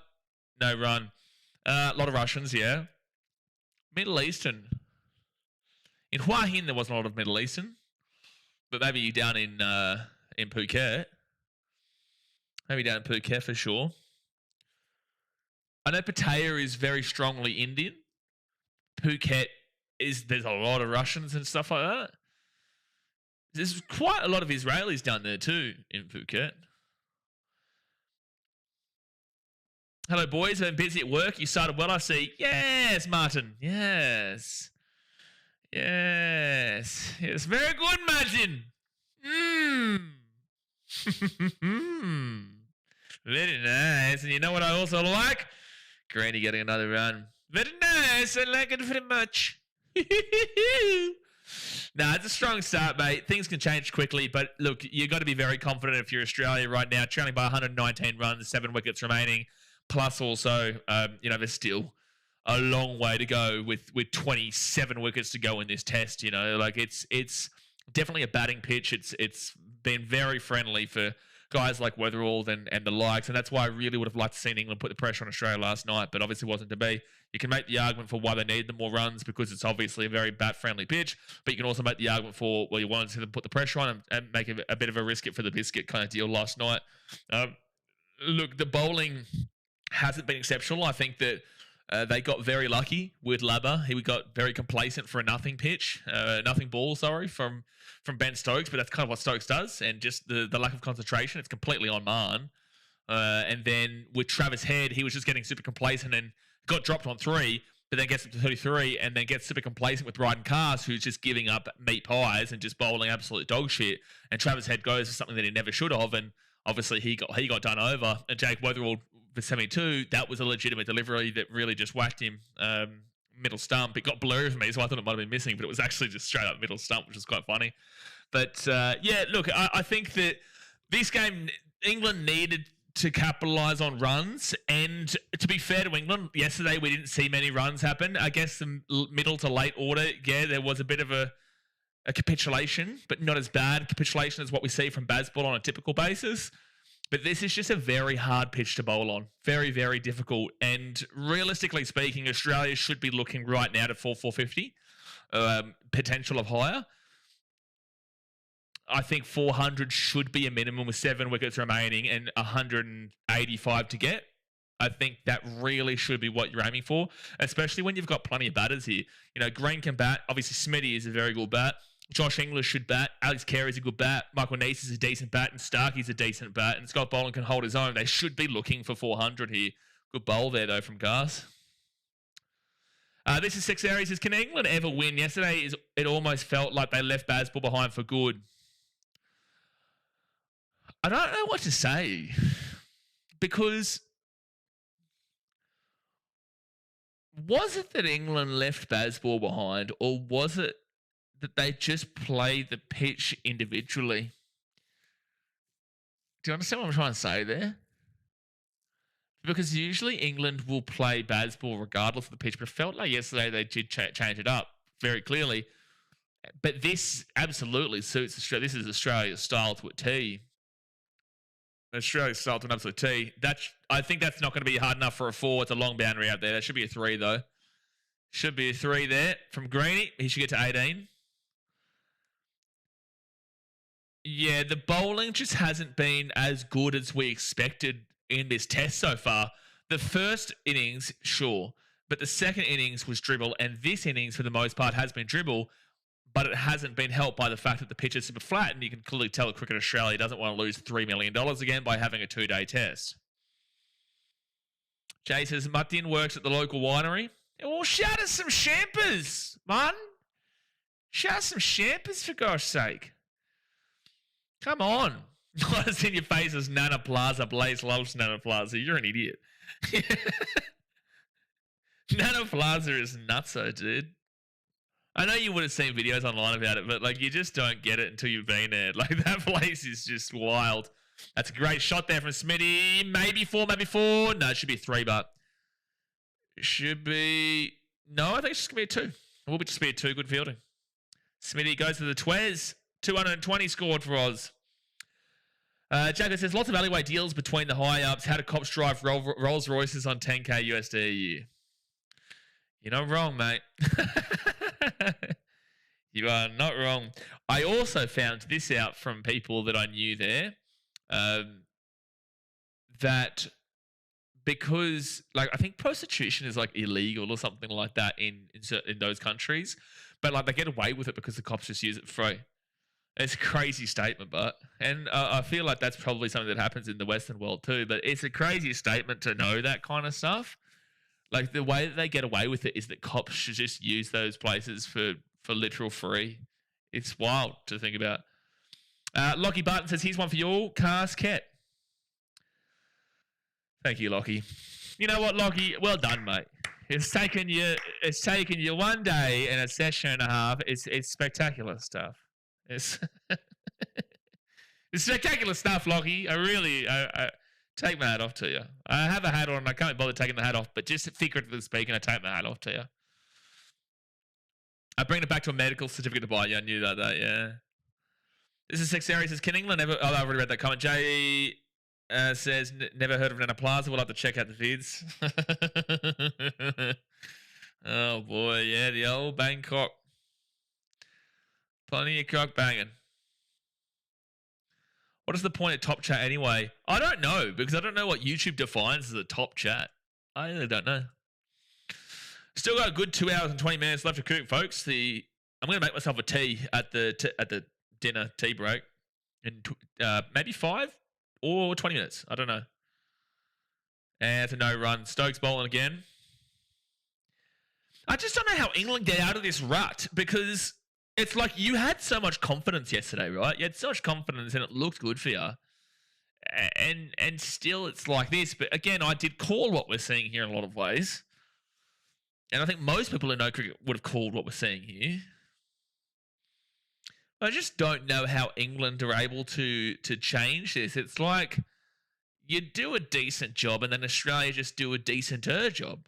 You know, a better job at it. So the same thing goes with Test 1.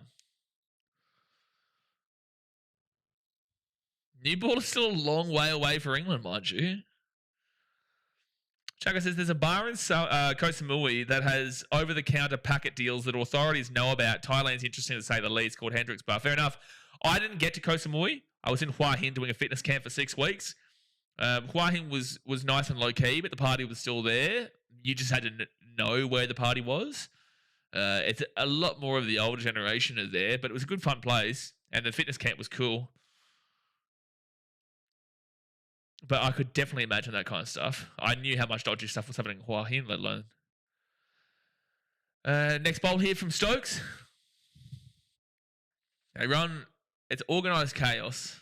Oh, Smith is having to stop it again. He's just... Obviously, he got hit in the elbow, so he's just moving his arm around. Jay, it's the largest collection of clubs in Bangkok. Sensational opportunity. Be surprised. Yeah. So, for Jay, I'm going to try and say it so that people who don't want to hear about it don't know exactly what we're talking about, or you have a brief idea. And it's Plaza, it's a collection in one place. It's like a shopping mall. That's what I'll say, actually. You know what I'm saying. It's literally like a shopping mall, a massive shopping mall in the middle of Bangkok for Thailand reasons. All right, so Ben Stokes next up. And no run. This is Sex Harris. Are you interested in T20s? Do you think Oz will get the 2026 World Cup? I find T20s as my least attractive cricket version, but I still like it. Actually, that's a good reason to bring up what I posted on Instagram last night. I saw a comment. It was brilliant. It was a brilliant comment. I saw this on Instagram when I was scrolling through. I saw this on Instagram. The comment was something that is related to this right now. Oh, gee, look at this bloke. Jeez, look at that bloke on the screen. So the comment was, T20 is drive-through food, ODI is home delivery, and Test cricket is silver. Hold on 1 second. Ben Stokes, no run. So T20 is drive-through food, the ODI is home delivery, and Test cricket is silver service fine dining. They all have their place, but a week later, which meal will you remember? I think that is an absolutely fantastic comment, because there is all a place for all of them. And I do like the T20, and I'll stream the T20 World Cup. And I'm considering doing a BBL, but it's just long when the Ashes are on, because you go from like 8-9 hours into another 3 hours, and it's just a lot of cricket. But I do think a show would be good. India, that's the only kind of format they care about. Oh, is this the final over of the session? This might be the final over of the session before a 15-minute break. And shot, Smitty! Go, go, go, go, go, go, go, go, go, go, go, go! No, it'll be 3. Be a 3 there for Smitty. He'll be on 24. So, yeah, look, I'll stream it and I'll cover it. And I don't mind it. It's not that I don't like it. I just prefer Test cricket. I would say I actually probably nearly... no, I do prefer an ODI to T20, but I don't... it's like... I like it. It's just not my preferred format. That's a great way to summarize 3 formats. I know, it was the best way to put it, and that's why I screenshot it and put it on my Instagram story from someone. It just is brilliant. You remember the moments, the big moments, from like Test matches, because it's so investing. T20s, you just can't. It's not really an investment because it's quick, like 3 hours done and dusted, you know? Whilst this is 5 days times 5 in the Ashes, and it's, 8-9 hours a day. Finishes at about 11 my time and starts at 4. So, oh, geez. Okay, it's frozen. That's back. Oh, so that's what? 7 hours? 5, 6, 7, 8, 9, 10, 11. Yeah, about 7 hours. Final ball of the session here, guys. Final ball of the session. And see you later. That's a 4. Get on that field, Ben Stokes. You cat. Come on. Come on, Aussie. Cameron Green with a 4 to finish off the session. And Australia are in cruise control right now. They do lose Lubber. They do lose Weatherald in that session. But it was a fantastic session. It's been a fantastic day here for Australia. There's still a whole full session to come here, guys. 3 for 228, 44 overs gone. It is the dinner break, which will be about 15 minutes. Australia trail by 106 runs. I would my expectation right now for Australia is that they're probably going to be sitting around 400 at a minimum. With 7 wickets, they shouldn't be going under 350. And they realistically should be looking towards the 4, because the guys after these two, and these two are really comfortable right now, they can bat. Alex Carey can bat. Josh Inglis can bat. Michael Neser, decent bat. Starkey can bat. These guys should be able to collectively come together for about 170. If Smith and Green stay in, Smitty gets a 50, and say Green gets a 50, that's an extra right there alone. that'd be 26, 28. So that's 54. So that's 238 to 48 to 58 to 68 to 78, 282. You know, so that's 282, and then you've still got the 7 wickets in hand. Or 6 wickets after that. So the point of the matter is that realistically Australia should be looking towards 400 right now. Things can change, collapses can happen. We all know what happens in Test cricket. Either way, though, like Australia is super comfortable right now. But I'm gonna go and grab a tea. I'm gonna make a. I know I'll tell you, love. I'm gonna go tea. So I'm gonna go do that. Obviously, guys, hit that thumbs up button, subscribe, stick in the chat, keep chatting away. I'll be back in literally 5-10 minutes time when we do get underway for the third session today.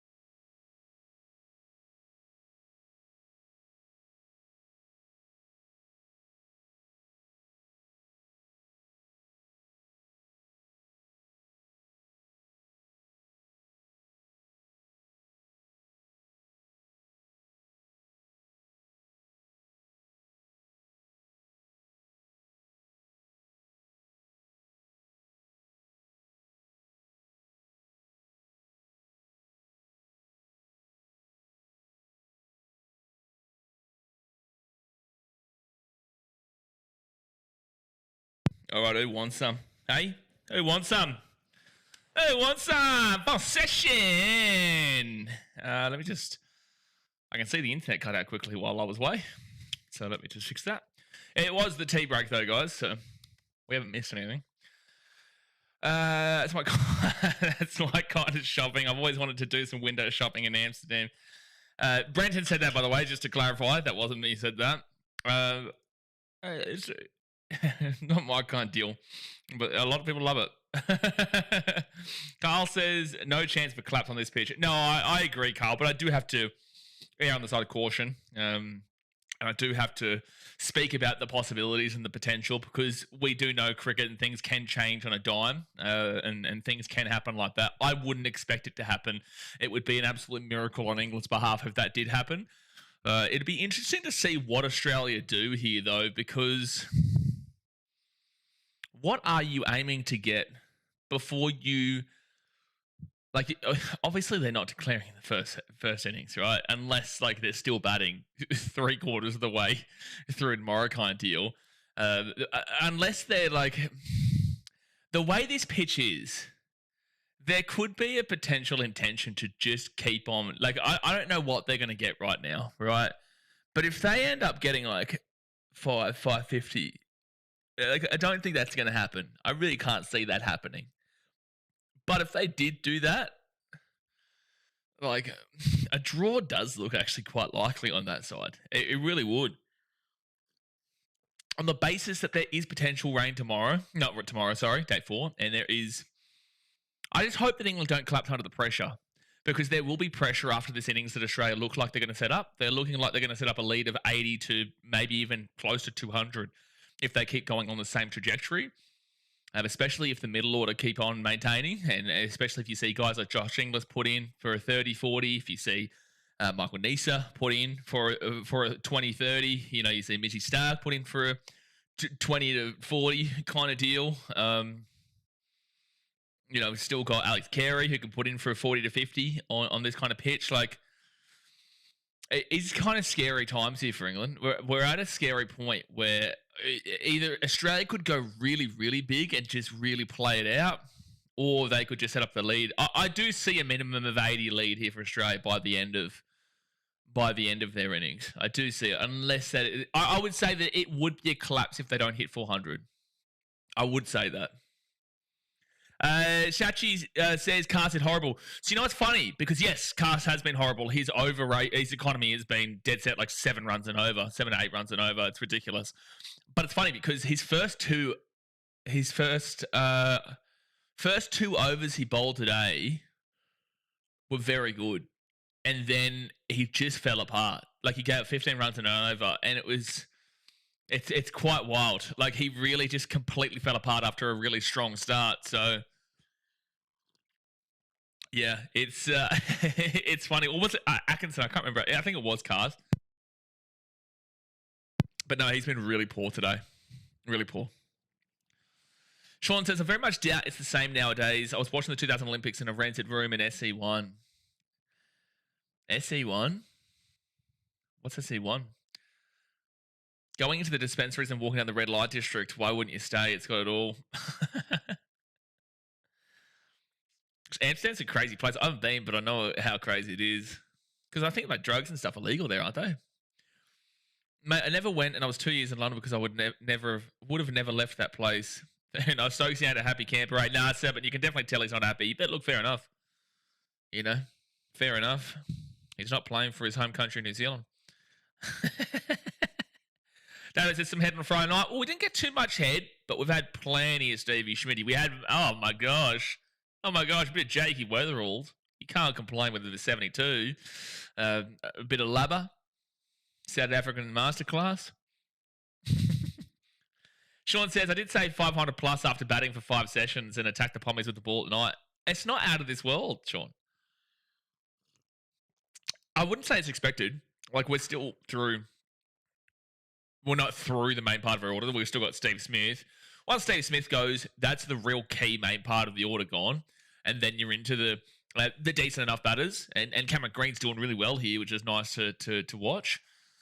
But then then you're getting towards, decent batters in Alex Carey and Stark and Nisa and all that. And then obviously extremely late on. I'm going to just scroll down for a second here.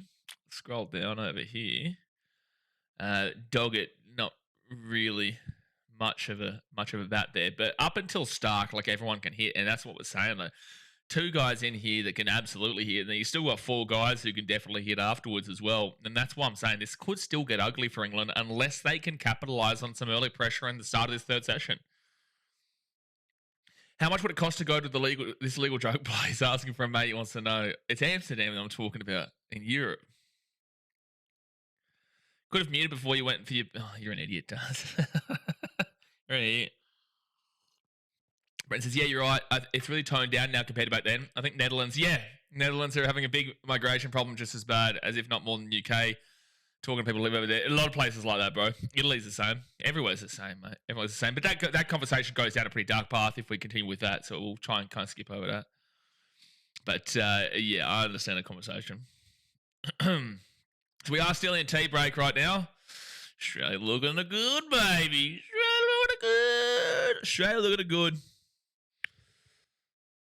But I just wonder what England are going to do. Like, will they capitulate under the pressure, or will they be able to really hit strong back under this pitch? Because unless this pitch breaks, unless it really breaks up and start, and it looked like it might have been cracking at one stage, but it's not.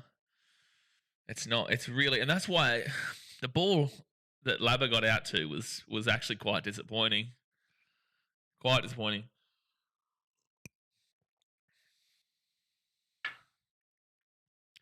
Actually, I'll ask the English supporters here on the channel, what would you be content with? You're not going to be happy. Well, you'll be happy with anything under 300 at this point for Australia. But what would you be content with above England's score? Or, yeah, above 334, what would be you content with? And don't just say 335 or something like that. What would be something that you still think is quite manageable? I do feel like being an 80-run lead for Australia just really might be a bit too much, even though it doesn't sound like a bit too much. It's just like Australia can go and do this again. I don't know. What would you be content with from an English perspective? I think if this was Australia going up against England, I would say I wouldn't want England to be getting 400, because I just think that 80 plus is just going to be ridiculous, especially considering that England did so well. But you've also got to remember, like, England did their score with 4 ducks, and Ollie Pope and Ben Duckett were the ones with ducks very early. So they were 2 for 5, which set them back dramatically. If it wasn't, but then again, Joe Root's, you're surely not going to see another spectacular masterclass as good as he was yesterday. And that's, I guess, what's a bit disappointing here, is that the England bowlers haven't been able to help out a miracle from Joe Root, where he's had the innings of his career in Australia. Like, he's had an incredible innings where he's never done this before. He's never done it before. But yet, the England bowler, well, they haven't been able to do too much, but still Australia did more than what England have done at this point. Measurable the amount. I am in the country, I did pay tourist price. Correct. If you are not a local, you're always in countries, or very evidently not Western countries. You're going to be having to pay tourist price if you don't look local. That's for sure. With that being said, like, it's not crazy. Not great. Crazy. Who's the Bronx playing a Magic round? They play Penrith. They play the old Penrith Panthers. Penrith Panthers still on tea break at the moment. So yeah, we'll get a good 2 hours left here. Oh no, sorry. I think we go until 11. We'll still have 3 hours left, don't we? I think we've still got a good 3. It goes to 11 my time. So 9 p.m. Queensland time.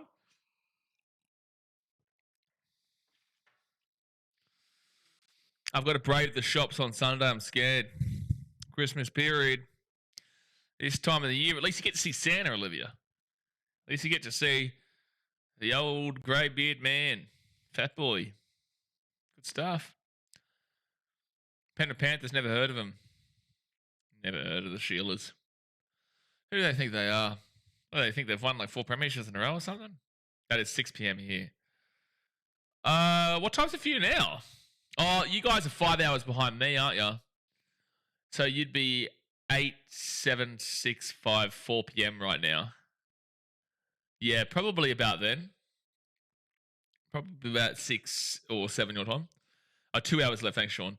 Shachi says, do you think Stokes can bowl as a fourth option for 4 tests? He has hips injury in past, and in tests against India, he did not play 5th test. I think with Ben Stokes, he shouldn't be a reliable option in a lot of ways. Like, he shouldn't be the guy that you rely on, which is what they did in the first test. Jofra needs to be that guy, but then again, he should have had a wicket of Travis Head at 3, and Jamie Smith dropped that. You can never really rely upon him. But look, I do think, yes, to bowl him, he's still gotten some wickets. He's got a wicket in this test, so in this innings so far. He got 5 in the first innings of the first test. Didn't do much at all in the second innings, but no one did. So yeah, no, I think he's fine. He's a fine option, but he shouldn't be getting a 5 and you shouldn't be relying upon him. 5 p.m. in Bali. In Bali, Mark, I'll be your way. I'm not specifically going to Bali. I'm going to Indonesia at some point next year, but I'll be your way probably around May, I think. April, May. Yeah, Bali, I think, is an hour ahead of Vietnam and Thailand. Because, Sean, I think Vietnam and Thailand are the same time zone, aren't they? I think they are, which is quite weird. Considering that I think Vietnam and Thailand are the same time zone, but Malaysia, which is below and in the middle, is an hour in front. An hour in front of Vietnam, even though it's further across, further west. Bali, same time as Perth, China. Fair enough. Jay, can you see Guangzhou from your window? Like, when you look out your window, can you see Guangzhou from Perth? Oh, Bali, same time as Perth. Yeah. It's our capital city. Oh, yeah. Okay, fair enough. Yeah, it's capital city. Perth and Thailand nowadays, I think. Well, Perth and Thailand aren't the same time zone. They're definitely not. Oh, are they? No, they're like 1 hour. 2 hours difference. 1 or 2 hours difference or something like that. No. 1 hour different. Yeah. That would be so weird if Perth was on the same time slot as Vietnam and Thailand. Must be where Jay has his rave parties. Jay does have his rave parties in Guangzhou. Right next to Wuhan. Big Wuhan fan. Jay's biggest nights out are actually in Wuhan. So we're about to see the third session start up here. Stevie Schmoody, he's going to be on strike. Gus Atkinson. Oh, well. 30 runs given up through 9 overs, 0 wickets though, but still his economy has been good considering everybody else's economy has not been great. Joffrey's been great, but not too dangerous overall, but still got the wicket. Should have 2. But I would say that Gus has actually been the most threatening for mine when he was bowling. Wuhan, right? Shout out Wuhan. What a place. I heard the markets there are off chops. The lights are on. It would be super interesting if Australia did get a bit of a skittler. If they did get a skittler under the lights, it would kind of show a lot about what I was saying, but I don't. And there'll be no run. I don't think it'll happen, but it'll be interesting. Dom says, Oz versus Kiwis and West Indians. Don't forget the Saffers. Don't forget the Saffers involved. Lights out and away we go. Lights are on, buddy. Yeah, no, the lights are definitely on. This is the Gabba. Actually, they are known for electricity voltage at the Gabba.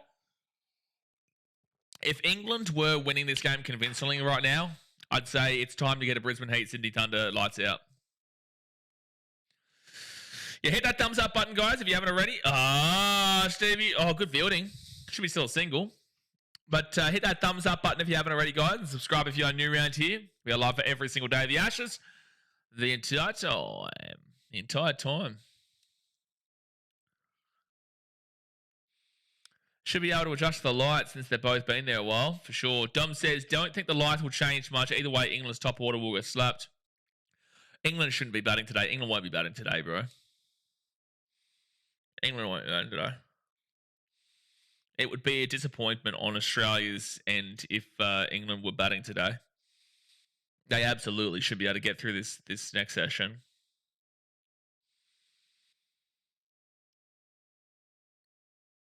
All right, so Cameron Green on strike right now as Gus Atkinson comes in. And no run. No run. What are these guys on a partnership of? About 30 odd? 30 odd? Because 22 from Green, I'd probably expect about, I think it's about 8 from Smith. It could actually be 30 on the dot. I think Smitty was on like 17 or 16 when Labba went down. 7 wickets in the session would be abysmal. Yeah, we're not saying 7 wickets in this session. Otherwise, I'm flipping a table with the computer on it and then my head into a wall. No run. No run. Not on this pitch. not on this pitch, dude. Not on this pitch. You mess up on this pitch, and the meltdown from Australia will be epic proportions online. Epic proportions. Epic, massive, epic proportion. And that'll be a no run. I think Patelli was about to read your comment out, but now you've got message retracted. I can't read your comment out. Can't read a retracted message out, sir.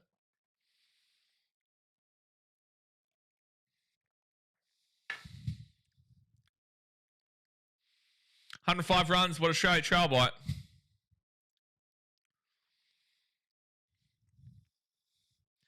Australians, what are you looking to see Australia at by the end of the day? By the end of the day, I'd expect the Australia above England. See you later. See you later, son. See you later, son. Oh, gosh, England. It's a 4 from Cameron Green. Oh, get out of here. Cameron Green with a beautiful 4. 310, Brent says. No, I want to be above England by the end of the day, but for sure. I would be expecting, especially with Cameron Green hitting a 4 like that, I'd be looking to be above England by the end of the day. Why can't we? We've been at a better run rate than them. Much more significant run rate than they were. And there's still a good few hours left of cricket here. Cameron Green, Stevie Smith, they're comfortable right now. We're about 100 runs behind them. I reckon we can do it. Don't worry about the shit I'm talking about, the Poms. If England are batting, I will punch myself in the mouth. I'll join you, mate. I will join you. Francois says the Poms are rattled. Francois, it's not looking pretty. It's not looking good, bruv. It's not looking good, bruv. And not looking. That's a weird bowl there from Joffre. That's very similar to his first couple of overs. Yeah, no, it's not looking pretty for him. Again, this was expected, though. Can someone tell me, at over 46, what was England at? They would have been at probably about... Like, at this time, they probably would have been 6 wickets down? Maybe 5 wickets down? 5, 6? And they would have been maybe about 200 or so. Because their 50 runs taken from 280 to 330 all came... Oh, see you later. And that, my friends, is another absolute smackarono from Stevie Smitty, and Jofra Archer is not happy. That is a boundary. That is a 4, and this is just a masterclass here at the moment. Under the 100 trail, 97 runs to get. Aaron! Where are you, Aaron? Where was the confidence that you had to come and laugh at me? Why don't you laugh at me? Bring your mates and laugh at me. Come on. Laugh at the Aussies being skittled for 38 runs less than what we're currently at. No run. Sean will have teeth like a bomb then. Yikes. Isaac, why do you keep retracting your messages, my guy? Brent said 310. Isaac said 3 for 315. Dom says 390. So wow, that's a lot of runs here for both Smitty and Green to be 3 for 315. So you're expecting another 78 more runs from both Green and Smith as a collective. Is it out of this world? No, but still a lot of runs to not be expecting a wicket. That would be just diabolical behaviour from England. If we're 3 for 315, this game's well and truly over. There's not even any point watching the second innings of England if we had 3 for 315. No run. I don't think we'll be there, just to clarify. But if Australia are 3 for 315, only 20 odd runs behind what England were when they were all out, and we still have 7 wickets remaining, there is no point even... Like, I'll still be here to watch it, but there's no point to really watch it because Australia will then probably put up 500 at that point if they're 3 for 315. You ain't no Richie Beno. No, Richie Beno, Jay. Or Chris Benoit, Richie Benoit is how he spelt it. So if you're going to insult me, please at least get the guy's name right. You spelt it like Chris Benoit's name. See you later. That's a ramp. See you later. Bing bong! That is a... It's a... It's a... It's a 6 of Uno. Get that shit out the stadium, baby. That's a 6 from Stevie Smitty. Nice little ramper. They're loving the ramps today, Australia. And Richie Beno would be proud. Richie Benoit. Actually, Jay, can you go comment on that reply now? And can you say who's Richie Beno now? Say something like that. That's a no run. 10 runs Joffrey's given up in that over. Smitty not out for 35. Green on 26. Does he know who Chris Benoit is? I don't think so, Daz. I don't think so. Brent says, Martin, where are you, Martin? Oh, Martin, he's hanging. He's hanging around. He's hanging around.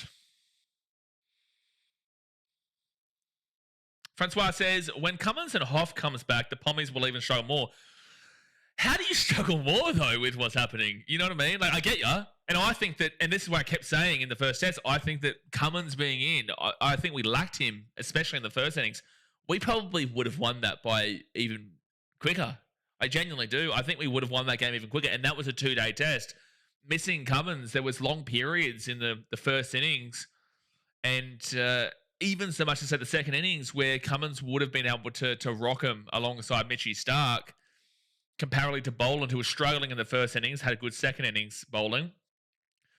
But yeah, and then Hazelwood, it's like I don't necessarily think too much changes. Like, he's great, don't get me wrong. I don't think an amazing amount changes. And that's not an insult to him. He is great, but it's just like, what more can Australia really do here? Cummins ain't coming back. He was ruled out of the third test in on the news. I don't think he was, mate. I don't think he was. I'm pretty certain he decided to leave him, that they decided to leave him out of this one.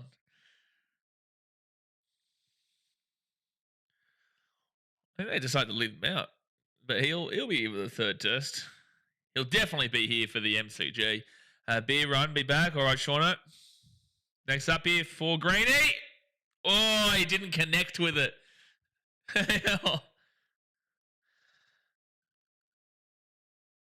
Jeez, this is just really good batting pitch. Can you imagine though if we like get a good score? So we try by 91. Can you imagine getting a good score? Cricket Australia have clearly made this a batting pitch to get the 5 days out. Could you imagine if England still came out and did got skittled or something like that, and we only got 3 days or 4 days? Specifically 3. That'd be just ridiculous. Dom says they'll struggle more because Cummo and Hazelwood won't be giving up 7 and over like Doggett and Green. Yeah. That's why it's also quite interesting that Bowie Webster wasn't given a crack instead of Josh Inglis, even though Josh Inglis had a good slap yesterday with that wicket. Because Bowie Webster can bowl. So I'm surprised that Bo Webster wasn't selected instead because he can bowl and bat. He's an all-rounder.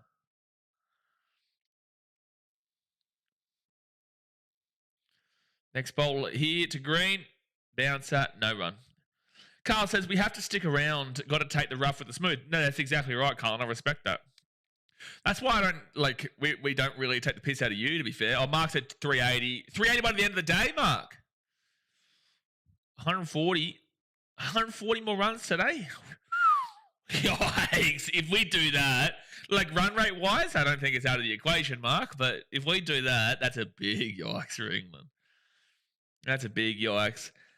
But yeah, that's why like the chat doesn't really have a crack at you. That's why, for the most part, you're pretty respected because you just actually say realistic comments comparatively to England are the greatest sporting nation and Australia is shit, and then expect me not to, and then call me an arrogant Australian for replying. That was incredible yesterday. And Webster can spin it. Yeah, that's exactly right. You know, it mixes it up a little bit. Again, I'm not going to criticize a guy who hit one stump yesterday, but it just would have made a little bit more sense of mine. That would be a no run. End of the over. 3 for 243. Trailed by 91. 47 overs bowl. Harrison does not speak for us all. Some of us do have a brain. Harrison, are you still watching? You've even got the English cover for you now. To be fair, though, like the reason why Harrison got a little bit lippy before was because he has come in for the first two tests and said both times he's betting on England. So it's more about the gambling mentality of losing a bet than it is actually trying to, get involved in it. It's more about trying to will it into execution in a lot of ways so that England will win this game. But no, Harrison's not bad. He said some shit before that I passed off. Like he's not here now, but I could have easily replied. Population sizes, Commonwealth Games. I did reply the Commonwealth Games and the Olympics and stuff. I don't think you replied after that because not many people actually recognise that. Yeah, Australia beat out England when it came to the Olympics, and then also won in Birmingham for the Commonwealth. Oh, they're changing the ball, are they? Oh. Damn, this is super early. They're changing the ball here. Well, Archer to Smith contest. Jofra Archer has never dismissed Stevie Smith. They're having to change the ball here.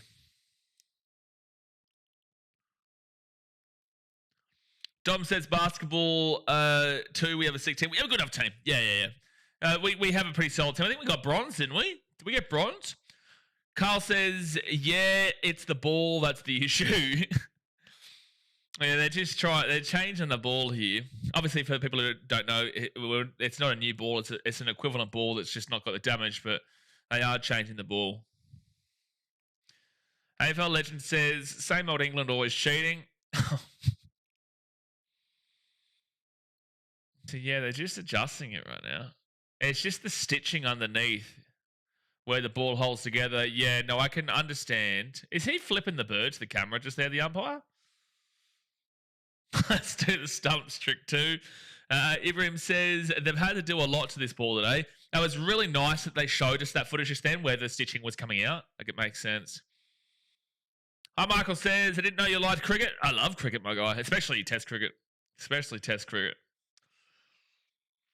Tom says there's 14 Aussie players currently in the NBA. Yeah, Josh Giddey's the greatest of all time. All right. Next ball.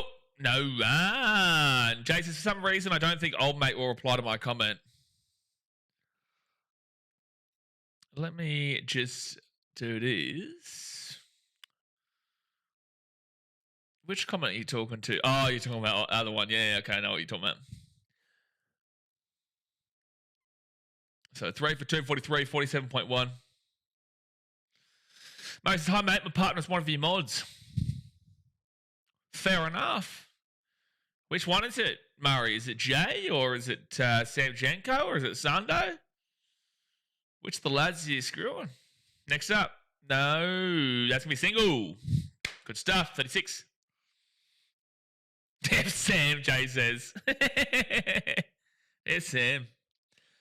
Like, I don't actually... Yeah, I don't even get it. I don't even get, like, the banter of it. Like, it doesn't even make sense. It's like a big cuddly man bear. Sam Defo Brent says. All right. Shay, doing real well here. Probably the Swifty. Carl's is the only one getting screwed around here is England. Unfortunately, it is looking pretty rough at the moment. Partnership of 48 for Grant Smith. And make that 49. 3 for 2, 45. Archer giving up 49 runs himself.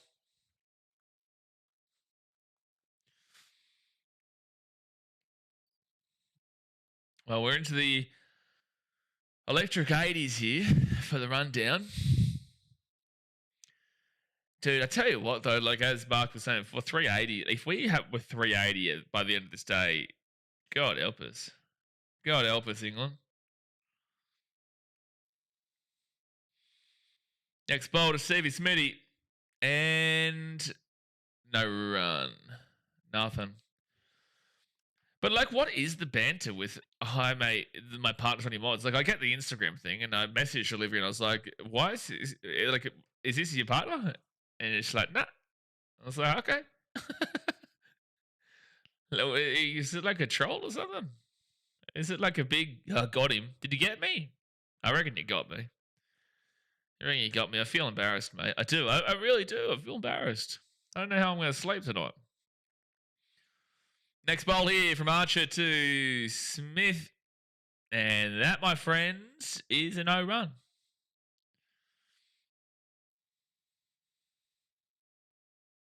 That is a no run.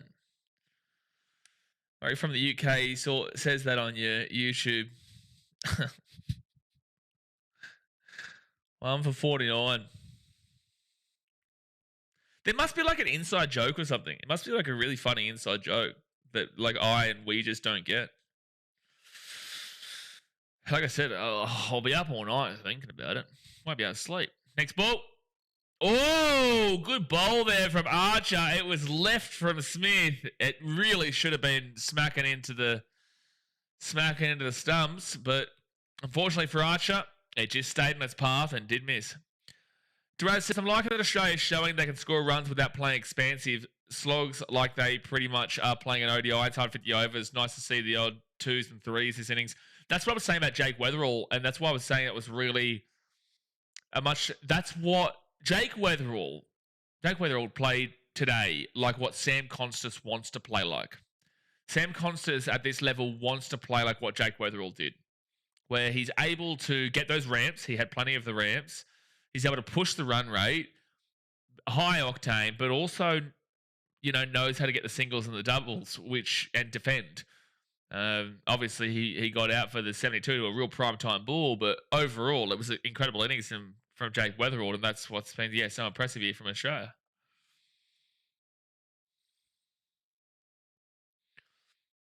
So Australia trail by 89 runs. Gus Atkinson come up for a bolt. Oh, geez. Into the arm there of Green. Just a single there. Well, there's the 50 partnership for the two of them. They hit the 50 bomb. The partnership of Fiddy, and the medical attention is going to have to come out now for Cameron Green, because that's a bit of a spicy ball. It's just gone right into him.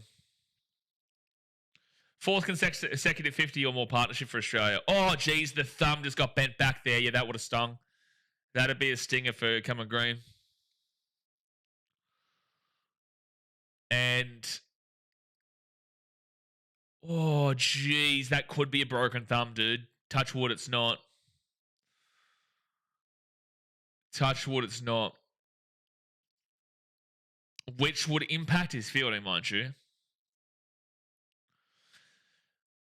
It looks nasty on Green. Yeah, that bent his thumb back pretty rough. Duraz says, I know no point now, and I ain't taking any credit away, but if Hoffer or Cummins played, one of them does Root still get a century? I think max 70 to 80.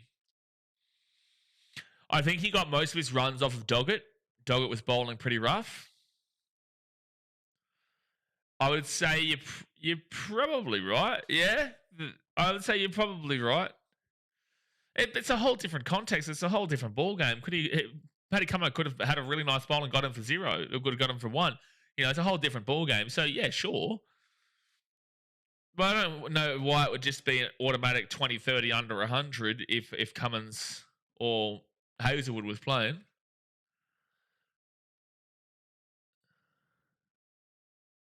Brent says we will retire Green in exchange for 300 runs. We'll do you that. We will do you that.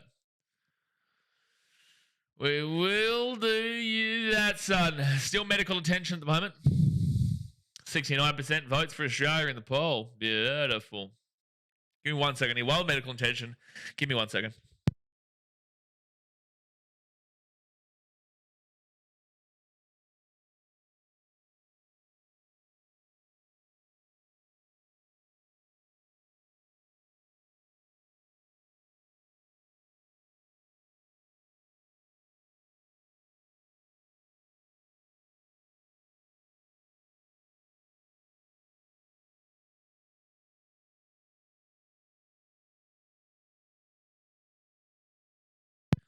All right, it's still getting medical attention right now.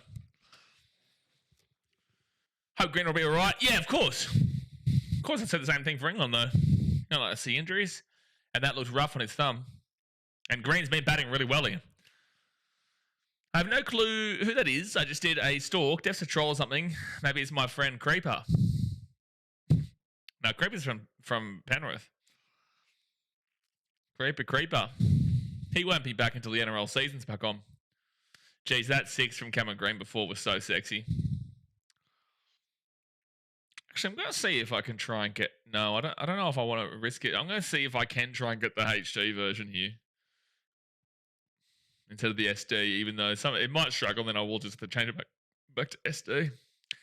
Doesn't impact you, it just impacts me. Obviously, I think the substitute might have to be Webster. Yeah, but I do think Green's going to continue on here. And he absolutely is continuing on. Whoa, no way. It's going to be a leg by single. Mark says, in the old days, Australians used to break their own thumbs before batting, not a problem. I wasn't leg byes, it was just a single. But no, Cameron Green's still out there. He's still cracking on. Sorry, it's blurry for me right now, so I didn't know if it was a hit, but it definitely just obviously went into the pads after the inside edge. Creeper's on board a Navy ship servicing his captain's periscope. God. All right, 3 for 247, trailing by 87 runs. Yeah, like I said, I'd like to, at minimum, by the end of the day, just be above England's score, and then if we can get through the day, there's still some guys left, which we should. Plenty of guys left, then we can, continue on and put on more of a score in the day, and then put them into the dangerous spot of the second session and the third session. Carl says, is there any way I can get the England winning version rather than HG? So, unfortunately, that's not a possibility. The last time that was a possibility was the 31st of February. But a good date, that. No, it was a fantastic day in history. Next up. It was a good bowl there from Atkinson. Again, I've been most impressed with his bowling today overall. His economy is under 3. 37 from 11.4. Like, his economy is really strong. Duraz says, the reason it's an automatic less 20 or 30 is just the respect because it's Joe Root, but hey, he could have been out for 2, but the edge dipped on Smith, but that's cricket. You need luck at times. Yeah, sure, but again, like, it just changes the whole complex. So it's like, it feels weird to me to say that if Cummins was there, like if you're basically assuming that Cummins is going to get the wicket or Hazelwood is going to get the wicket. So if they're going to get the wicket, why is it that he's still getting to 70, 80 rather than, just in general being under 100, just saying under 100 in general? It's just super specific, in my opinion. But I understand what you're trying to say, and sure, he would have found it a lot more difficult to get above it, especially with most of his runs coming from Doggett. You could have even seen him being going up for under 50. We could have seen him significantly less. But Joe Root had a great innings yesterday regardless.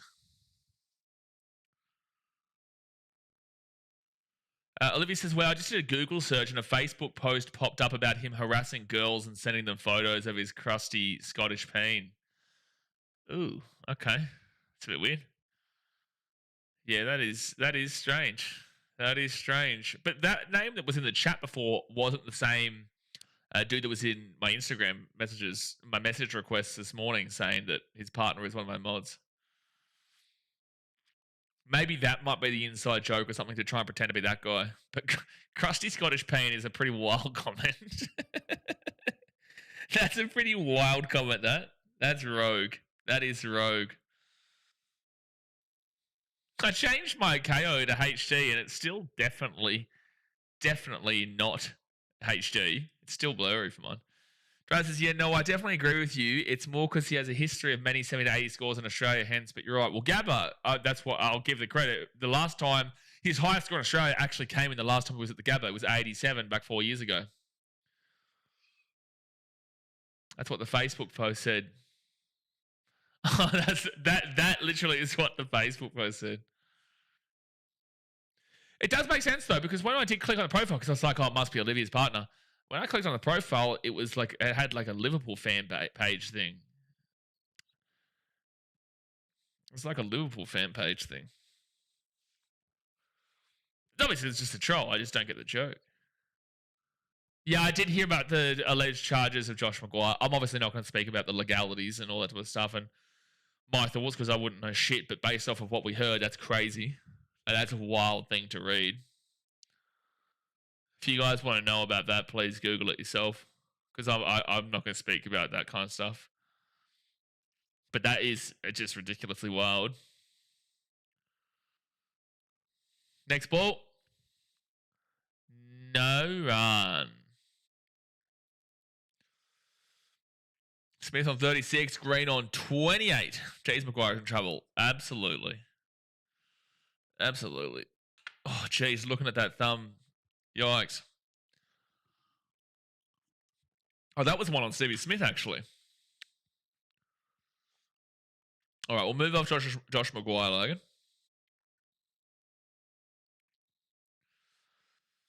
So next ball here for Arch up to Smith. Oh, good shot. That's a boundary. Smitty just absolutely hits it nicely, curves it in. See you later. That's a boundary. That's what we're loving to see. Just a nice little dinker. Just a nice little dinker. Stevie Smith says, who's your daddy, Joffa? And that, my friends, is now a 55-run partnership. Beautiful little touch in behind. This must be super frustrating for England. To be fair, we were frustrated a lot yesterday. Not as frustrating as what it would be for England, though, but we were definitely frustrated yesterday. Hey, it's HD for me now. Beautiful. We've had 4 sixes and 32 fours. How many? I think Jofra was the only one who got sixes yesterday. No, I don't think Joe Root got any sixes. I can't remember. I think Jofra hit 2. Am I wrong? Honestly, if both these guys defend, I'm not worried about the runs. We're less than 100 behind. We can build into a lead tomorrow.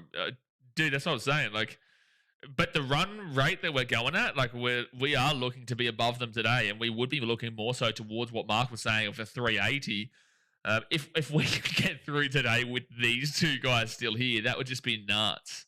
And I said, like, if it's 3 for 315, then there's like no point. There's nearly no point watching the rest of it. Like, I will be here for the entire 5 days, but there's nearly no point. Good luck, England chasing. If we're 3 for 315, we'd only be 20 runs behind. If we're 3 for their score, yikes.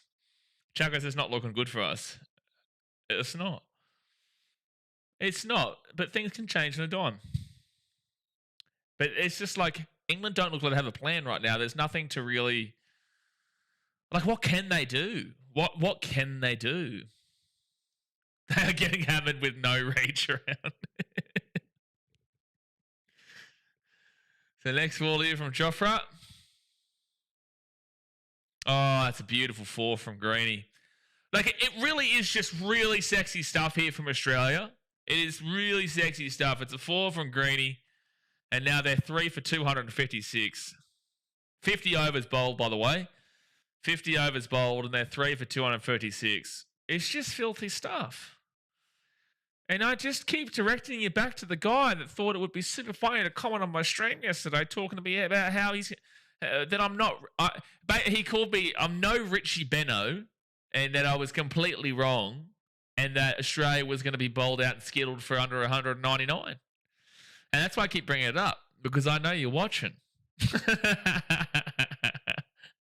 Pakistan ass bitch, Jacko says.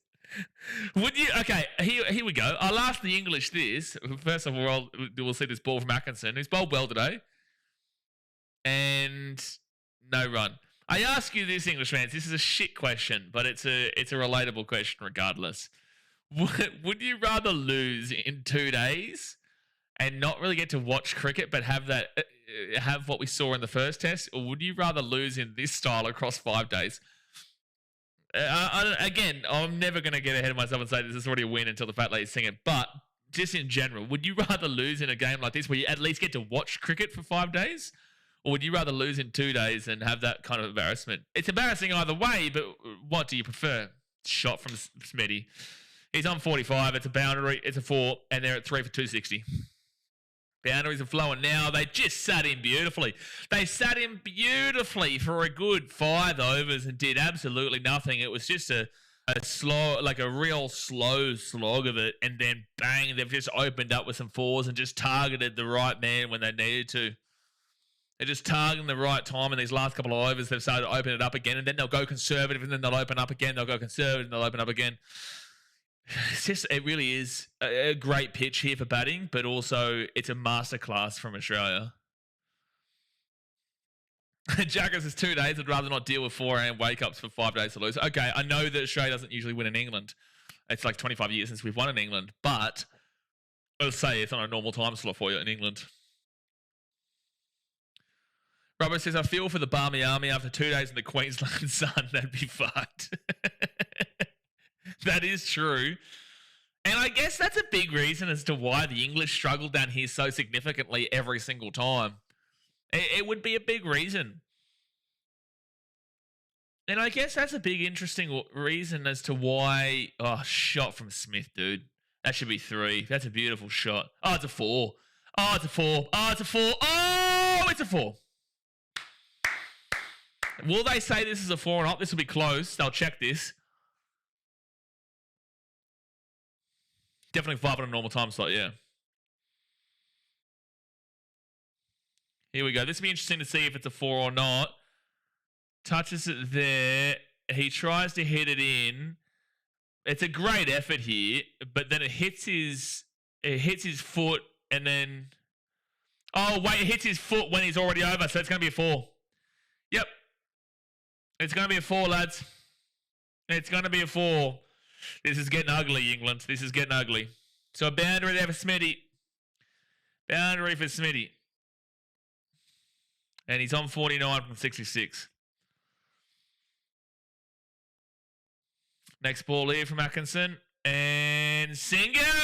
50 bomb, 50 bomb, 50 bomba. Ba-da-ba-da-ba-da-ba-da-ba-ba-ba. 50 bomb, 50 bomb. 50 bomb. Ba-da-ba-da-ba-da-ba-da-ba-ba. If you are a member of the channel, then you damn well better chuck that 50 bomb gift right damn well now. Right damn well now. Chuck that 50 bomb gift up here, son. Woo! 50 bomb for Smitty. And that, my friends, is a masterclass again. Sean says, no, mate. Beer shit happens, you know what I mean? Carl says, no, exactly right. Slapper. Drop that 50 bomb. It's so sexy, the 50 bomb gift. Just is so good. Carl says, no, I love getting hammered with no reach around for 5 days. So glad I took a holiday from work. You know what the hardest thing? That's a single for Greenie. If you guys watched my first test stream, we spoke about that stupid video from Lords where it was them talking to an Australian media personality. I can't remember who it was. And he absolutely roasted him. But it was like a 1 verse 20 style concept video. Those ones. And the arrogance from the English fans. And I'm like, again, we have a decent crop of English fans here on the channel who are quite realistic and actually enjoy the conversation. But the arrogance from the English fans were like, Australia is going to get done over in this test series. Like, honestly, there was one guy who said we're going to lose the test series 4-0 and that he was granting a draw at some point to Australia. Fuck you mean? Like, what cricket does this guy watch? And this is the thing. It was embarrassing. It was embarrassing. And right now, they'd be watching this test series and being like, we made an absolute fool out of ourselves. At the time, they would have been confident.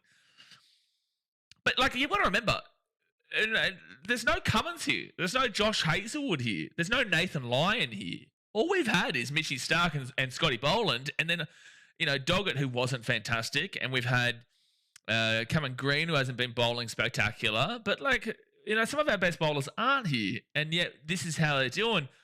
I appreciate and respect what the English bowlers can do. But it's like, although this is a batter's pitch, Australia's batting right now has been just world class.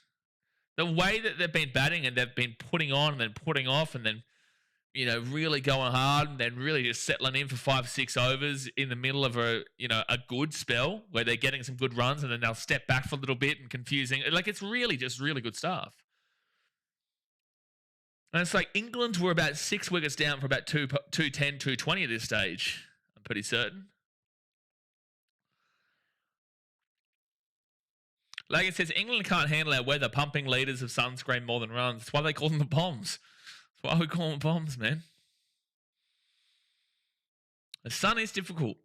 That's why that's what I was trying to say. I guess it's interesting they select to bowl to bat. Actually, no, batting first makes sense for them in that sense.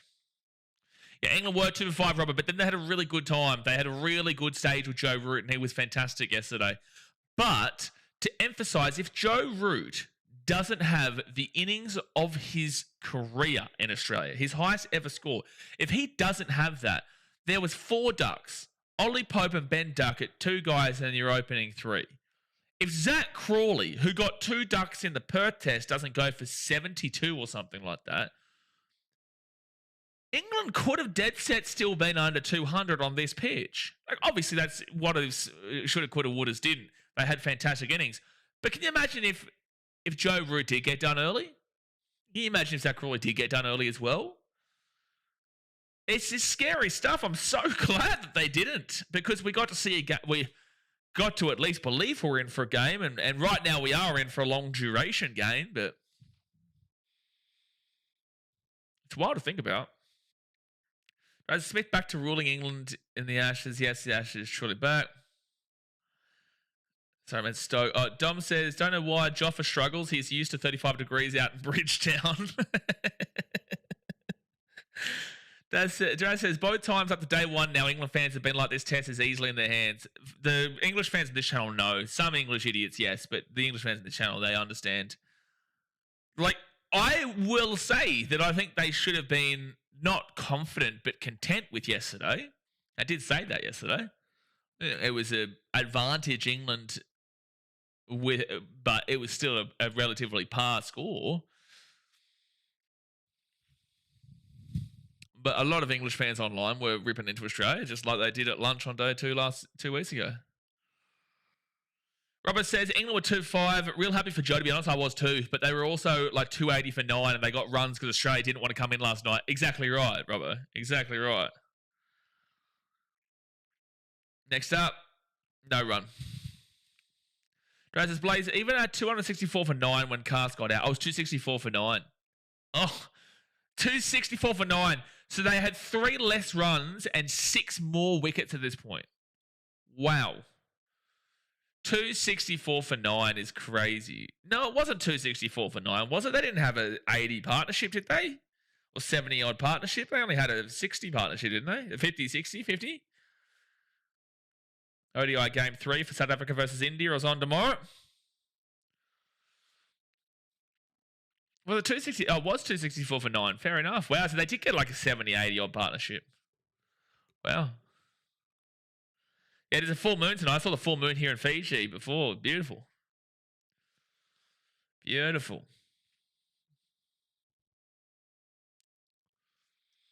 Draw looking nailed on with this dead track. Nothing for the bowlers in this game. Shut your mouth, said Watson. Shut your mouth. And if it is a draw, then I tell you I told you so, because I said that a draw wasn't out of the equation yesterday. It wasn't out of the equation yesterday, but you shut your mouth, Seb. Yesterday, you're coming in here saying Australia's getting slapped up and slaughtered.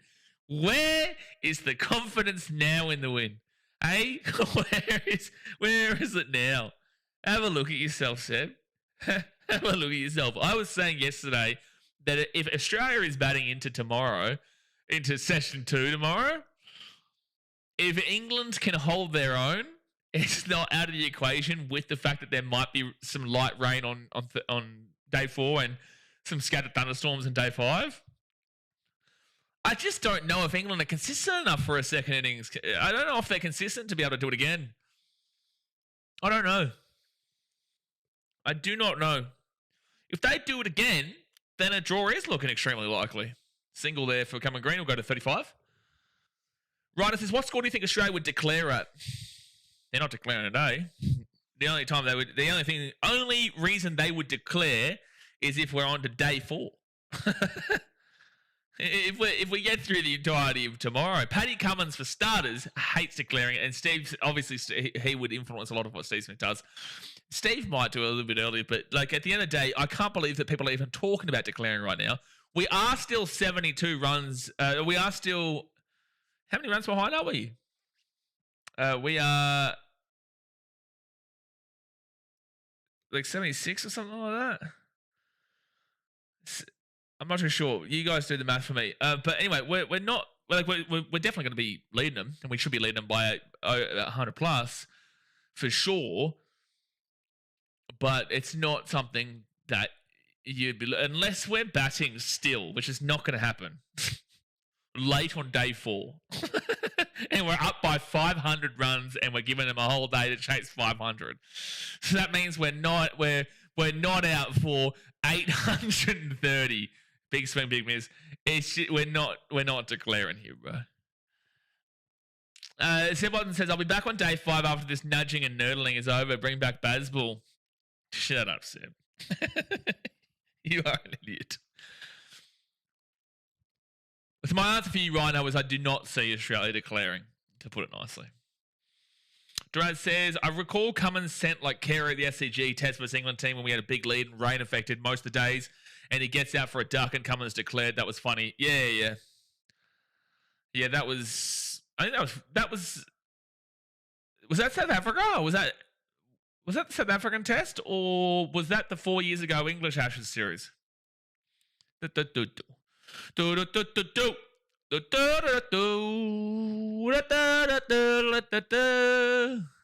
got about an hour and 10 minutes to go here of today's play. Yeah, but that was the test when all Australians were like, Paddy, please declare. We were begging for a good 20 overs to declare. It was ridiculous. We're like, okay, surely they're going to declare now. Whoa, big inside edge there. And that, my friends, is going to go for a twosie. England fit test when Smith got a wicket in the second last over on day 5. That's right, yeah. And he should have declared. He should have declared far earlier. Hour and 10 minutes is 125 runs. Honestly, Mark might not be off his rocker for saying 380 at this point. He might not be off his rocker if these guys continue. So it's 110, which goes to the 380. And, ooh, dangerous hit, that one. 3 from the over. 64 is currently the deficit.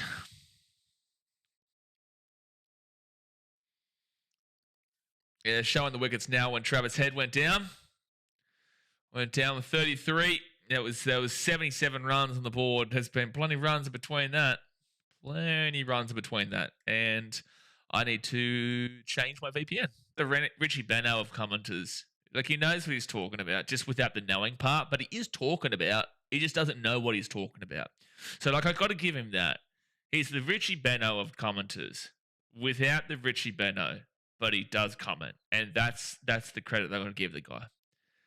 Someone says, must be tough to be a spinner and test nowadays, just never any turn.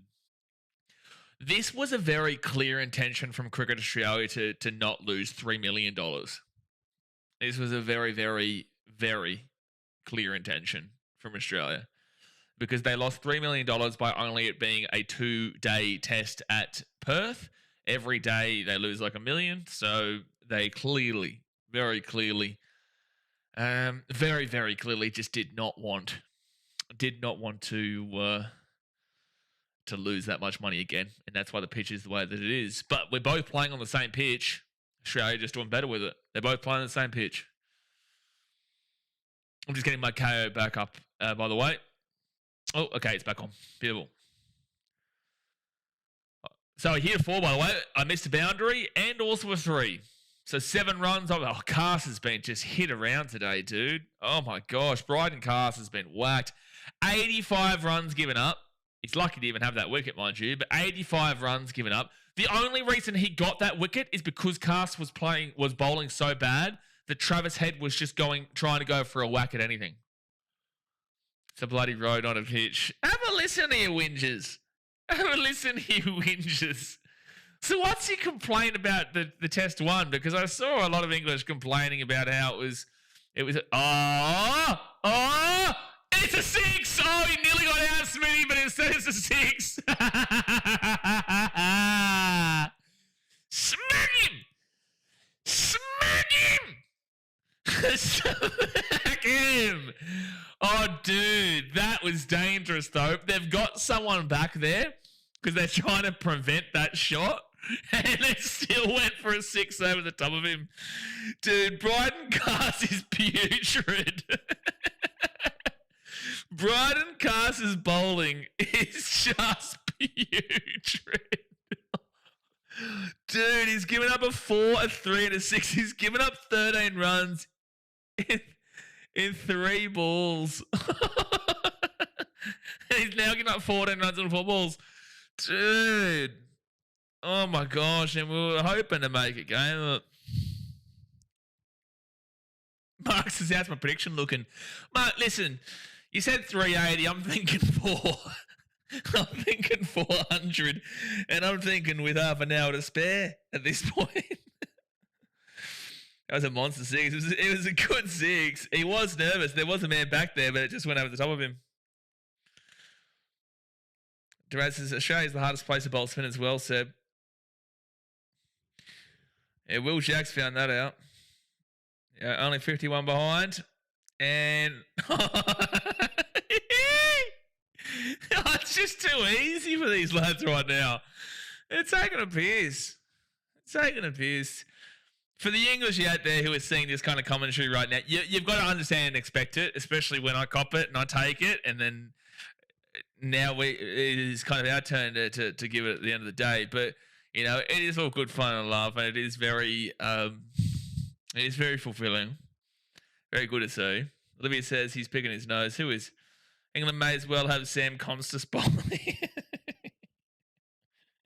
But like, if you're English and listening to this commentary of an Australian, like it would be rough. I couldn't do it myself. I couldn't. If I was watching like an Ashes stream and Australia were getting a bit of a tickle from England, and I was watching an English streamer, God help us, couldn't do it. So I really do commend you.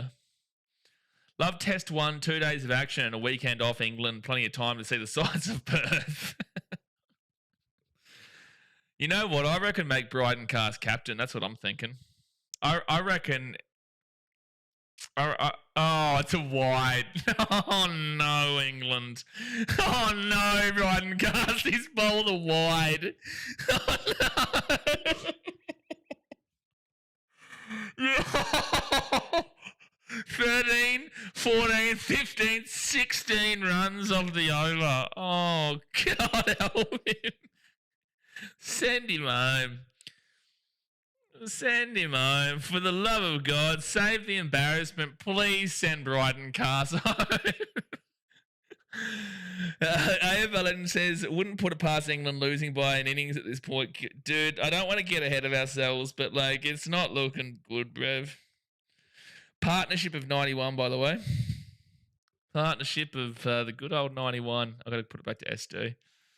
It's a struggle fest right now. Depressed Tigers fans as the crowd celebrate the wide bigger than the 6 because they know how many runs he's giving up. Like, he's in that over, he gave up dead set like 17 runs. Send him to England or South Africa? That is low blow, Robbo. That's a low blow, and I'm here for every second of it. Brenton says, cast man of the match. Let's go help out Cast. Mate, I'm one of those bowlers when I bowl. Like, my great uncle was Alan Kippax, right? He played alongside Don Bradman for Australia. Nowhere near as well known, obviously, but my great uncle used to play cricket for Australia. His name was Alan Kippax. I have definitely maybe got his cricket knowledge from him. Playing wise, though, I definitely haven't got his ability. But when I do bowl, I'm one of those really loopy, awkward shit bowlers where you just kind of like a bowler and it loops up and hits the stumps, but it's an illegal delivery because it's above the waist. I remember when I was doing one of those fun T20 kind of slogs on a Sunday kind of deal for a bit of fun. I was good when I was younger. I was actually really good when I was younger. I just didn't persist with it. But I was doing one of those fun ones. Hold on, next ball. And that'll be a single for Smithy. But when I was doing one of those fun things a couple of years ago, I remember I bowled someone and I did one of those. Honestly, I was trying to bowl, but it just went too loopy and it went above the waist. It was clearly an illegal delivery, but he just walked because they were getting enough runs as it is. Runner says, Test cricket goes at 1 day a pace now. Brother, we're going to be here 5 days. We're at the end of day 2 and it's 3 for 288 for Australia in their first innings. There is still 27 wickets to fall in this test. Call him the casket the way he's bearing English chances. They're gone. And that's a 4. No, it's good fielding. It's good fielding. Oh my gosh. Current over rate is 11.5 overs per hour. That is ridiculous. That is ridiculous. Oh, dude, the crowd's really getting into this right now. Oh, did we just get a free run from a misfield? Oh, we did. Oh, no, they nearly did. They nearly did. Oh, you can tell it's a shambles for the English team right now. They are rattled so hard, dude. What venue would you love to watch a test match of any format? For me, I want to experience Lords. Yeah, I definitely want to experience Lords. I would love to experience Ahmedabad. Ahmedabad would be cool. Or maybe even a Mumbai Indians game would be really, really cool. I've been to the MCG. I haven't been for the Boxing Day test, though, so that'd be cool. It's going to be, if I'm going to say the 3 big countries, I'm saying Lords, MCG for Boxing Day test, and then maybe Ahmedabad.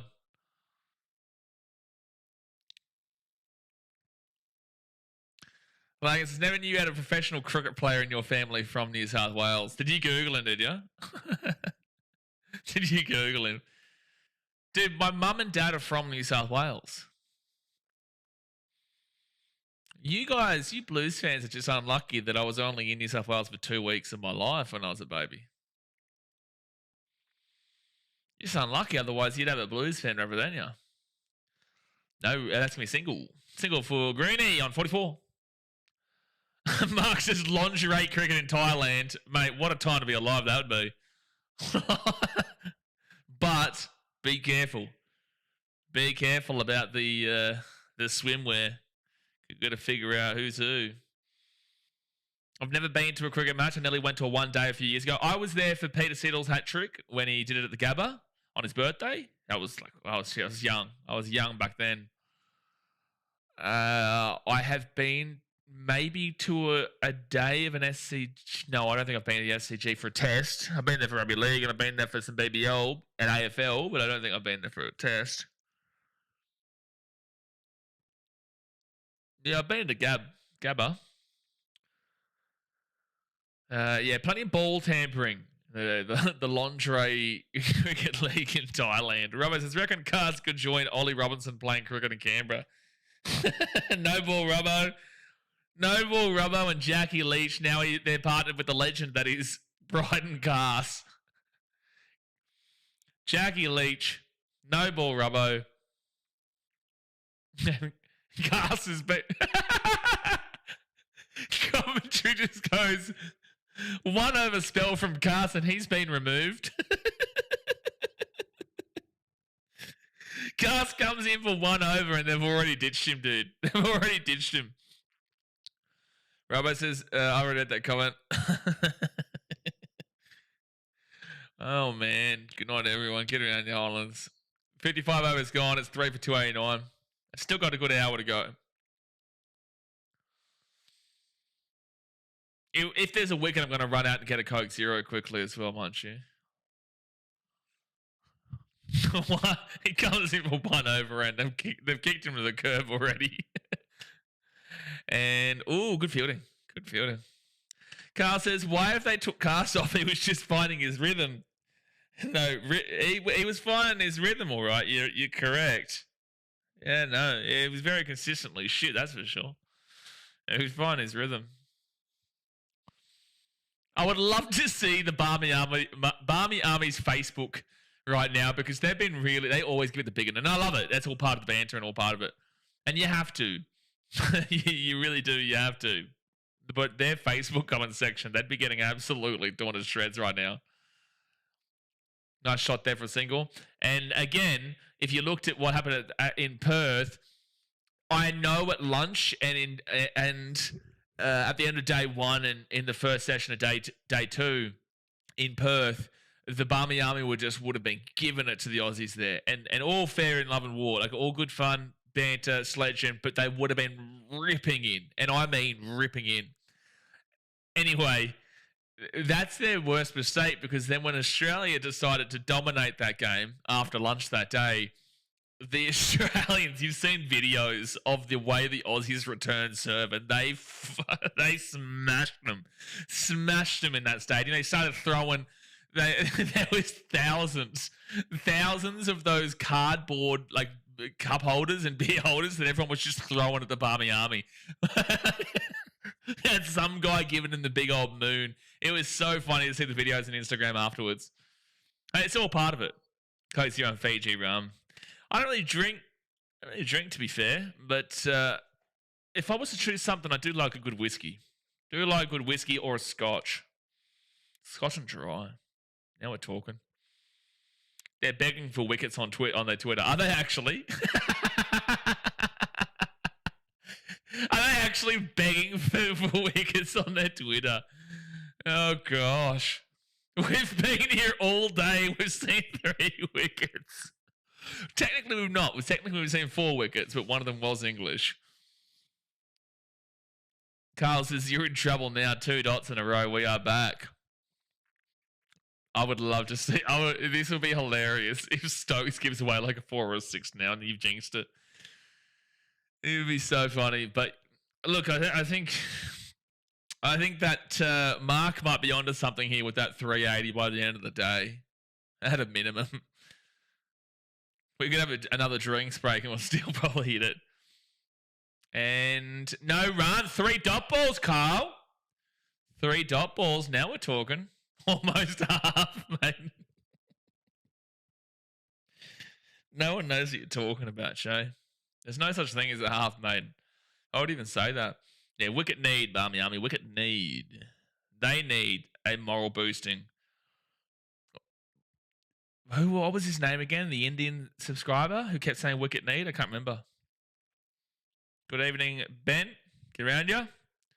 Go Aussie. Yeah, they're flying at the moment, mate. Flying. You do. I don't know nothing about no half maidens, Shay. Don't know what you're talking about. Half maidens aren't a thing. Don't know anything. Roman Hussein. That's it. Shot. No, but there's a man there. Roman Hussein. Only solution to this is to drop Cast for the next test and bring Noble Robbo in. Or Jack Leach. I would love to hear from Stuart Broad right now. I haven't heard Stuart Broad in the commentary today. Has he been on the commentary today? Can someone? Oh, there's actually an hour and a half to go, by the way. So it's not an hour. It's an hour. It should finish at 11:30 my time. So 9:30 local time. They just said. If Stokes picks up a wicket in the next 2 overs, I'll chug 6 Carlton dries back to back. Hey, it's a Friday night. You may as well. Half Maiden must be a Thailand reference. No, so Mark, one time I think this was about 4 years ago for an Ashes stream, or we might have been streaming the India series last year, or it could have been the South African series a couple of years back. Jay kept saying Half Maiden because he didn't realise that, well, his brain didn't pick up that there's no such thing as a half maiden. It's a ridiculous statement. So he just kept commenting in the chat, and I had to pull him up on it and I had to say, like, there's no such thing as a half maiden. It's only a maiden. So, it's all right. We teach people things here. We're an Australian teacher, mate. Brilliant teacher. All right, next ball here. Oh, Cast is back on, lads. Cameron Green is pulling to wide.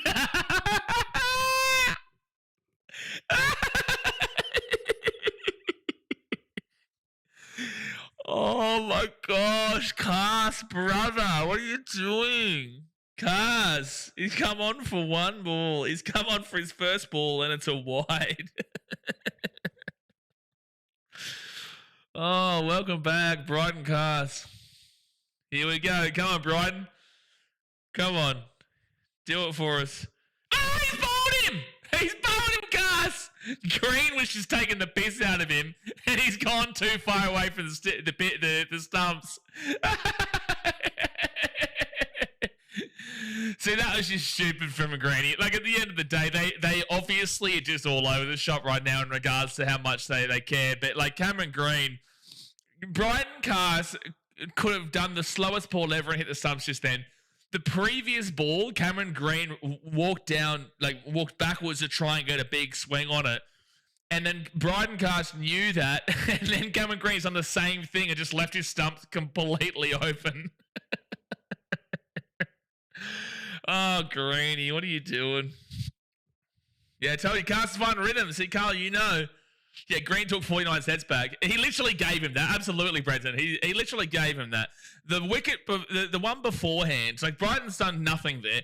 The wicket before, the ball beforehand, Green did the same thing and Brighton gave him a wide. And then for some reason, Green decides to do the exact same thing and completely open up his stumps. It was the most bare basic bowl in the history. Why did he run away from the stumps? I don't know. I think he's trying to open up on it because Cars has been absolutely diabolically shit out today. 96 runs. He's got 2 wickets, and they're lucky wickets, mind you. The first wicket that Brighton Cars got was because Travis Head noticeably saw how shit Brighton Cars was bowling, so he tried to just go for some whacks as well and whacked it straight up sky high, and it was caught. And fine, the wicket's fine though, because it's not on Brighton Cast it's on Travis Head. And this one's also on Cameron Green because he's backing away thinking this is too easy. I'm just gonna try and open up here on Brighton Cast, which it has been. And then because of that, Brighton Cast has said, you know what, screw you, dude, and just bowled him. So, like, it's absolutely on Head and Green, but at the end of the day, the number goes down for Cast as 2 wickets, so who cares? Oh, he's dropped him. Oh, my God, England. You had your chance, England. You had your chance. England, you had your chance. You had your chance to come in just then. You had your chance to capitalise, and you've dropped a catch. You had your chance. You had your chance right there, England. Take your opportunities. Take your opportunities, man. I'm losing my mind here. I'm losing my mind, England. Please take your opportunities, please.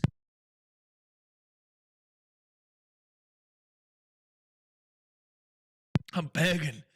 You had your chance, England. That was your chance right there. Australia become complacent. You had your chance right there, England. There was two catches you've dropped today. The first one was way worse than that. You had your chance right there to get back in a game. You had a chance right there. It was a legit waste of a wicket. Absolutely rubber. Like, England have not been in this game. Australia have just been completely.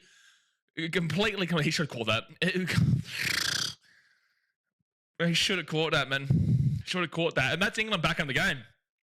That is England back in with a chance in this game if they had have got that.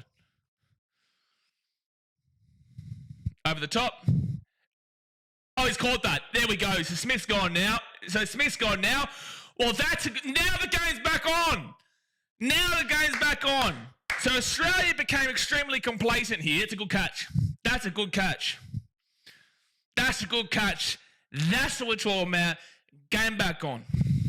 Come on. Rhythm. You know what this is? Australia have noticeably said finally a good ball that Smith has just. That's a great catch, mind you. That is a fantastic catch there from. He's made up for the previous one.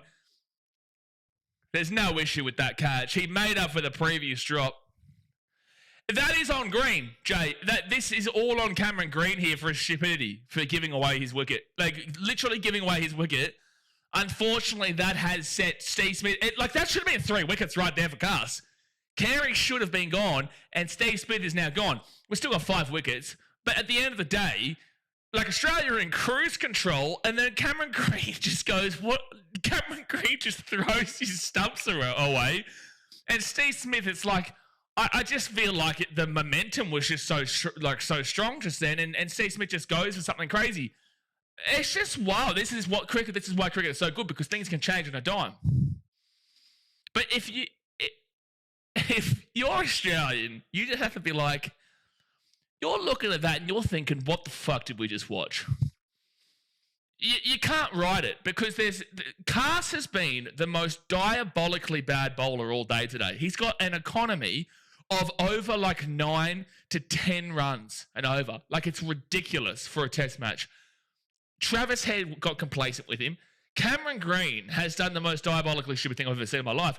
Steve Smith, I'm sure he's going for a bit of a whack there, but also I don't think he was as complacent, but I think the whole mess up with Cameron Green there really broke that partnership and really broke Steve Smith's momentum as he was on 60 plus.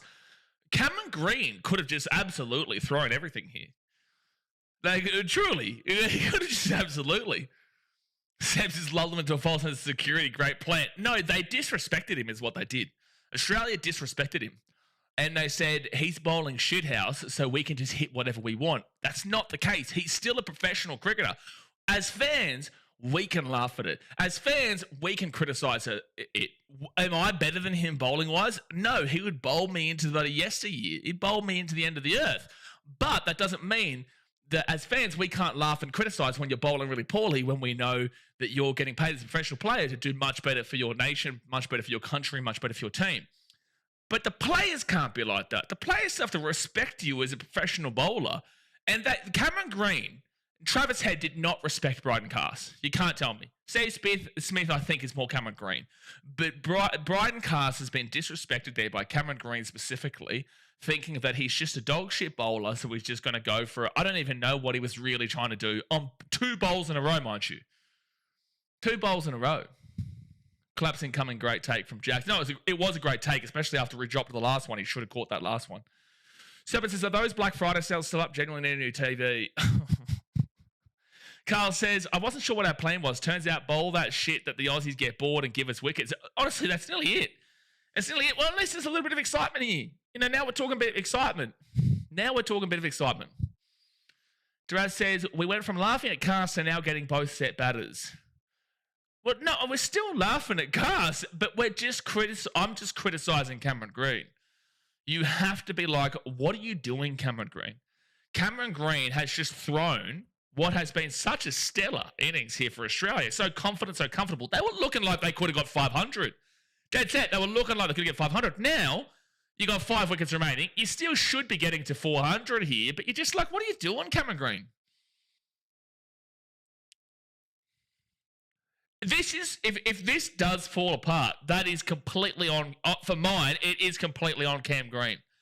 Because there was not even a semblance of a thought, not even a remote thought that Australia were in a bad position at all. It was super comfortable, super convincing. And then Cameron Green just got all over the shop. Big bouncer there, no run. Oh, dude, Tutted, just dreadful. That was some awful all-round cricket last comment. It's just awful. You know, and the fact that Cars has 3 wickets today, considering how bad his bowling has just been out of this world. Just out of this world. Well, Josh Inglis comes in now. Is this worse than that half an hour last night before stumps? Well, no. No, last night before stumps was pretty rough. All right, next up. No run. Like, it's still a great catch from Will Jacks regardless. But that's, like, I don't really blame Will Jacks too much, sorry. Not Will Jacks, Steve Smith. I don't, like, it's a bad shot. It's a great catch. It's what it is. I don't really blame Steve Smith too much. I do heavily criticise Cameron Green because he was disrespecting Bryden Cars. Don't think Webster would do something stupid like that. Well, Webster wouldn't have been coming in for Green. Webster would have been there instead of Inglis. One of the worst bowling performances I've seen. He will end up with a 5. He's absolutely out of this world, Carl. And you can thank the Australians for it. You can thank Cameron Green and Travis Head for it. Because Travis Head and Cameron Green were disrespectful to a professional bowler. Regardless of how poor they are bowling, we can laugh at them. You can't. You still need to respect them as the professional cricketer that Bryden Cars is. You still need to respect him. You know, they were doing literally what the Stokes is on for a bowl now. Dead set. How have you gone from 3 for 286 or whatever to 5 for 292 and now trailing by 42 runs and you're like, well, shit, are they going to get it? They'll definitely get the 42 runs. This is the thing. It's not now that Australians are worried by any means, but it's like a run. We were looking good for 500 with those two guys just then. And then Cameron Green has brought us back to probably 380, 400. You know, like, oh, dude, come on. And I feel like Steve Smith is a very much a batter that needs to rely on his partner in a lot of ways. You saw it in the first innings of the first test that he was actually, you know, doing quite well. And then as soon as Mann got out, then Steve Smith fell pretty quickly afterwards. We didn't even need to see too much of Steve in the match in Perth in the second innings. But I feel like Steve right now in his current career is very reliant upon the guy that he's with holding their own. And you're seeing that once his partner goes, he collapses pretty quickly afterwards. And that's why I strongly look at Cameron Green and go, what are you doing, dude? Not only is it disrespectful to the game, you've now just put this game back into a potential for England, even though it's still unlikely, it's still back into a potential for England. It just doesn't make sense what he did there. Like, it doesn't make sense what you're trying to achieve there. Tadded says, you were looking set to absolutely destroy us there. Australia could have railed us massively. The thing is that they still could, but it's not the issue now is that it's more about maybe rather than guaranteed. Because with Cameron Green and Steve Smith there, or even Steve Smith and Alex Carey or Josh Inglis and whatnot, it's still very, very convincing and still very, very comfortable. Now, you've not only just gone through your top-end batting, Carey should have already been gone. He should have been caught before damn well Steve Smith went. Carey should have been gone, but Will Jacks dropped him before he did catch Steve Smith. He made up for it, but still, there should have been 3 wickets there. And it all would have come down to Cameron Green for the collapse. Big swing, big miss there from Carey. But it was a good margin. Seps is all out on the 300, we'll take it. If you get all out under 300... If we get all out under 300 right now, I get naked and walk around the MCG.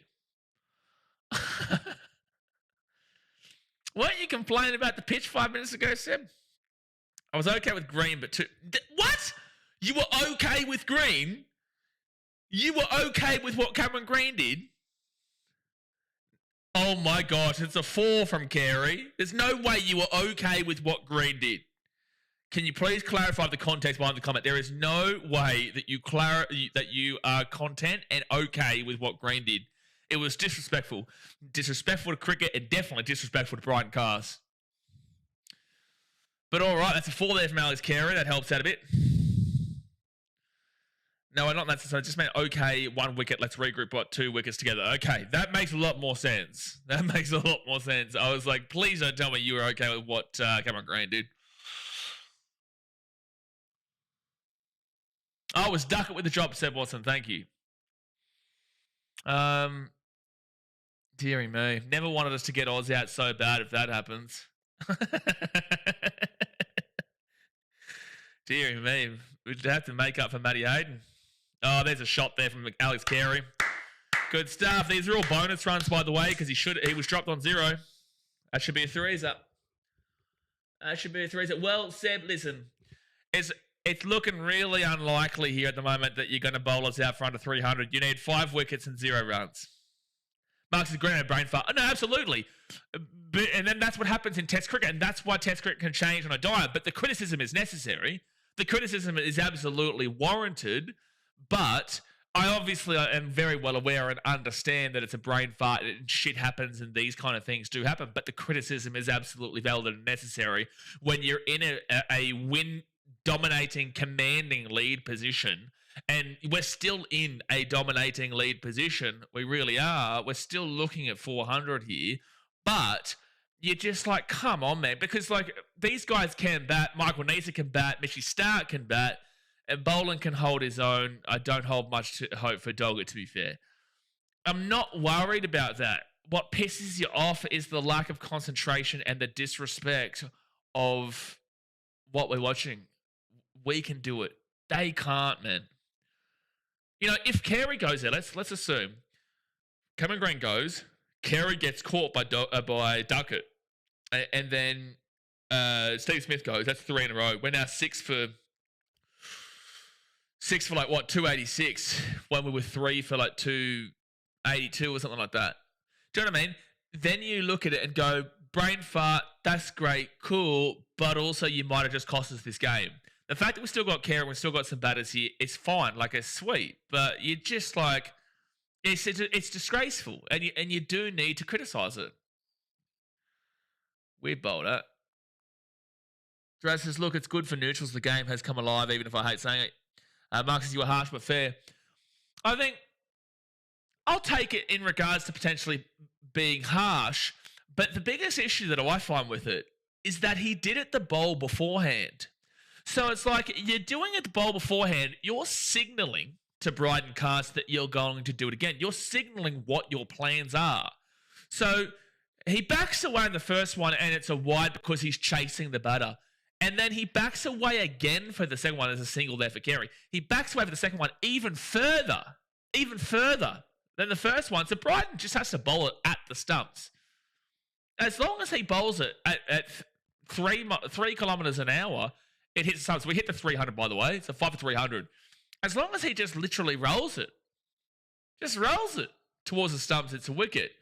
And it's just on the basis that Travis Head didn't respect the bowling from Bryden Cast, and Cameron Green didn't respect the bowling from Bryden Cast, and Steve Smith was just out of whack because he was so consistent, and then we just saw that stupidity, and then he's gone, and Alex Carey comes in, and he should have been gone.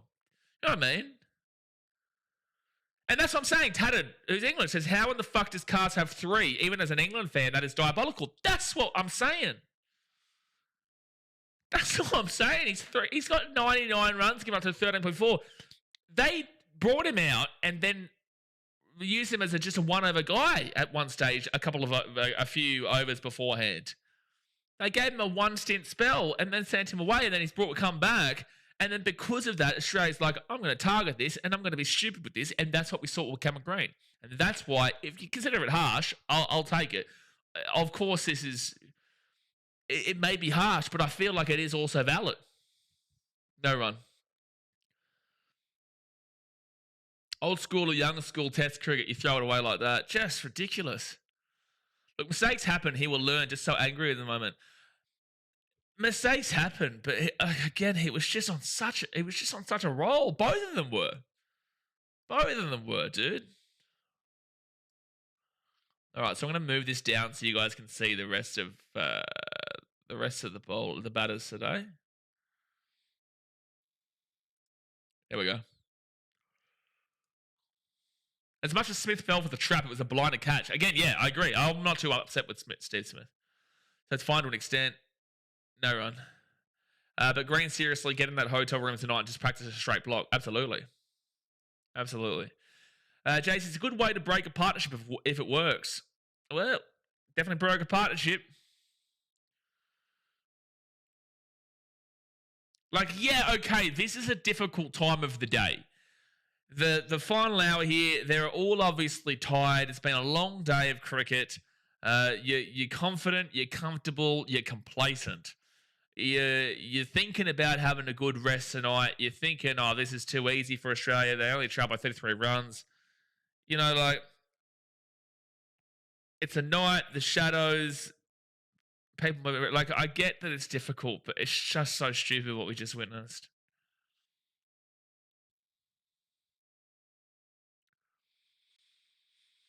So 5 for 301.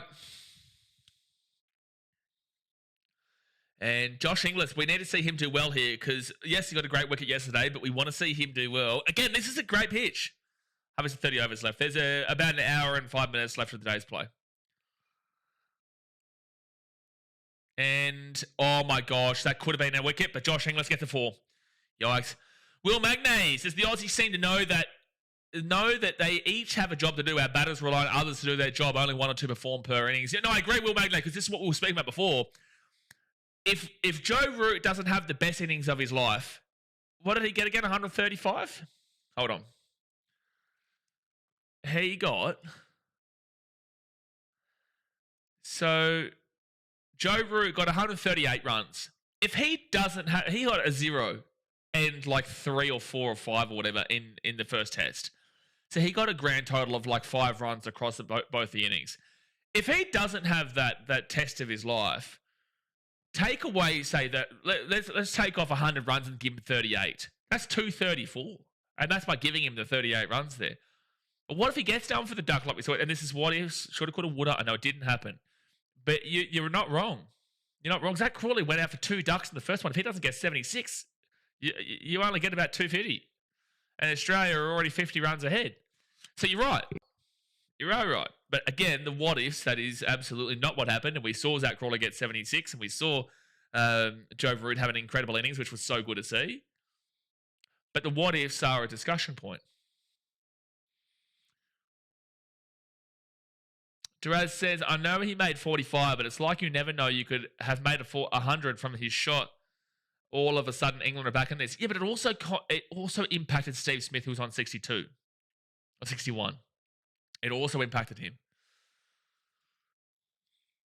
But an hour or so to go, guys. After this over, I'm going to run and quickly get a Coke Zero for the final stretch of this day. Carl says, what if England took their catches and knew how to bowl? There is also that. You know, take the 30 runs off Travis Head for the catch. And that's going to be no run. Take the 30 runs off Travis Head. How does that impact Australia for starters? But take 30 runs off, that's 295, 285, 275. And they're still chasing 70 right now. Carey, it's 9 runs. So I guess that's 266. Again, with the what-ifs and whatnot, but that's 266. You'd still be expecting Australia to take a lead at 5 for 266 when they're chasing another 70, 80 runs. But yes, it would be a lot more... It would be a lot more uncomfortable, is the word I would use. All right, next up here, and shot 4. Let's go, Inglis. Come on. Come on, baby. Come on. That's what we're talking about. Need that shit. Brent says, just had my 2025 recap come up. You were my number 1, mate. I guess that's because I didn't miss many streams. How many videos did you watch, Brenton?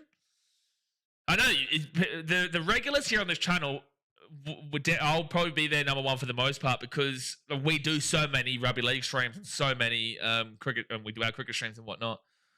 So it's pretty hard with the amount of content that you consume. Like there's 3 streams on a Saturday, there's 2 streams on a Sunday, there's 2 streams on a Friday, and there's 1 stream on a Thursday, plus Origin, plus preseason, plus internationals. Like crazy stuff. Oh, big swing, big miss from Big Joshy Inglis. Jay, when you go on your YouTube app, I had to delete YouTube and then re-download it. But as soon as you open up YouTube on your phone, it like says that you got a recap of who is your most watched on YouTube and time consumed and all that kind of stuff. Yeah.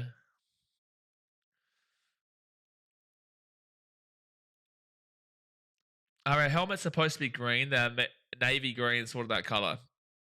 Don't think our helmets is the thing that we should be focusing too much on right now. Mark says, how many we need for 380? About 80 odd. 75 maybe or so? What are we on? We are currently on 309, so 71. Oh, dude, that pisses me off looking at that Cameron Green wicket.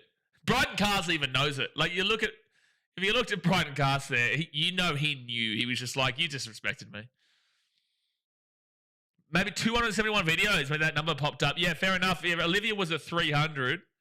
I think Daz said like 240 or something like that.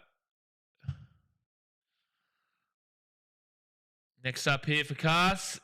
Over the top. See you later. Let's go, Alex Carey. Go for the forward. I'll be a 3. It'll be a 3 here. Nice shot over the top. Just don't disrespect him, please. Come on. Just like, I know, go for hits and target the guy, but just don't be disrespectful about it, Carey and Inglis. That's all I'm asking. I don't use my phone. It's a Nokia 3210. I think, well, maybe it could be on computer, but when I saw it, most people see it on their phone. If you search in your browser, Jay, with recap, it should take you to the app. Fair enough.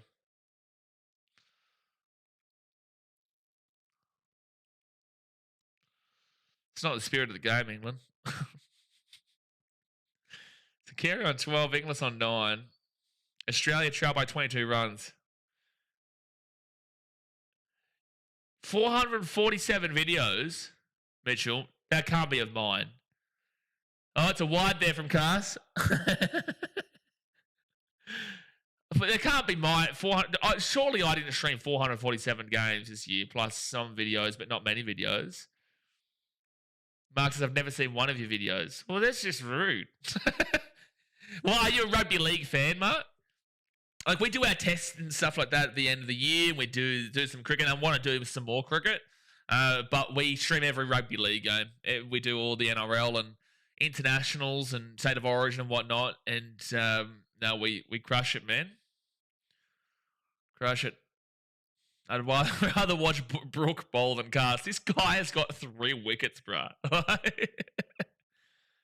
He's probably including your OnlyFans vids. Yeah, fair enough. Mitchell said, oh, that's right, yeah. I just want to know if Mitchell's saying that 447 videos is mine. You know, we had about 80,000 people watch the NRL Grand Final. We had all state of origins. We had 100K here for all 3. Chat ain't ready for tomorrow. Oh, is that coming out tomorrow? Is it? Lucky you actually messaged me that commented that just, man. Are we doing that tonight, or are we doing it tomorrow? I actually completely forgot about that, bro. Thank you for reminding me.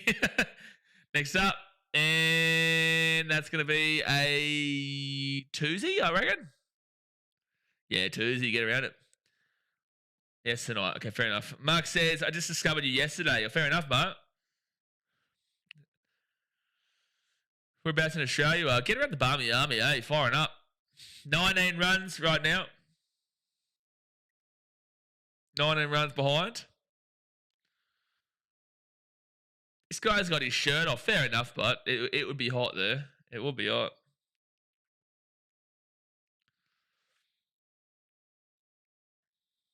All right, next up here, and no run.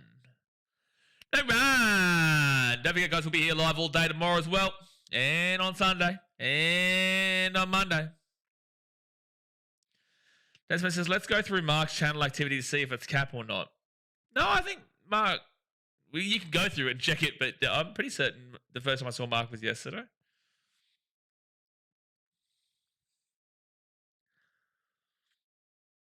So 5 for 315. It just depends if you're a rugby league fan, because obviously our main content throughout the year is rugby league. Oh, I live in Bali. That's right, yeah. Live in Bali. Nice place. For Aussies, it's basically Australia. Actually, how you been getting on with all that stuff over there? I know the Indonesians have been firing up about their government stuff recently. I rewatched the India spicy chip stream a couple times and the dog meat. Oh, the dog meat was diabolical. I'm pretty certain that wasn't actually dog meat, mind you, but it was something that had like dog meat in it. It said that on the thing. It was weird. Very much so, NRL fanatic. Very much so. And they were even more so. They would have been 3 for 315, as we were talking about before. They would have been even more so up if Cameron Green hadn't have been, but he's stupid. Australia are dominating this test. Dominating right now. I guess Cameron Green did what he did just to give England a chance. England, you should knight Cameron. You guys knight every Tom, Dick, and Harry. You should knight Cameron Green for what he did. Will says, mate, do you play cricket? No, when I was younger, mate. When I was younger, but no, I haven't. My great uncle was very good for Australia, back alongside Donald Bradman, Alan Kippax. But outside of that, not me. Not me. If I had the time, if I wasn't like just slaughtered by NRL streams on Sundays and whatnot, I would love to do like a T20 kind of just a fun kick around on Sundays. But then again, I don't even live in Australia. I've been in Vietnam, India, Thailand, Malaysia, Fiji, America, Singapore all year long. I've been everywhere, man. Next year I'll be in Vietnam, Indonesia, Philippines, Malaysia, Nepal. I'll be everywhere, man, next year. So I don't even have the ability to do that. So Stokes is 1 for 80 and he's having a bowl now. Australia trails by 19 runs. Carey is on strike and Carey is not going to go for a run.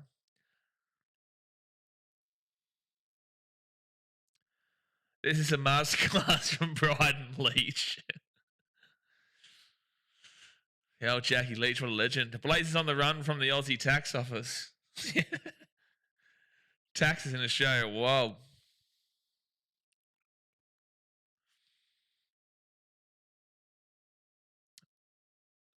Oh, the team that's led on out of the 13 day night tests in Australia, the team who's led on after the first innings has won 12 of them. So 12 out of 13.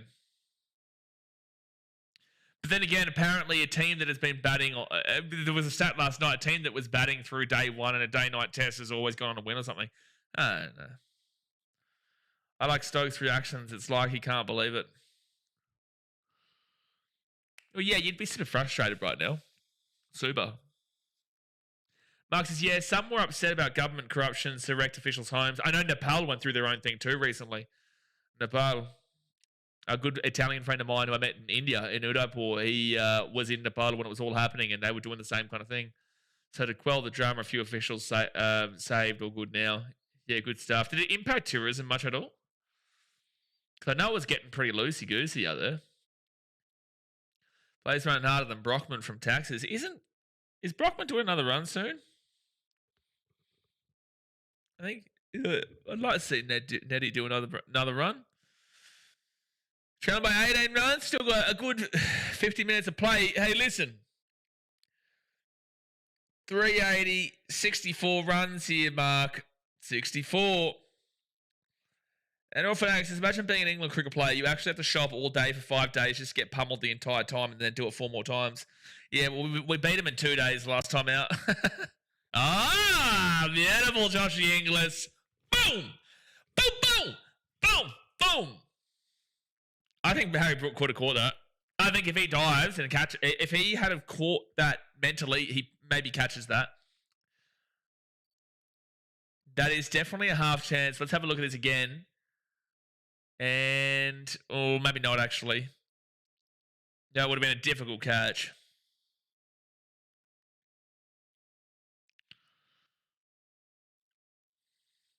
Carson, this is what I said earlier. If we hadn't given away runs, we would have been able to still have another slip in there. Well, if you hadn't have given away too many runs, you wouldn't only be leading by 14 runs right now, you know? You'd be leading by like 100 if you didn't give... You could be leading by 320 if you didn't give away any runs. But unfortunately for you, you've just given away another 4. And Inglis is on 19, and his selection has been warranted right now. So Australia trail by 10 runs. 5 wickets still in hand. And still a good 50 minutes left to play tonight. These guys, if they're not stupid, should be batting tomorrow. Should be. I like Australia's test squad because they've been using the Aussie brand Kookaburra as such good bats. Brandon says, we used to make a lot of good products before we relied on China. That's also a fact. Mark says, we get a prize if we hit 380. You know what, mate? If we get 380, you get a prize, and that's a mental high five. How about that? Oh, my. Oh, it's not a 4, but it's a good shot either way. There's 36,000 at the Gabba at the moment, and I reckon 25,000 of them are English. Probably. Because they buy the tickets all early because they know they're coming, whilst Australians will pretty much rock up on the day for the most part. It's like the South African test a couple of years back. You could have easily walked up on the day. India last year, I don't know. I don't think you could have walked up on the day. India would have sold out immediately because of how many Indians are in the country. Yeah, India had good crowds. Obviously, majority of them Indians. But international countries don't realise how not big cricket is actually in Australia. It really isn't. It really isn't. It's our national sport, but it really isn't. But then again, the national sport of India is hockey. Do you really think that hockey is their main sport? National sport doesn't really. I'd say that if anyone's going to get behind something, it is this or the Socceroos. I think people are so icked out by the Wallabies that the Wallabies would need to be in a final before that anyone gave a shit about them. Yeah, India sold out for sure. I think they probably would have got about 95 to 100 at the G.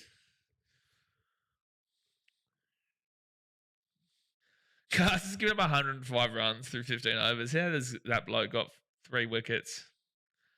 Seems like Kerry and Inglis are on it now. Just a solid partnership. Takes them lead of a 30 to 40 and go hard in England's second innings. Green, dumb shot, unnecessarily brought England back.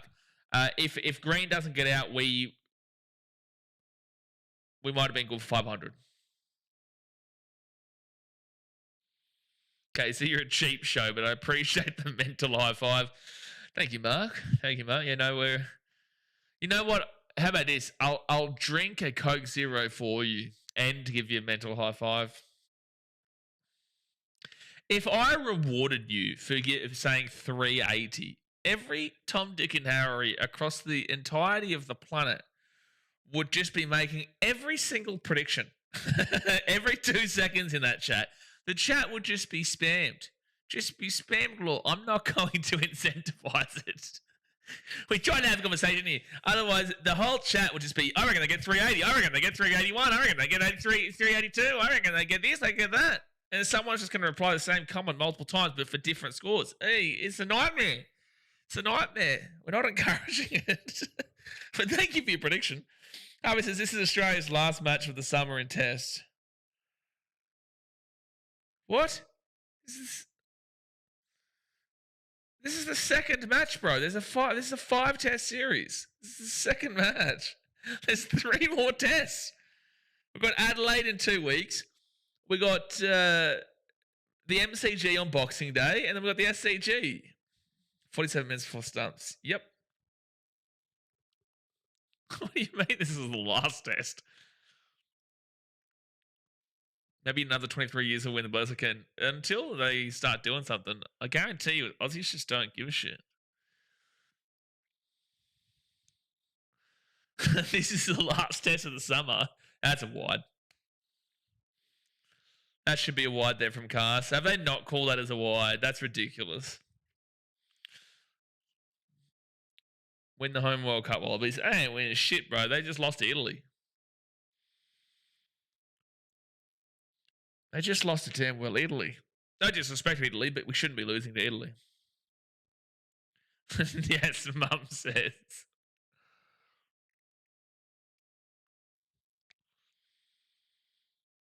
One of these days, England will refuse to play due to embarrassment. It might be tomorrow, mate. It might be tomorrow. And that's a bouncer. Oh, that's a wide.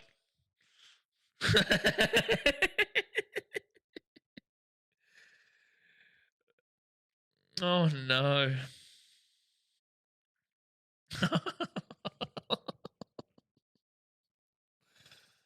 Jay, you know how to pick him, mate. You know how to pick him. You know. Slater says, "Oh, that's right." Harvey, my biggest suggestion to you, bro, is don't bite into it. Don't bite into it, mate. No run. It takes a strong individual, especially late on in test days. Like we've been here for about 7 hours. We've still got 45 minutes to go. Like I'm tired. Everyone is at that point. We've watched a lot of cricket. We've watched 2 straight days of cricket now. Plus, the 2 days a couple of weeks ago weren't bad, but 2 long days of cricket here. We know we're in for probably a good 3 more days here. It gets to that point where everyone just gets real bantery and you're tired and narky and all that kind of stuff. So it takes a strong individual to get through these channel streams at the late part because the chat just starts going off at Soroka. And it goes through everyone. And then you'll get some dickhead who'll come in here and start insulting me. It just happens. That's what happens. Next ball. Oh,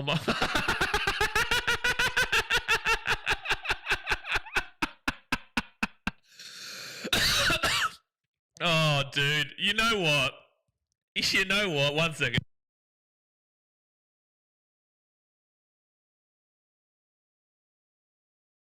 Oh, dude, you know what's funny? Tatted a little bit early there, but your reaction is what made that wide 4 just then.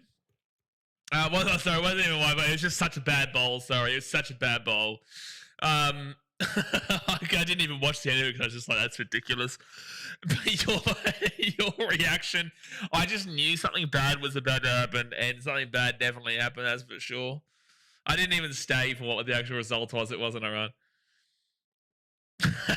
Put it to bed. Oh no! How many runs has Wide got now? Too many, Mark, for a test match. Too many is the answer. That was such a bad bowl. Good job that ball went to square leg. Oh no way! And no run. Stokes bowling now.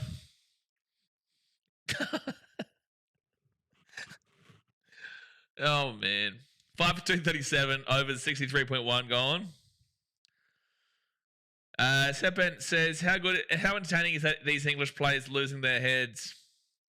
No, it is, and it's like this is what was kind of happening with Jackie Leach and Hamid Hasib, was it? Who was the other bowler? Jack Leach, no ball Robbo. He was prime time. The amount of no balls, the prime time was that when he bowled, Ollie Robinson bowled. This is legit truth. If you watched the Ashes 4 years ago, you know what I'm talking about. He bowled like 10 no balls, and then he started to get lippy. Like he started talking shit, and then bowled the guy he was talking shit to. I can't remember who it was. I can't remember who it was. It might have been Marn or something like that. And then he bowls him, and he's just really lighting him up and just giving it a crack. And it ended up being a no ball.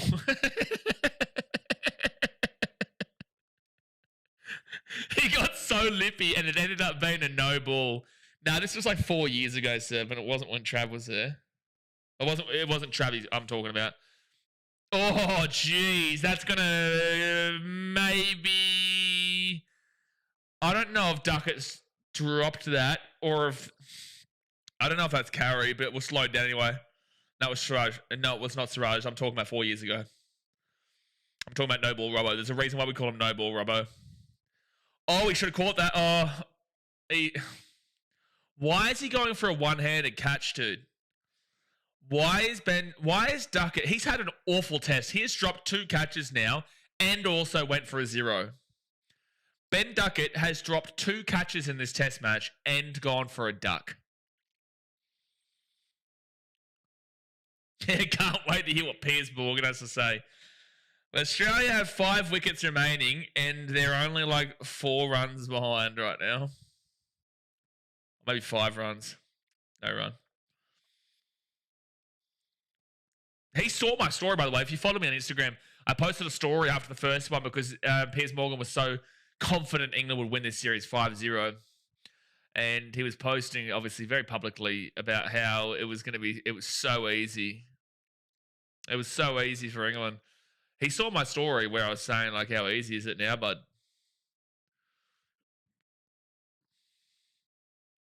I love it.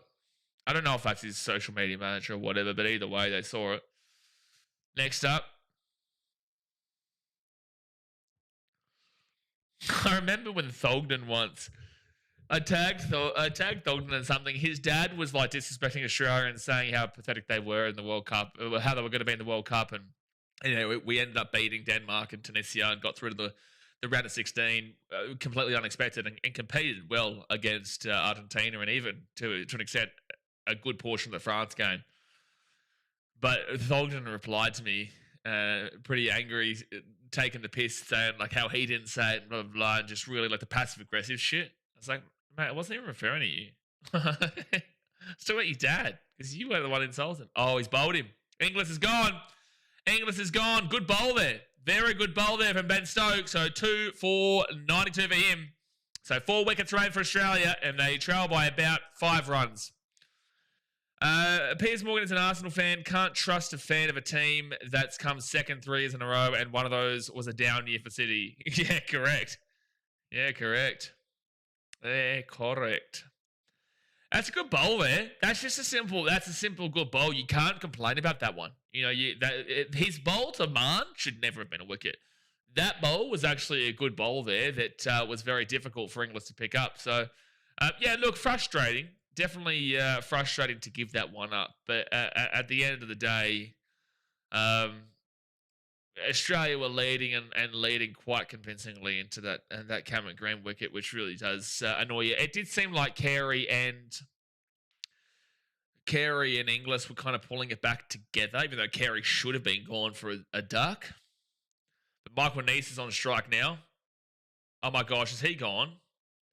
Oh, they're going to challenge this. They're going to review this. He's saying maybe it's a high. Well, there's only 4 wickets remaining, and this is a big time. And you've got 3 reviews. I'd review it. You've got 3. You may as well. Review this. You may as well here, Stokes. You've got 3 of them. You've got plenty, and they will. They will review this.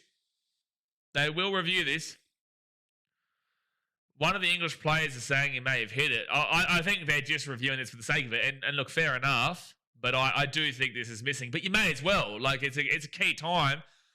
They were pretty happy with it. Off the bat, yeah, there's probably plenty here that stop it. You may as well check it. Commentary was suggesting that too. Either way, Stokes is at least trying to get them back into the game here. Yeah, that's going to be off bat. It's definitely off bat. It's an inside edge for sure. 100% an inside edge. So it won't be out. Yeah. There's 2 spikes there, clear on the bat. So it will be a lost review there. I do think it was relatively worthwhile, but...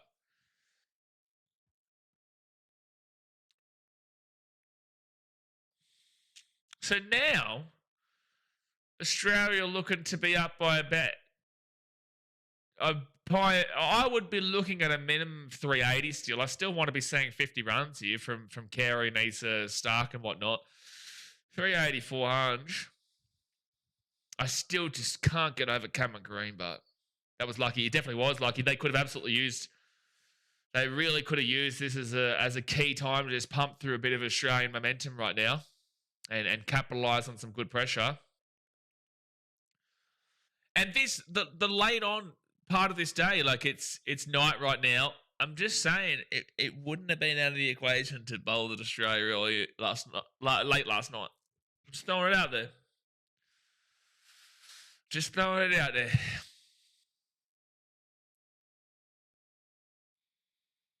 Oh, Cast is back on for a bowl here. Okay, over and under in the chat. How many wides do we get in this over? Over under. We'll go 1.5 as the over under. We'll go 1.5. Need to build a partnership. Yeah, for sure. Well, it looked like Inglis and Carey were doing something.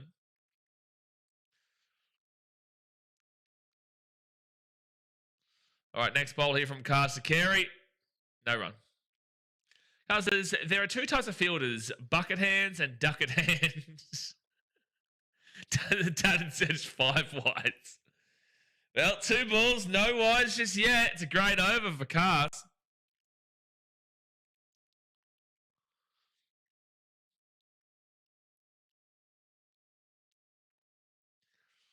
You know, it's funny. Again, the English fans in the channel are pretty realistic and understand it. But I guarantee you that you go on social media today and there will be people that turn this into an English successful day. You watch. I guarantee you.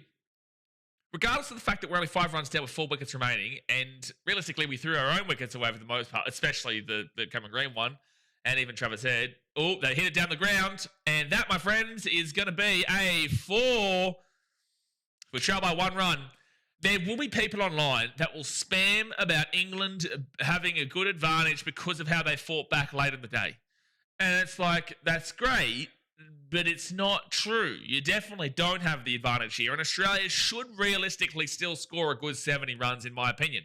With Alex Carey, Nisa, and Stark, if we only get to 380, it's disappointing. But like at the end of the day, they should still be expecting to get 400. With the fact that Stark can still bat, Nisa can still bat, and Alex Carey can still bat, and the boundaries are still fine there. At the end of the day, if anyone is trying to tell you this is a successful day for England, I'd even just ignore it, to be fair. Let the rest of the match play out, to be honest. And that's going to be I think a misfield. Was that a misfield? Oh, scores are level. That's why people are cheering. Scores are level. So 6 for 334. So we've still got 4 wickets in hand.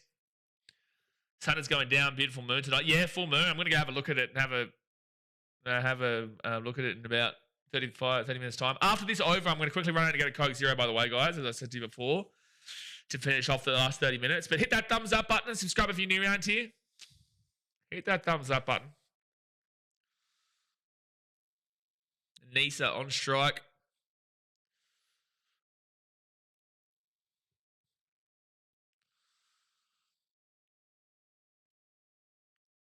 Scores level. But I will say, at least the game is back into a more competitive state. It was looking like a diabolical performance from England. It's turned into a not good, but better than it was looking performance from England. Would you agree, England fans? Would you agree with what I'm saying there? So 64.05 overs bowled, 6 for 334 is equal scores, but Australia still have 4 wickets in hand. If they can lead by 100, that's a very positive score considering the absolute schmozzle of the middle order. All right, Cass, final ball of the over here. Final ball of the over. And it will be snuck in behind there just for a single. And Australia lead. Australia do lead by 1. Tannen says, no, it's been shit from us. Australia just let us back in a bit. I agree, but that's what I'm saying. It was diabolical. Now it's not good, but just not as shit as it looked. Not as diabolical as it was looking. Tits out for Harambe, Dasmate says. All right, I'm going to quickly run and get a Coke Zero, guys. Give me 1 second here. Thumbs up, subscribe. I'll be back in a moment.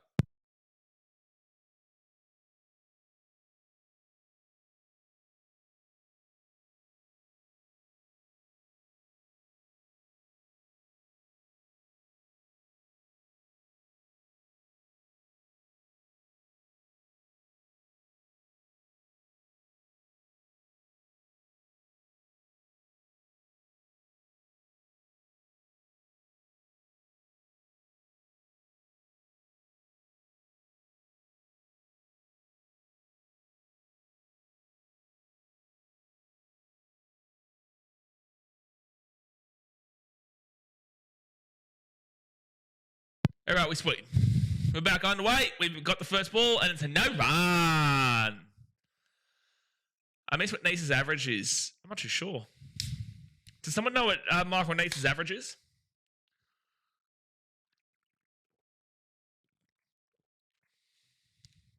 Maybe like a 15? Would be nice. 15 20? I actually don't know.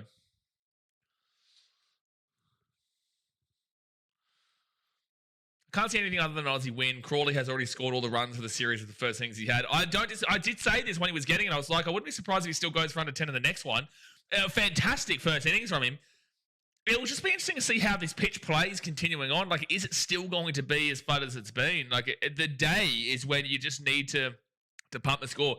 It looks like the second session is when is more about just like sitting in and not looking like the one to target. The early part of the third session is really good to target. The back part of the third session is obviously always going to be the worry.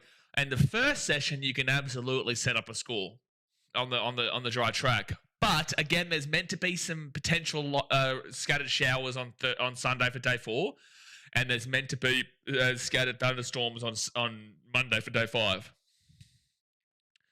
Yeah, Stokes is cramping, so he's not going to be. This will be his last over when he's. Is he bowling now? Yeah, he is. This will be his last over.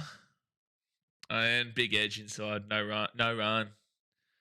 There's no run he's even thinking about this. Why is he even considering that?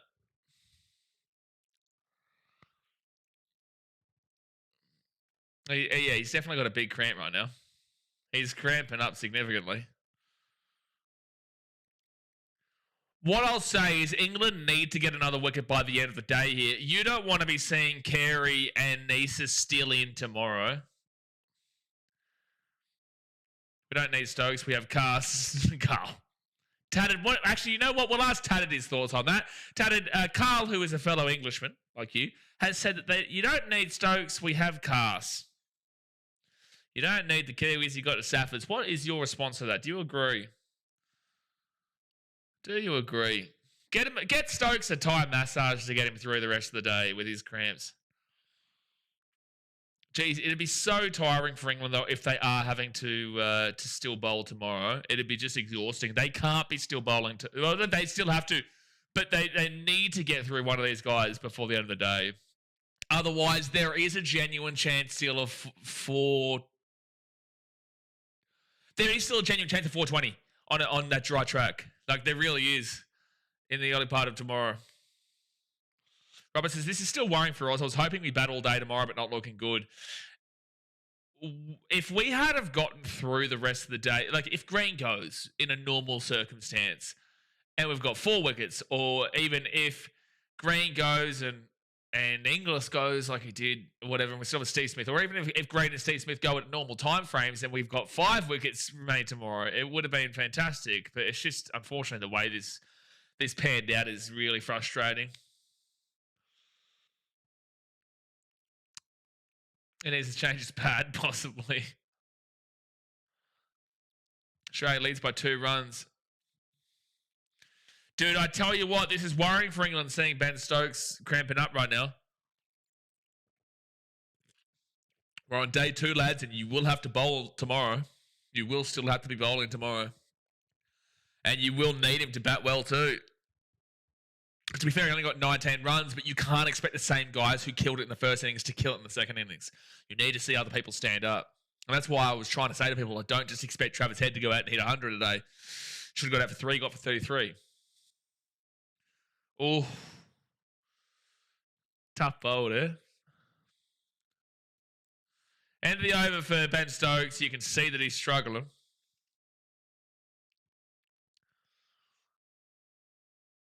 Ben Stokes, second test bowling spells, 6 overs in the first, 35 runs given up, 0 wickets. Second, 5 overs, 0 maidens, 29 runs, 1 wicket. Third. So you got better the later the day went. Tatted says, we need Stokes and Brook and Duckett to not be shit tomorrow. I think you need Crawley to stick in for a good 20 still.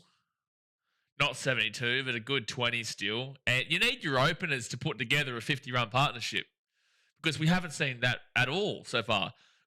So a 0 from Crawley in both innings in the first test, and we saw a 0 from Duckett in the first innings of this test. We have not seen an opening partnership above like 3 or whatever. And I think it was the second ball a second ball of the test or a third ball of the. It was the first. Oh, it might have been the sixth ball of the test, and it was all dot balls beforehand. But the sixth ball of the test in Perth when Crawley got done, and it was another first wicket over for I think Crawley in the second innings with Stark. I just think you need your opening partnership to set up a foundation. I guess for me, Harry Brook had one really good innings in the last one. The first innings was good. The second innings was awful. This one, his first innings was bad. So, well, Jofra Archer's back on here. Okay, well, this is dangerous here for Australia. And straight up the guts, baby. Straight up the guts. That one slaps on down. And it's not going to go for a 4, but it should be a 3-zy. They do come back for 3s. So Australia lead by 5 runs.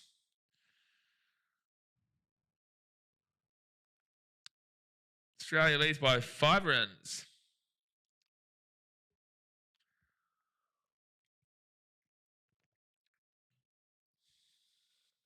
You just want to keep on putting on runs now. I just feel like it's more about just getting through the day. Just get through the day now and then just use tomorrow in the first session just to put on some real chunk of a runs. I honestly think if you can keep 4 wickets in hand to tomorrow, you can punch on 100 runs tomorrow. I really do. I genuinely think that the Australians can punch on 100 runs, even with Carey, Nisa, Stark, Scott Boland, and Brendan Doggett. I still think 100 extra runs would actually be still on in the day. Yeah, just get through the day. I think now Joe has his ton. I can see him going nicely this series. Sure, but let's see. England are not known for their consistency. I want to see them do it again tomorrow. I want to see them be able to do it again before I can really guarantee that these guys are going to be able to consistently do it. Ooh, big swing, big miss. He was going for there's no way he nicked that. He was going for a turnaround slap for a potential 6. I don't know if Archer's the guy you should be targeting right now, even though Archer hasn't been spectacular today. Should have 2 wickets. Only got 1, but he hasn't been spectacular overall. Jason, I'm trying to get through the day. We've got 23 minutes to get through here, Jay. 23 minutes. Robert says, let's just get through tonight and deal with the new ball tomorrow. Correct. Absolutely. I've had a sensational day, get through it easily. No, I'm loving today. I'm loving this test. Like, even though Australia have dominated this first innings of both teams, like, I've still really enjoyed the test. Like, there's been some controversy with Cameron Green. There's been some really good batting from Joe Root and Jake Weatherald and Marn Labuschagne, and Australia overall has been quite consistent until Cameron Green decided to be a moron. Overall it's been a really good couple of days. England have had a bit of luck go their way in this final session, is what I'll say. A bit of luck go their way. All right, next bowl from Archer. And that will be hit straight into the ground for a no run. That's been a good day of Test cricket, is. I don't think the English will have the same agreement with me. But the game's still on. Cameron Green has quite literally single-handedly brought you back into this game. Still not looked. It still doesn't look pretty though. Humidity's pretty shit up here tonight. Yeah, and that's what England struggle with. And that's why we really desperately need to send them back out into the sun early tomorrow. Oh, big, strong bowl right into the stumps. But that, my friends, is going to be 3. It's a very deep boundary out there. That will be 3 for Carey, and he'll get to 21. Beautiful. Beautiful. So 6 for 342. Australia lead by 8 runs.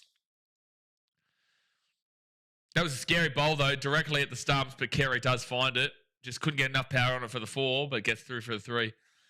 Tad says, Cameron Green has done more for us than Cars has. Cameron Green has done more for you than anyone whose name isn't Joe Root or Zach Crawley has done for you in this test so far. 21 minutes of play left for today. He was off the pitch further than a cast wide.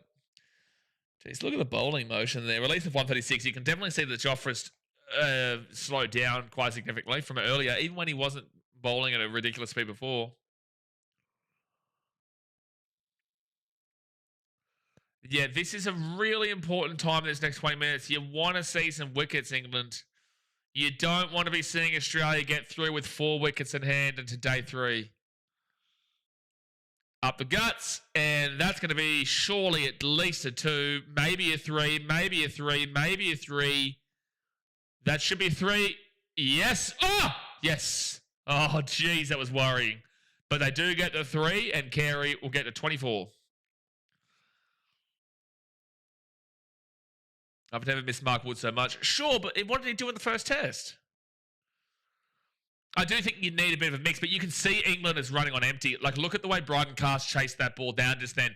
It should have only been 2 runs, but because Cast is so tired and England is so tired, and even look at the way Gus Atkinson tries to grab the ball, you can see how tired England are. And that's what I'm saying. If Australia get through with 4 wickets in hand into tomorrow, England might go down by a hunch because they are so exhausted. The heat is really hot, and then Australia, when they're like, there's obviously cloud cover coming for Sunday and definitely on Monday.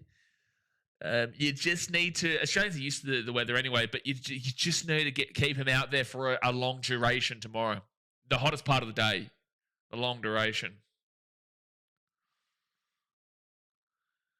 No chance any more wickets today. With the way how tired England look, I get ya.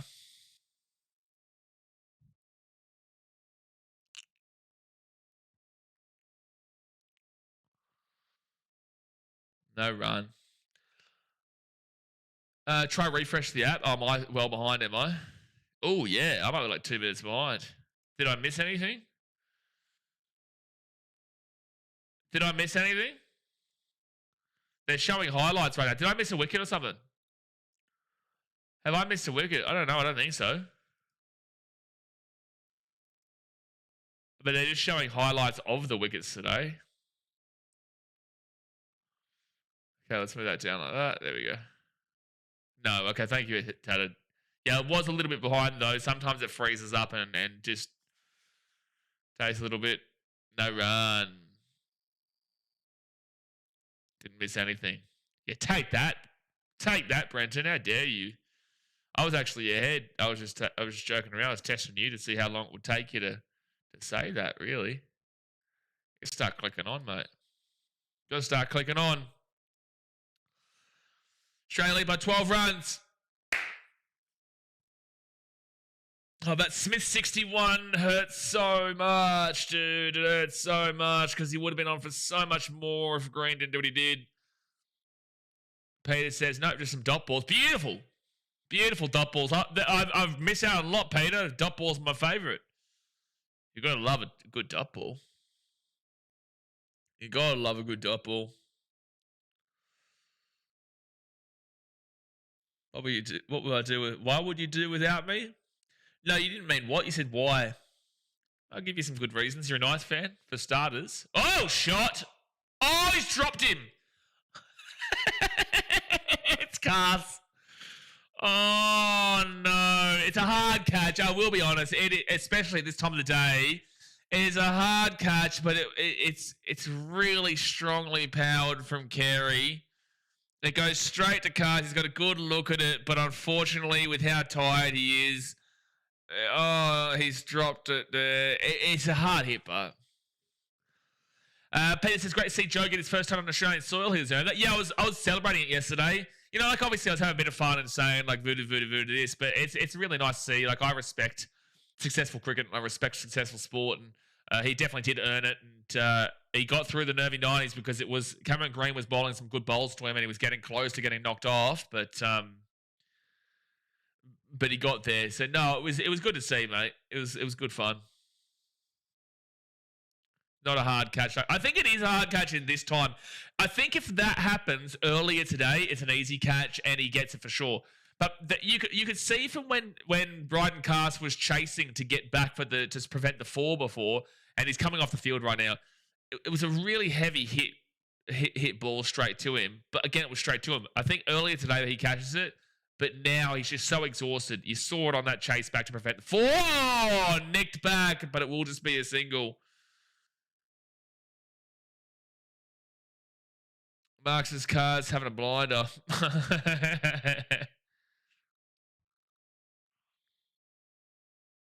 Jeez, that was a good bowl, though. He does nick him in behind, but no slips in. No slips in. Well, no one within QE, anyway. But it does go back for the 1 because they're really preventing that big sweep over the top. There's no slips in. Big bouncer. No slips at all.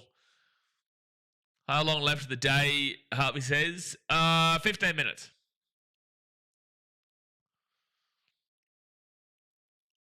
P says it's 9:15 p.m. in Brisbane. How do you play Test cricket this late in the day? That's tough. Well, that's what I'm saying. This late in the day, it was a very hot day. If it was a cloudy day and whatnot, yeah, you'd be tired, but not as physically exhausted as you can see these English players. And that's why it's so crucial England get a wicket here. You cannot go through to tomorrow and then have to bat an entire session because it's a really, really easy batting when it's that first session. Really strong batting is what Australia proved today. If it's the same tomorrow, it could get very long for England. So they need to get a wicket before the end of the day. And that's a fantastic shot there from Michael Nisa. Probably for a 3. I don't think it has the distance for a 4. It will be a 3. It'll be a 3. You have to get a wicket now. 350 up for the Aussies. And Australia lead by 18 runs. You have to get a wicket in this next 13 minutes. So I was trying to explain to my family how good it is flogging the Pommies in their own game. It's perfect in my eyes. Oh, boy, oh, boy. Boy, oh, boy.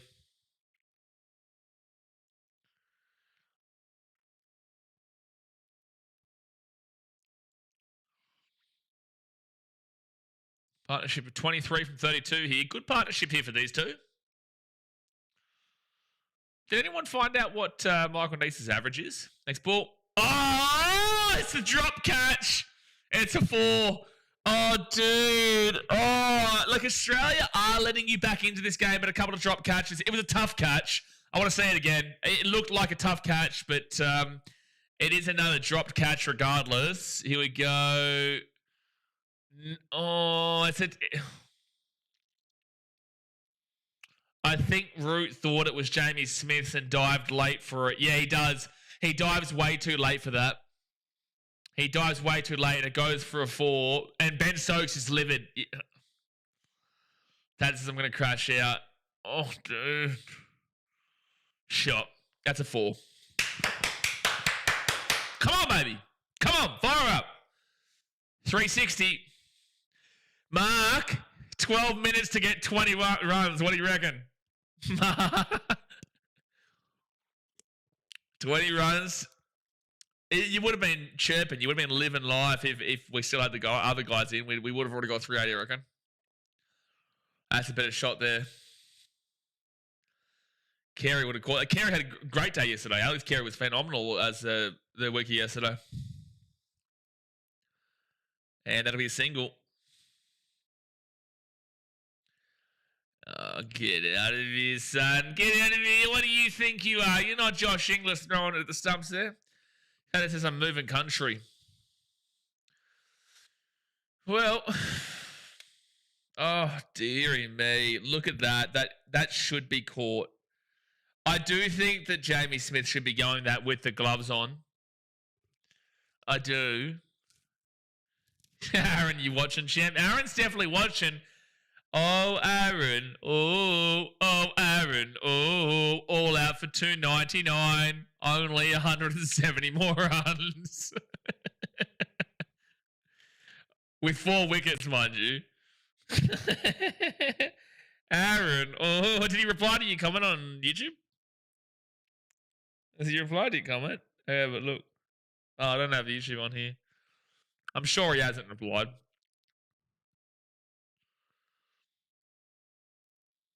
Roosters on backlash. Did that Aaron Rose Muppet show his silly face yet? He's never going to show his silly face ever again. Next up. Thank you. No, that'd be just a 1.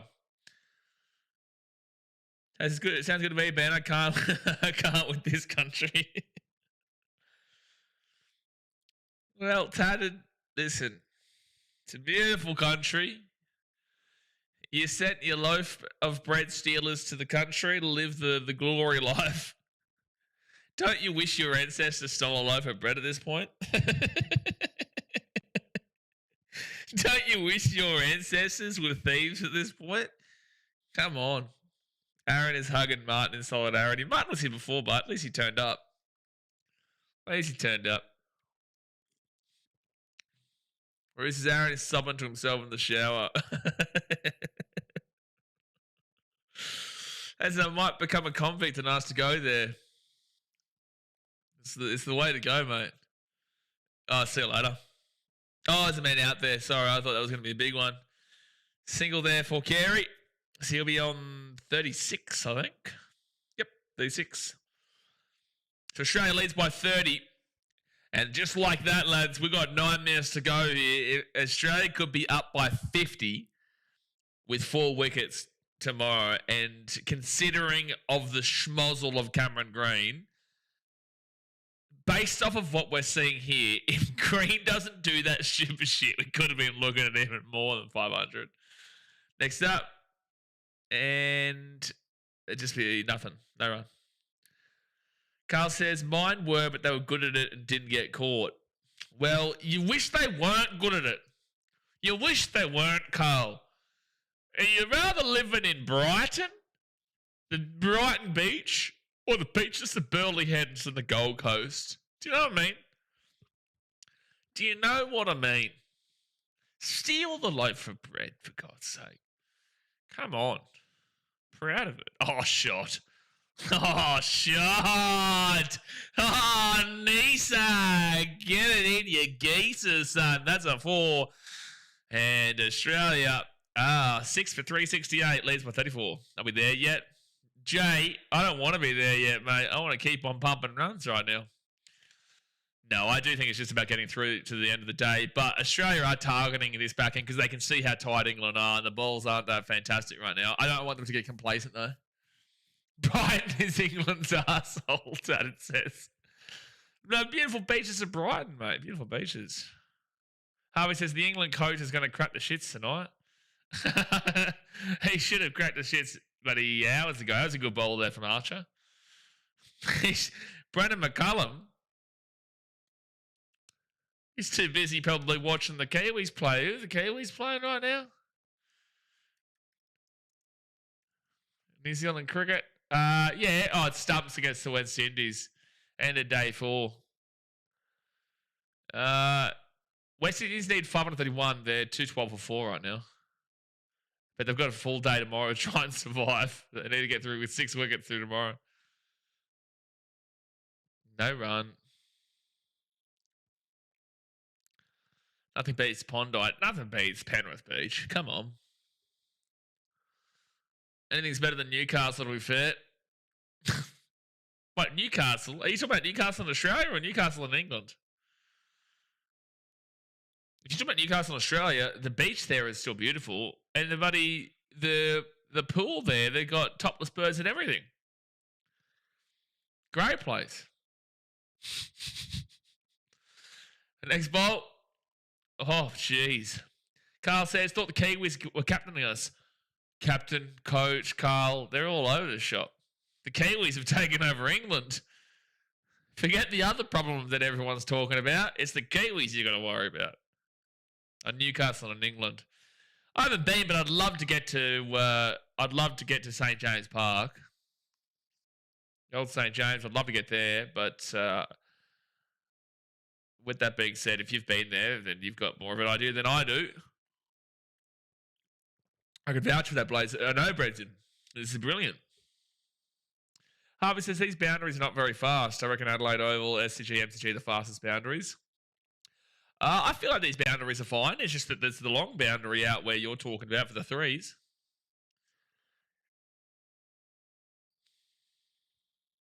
Next ball here from Gus Atkinson. Shot. See ya. That's a glorious shot. It's a 4 and 6 for 3, 72. Great night out, Newcastle. Yeah, I do know this, Carl. Great night out there. Same with Leeds, I believe. Leeds a good night out as well. Apparently Cheshire is like the eastern suburbs of England. Well, Cheshire does sound very elitist. It does sound very, very fancy. Very fancy, Cheshire. I come from Cheshire. I come from the northern beaches. Have you been to Lords or Twickenham, two homes of sport? Oh, jeez. Oh, that was a rough shot there from Carey, but he's all right. No, I haven't been to England yet, mate. I haven't been to England. It is. It's where the rich, the snobby, and the affluent twats live. Fair enough. It's fair enough.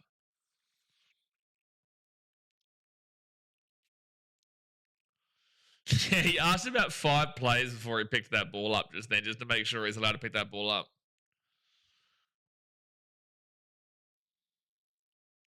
Next ball, Lee from Mackinson. See you later. See you later. That's a 2's up. 2's up for Carey's on 42. Default skin color is orange there. I believe I hear that a lot about Leeds. Yeah, Mark. 374, mate. Brenton, you're all over it. 374. Don't forget, guys, we will be live all day tomorrow. We've got a few days left here of the old series, old test. Especially with the fact that if Australia can get through this, no matter what, they're going to have 3 wickets tomorrow. They're still going to have 3 wickets in hand no matter what. Crazy stuff. And good fielding. Carls might as well get the ball. They don't seem to want to hold it. Jay says, Lords has a 1.8 metre slope decline from one side of the ground to the other. Always baffled me. Really? I didn't know that. A hot day predicted in Brisbane tomorrow. If we can bat out the first session, oh my gosh, that's disgraceful. If we can bat out the first session of tomorrow, that would be spectacular to tire them out in the hot sun, put on a few extra runs.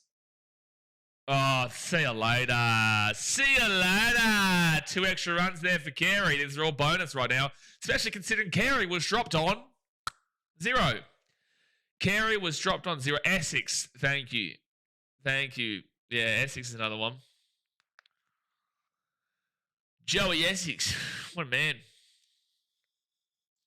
Australia leads by 42 runs.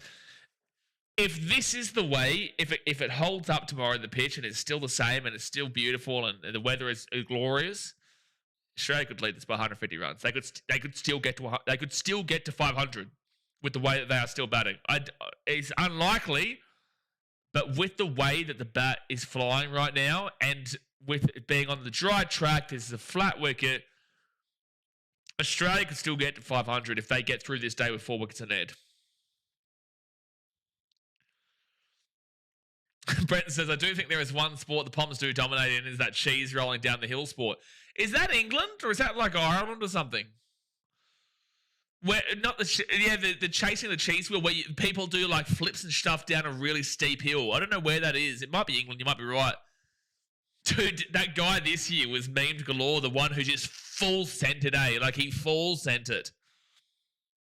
He full sent it. Carey's hitting all over the shop. Yeah, Carey's been killing it. I feel like we've probably got either this is the last over or we'll have one over left. I think this might be the last over.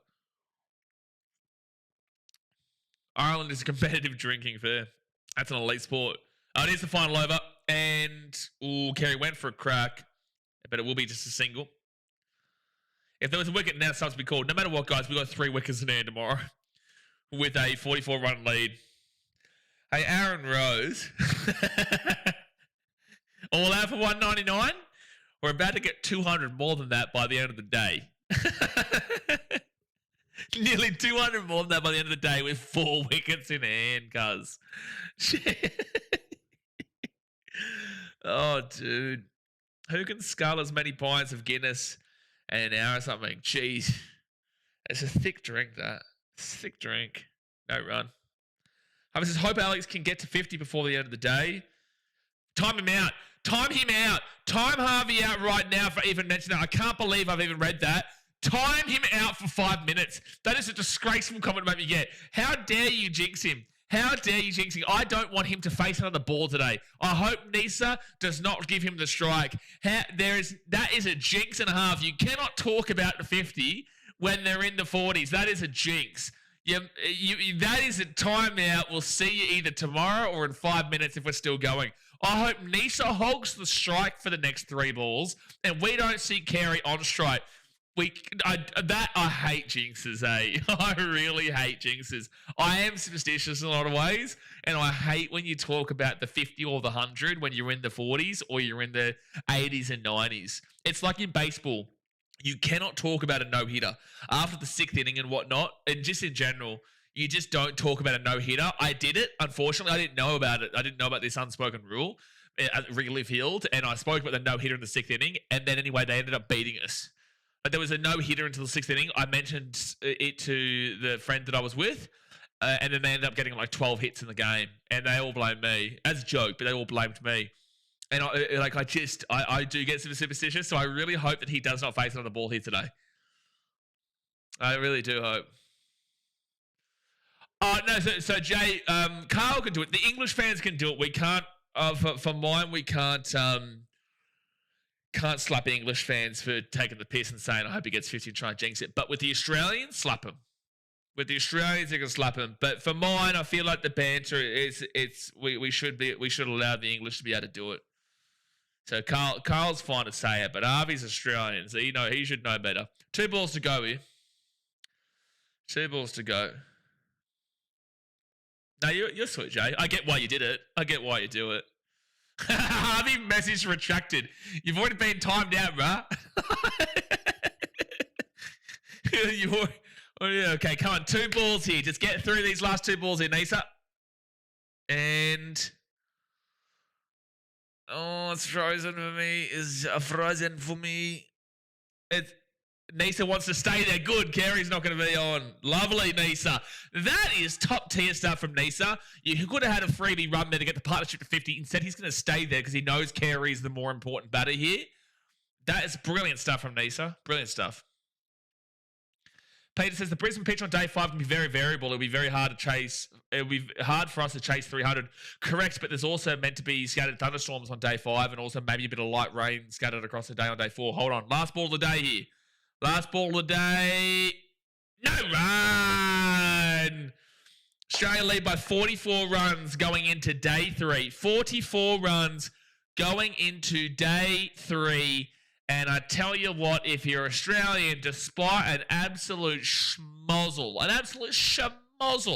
with Cameron Green and that middle part of the day, we lead by 44 runs with as much cricket as we want to play tomorrow. We've still got Michael Nisa in, Alex Carey, who can bat, very good, Mitchell Starc, who can have a good bat, Scotty Bowen, who can hold his own, and then Doggett, who'll be fine. We have such a good chance here to still get 500. There is a genuine chance to still hit 500 with a beautiful day of sunshine in Australia tomorrow in Brisbane. This is a primetime opportunity to forget about what happened with Cameron Green and to still get another 122 more runs. Even so, if we just get through the first session tomorrow, or a healthy chunk of it, we force them to be out in the sun. We really, force them to tire themselves out and just really get into them. I love this for Australia right now. I really do. I love this. But we will be back tomorrow, and it's gonna be a good night, a good day. It's gonna be a good day. Jay says, "Oh, Aaron." It's going to be a great day tomorrow, guys. So we will see you tomorrow. Aaron, unlucky, buddy. Unfortunately, you didn't skittle Australia out for 199. I'll be back same time tomorrow. Yeah, we'll see you, Aaron. We'll see you soon, bud. We'll see you soon, mate. But I'm exhausted, lads. It has been such a great. It's been such a fun day, but it's been It's also been exhausting, mate. Hannah says, well, screw me drunk. That was a rough day. Yeah, but it was cricket. That was cricket. That's what we love to see. And Australia kicking it around, son. Well, you had your chance to capitalise with Carey. This is the thing. You had your chance when Carey was dropped. If you catch Carey at that point, you catch Alex Carey, that's 2 quick wickets. We saw Steve Smith go very quickly afterwards. It might have changed, but we saw Steve Smith go pretty quickly afterwards. That would have been 3 wickets. And we still had a good 40, 50 runs still to get. But Alex Carey is currently on 46 runs not out. That is 46 bonus runs because he should have been out for 0. So that's the biggest concern here. There's 46 extra runs plus the 30 extra runs from the drop catch of Travis Head.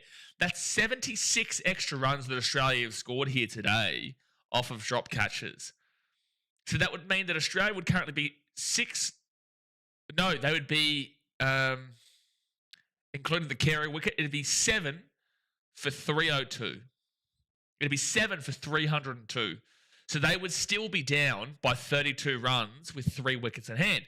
Yes, sure, they'd probably still get to about 334, 340, maybe 350 at best, but it wouldn't be 6 for 378. So whilst it's been well and truly deserved what Australia have done today, and whilst Australia have been very, very clinical in the way they've gone about it, England had their opportunities. They had their opportunities to actually get back into this game and even really set the point early doors by getting that wicket of Travis Head. And then instead of that, it set the foundations for him to set up alongside Jake Weatherall. Weatherall goes for 72, Travis Head goes for 33, then Marn comes in and does his business. Steve Smith comes in, does his business, and Cameron Green comes in and does his business, but then makes me want to headbutt a brick wall. So, look, it's all on tomorrow, but you just can't be giving up another 100 runs.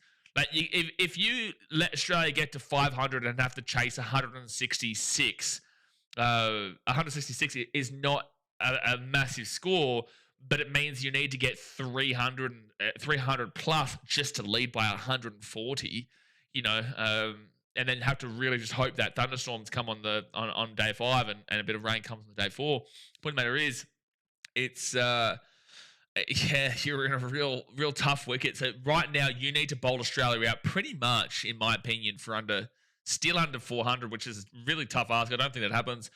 I think at a minimum you need to bowl them out for less than 450, and then Australia will still lead by 116 runs.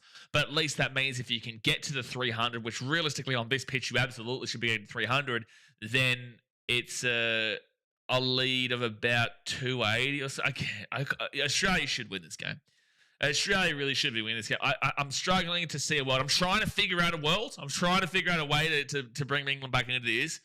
But right now, that rain is looking delectable for English fans on Monday for day 5.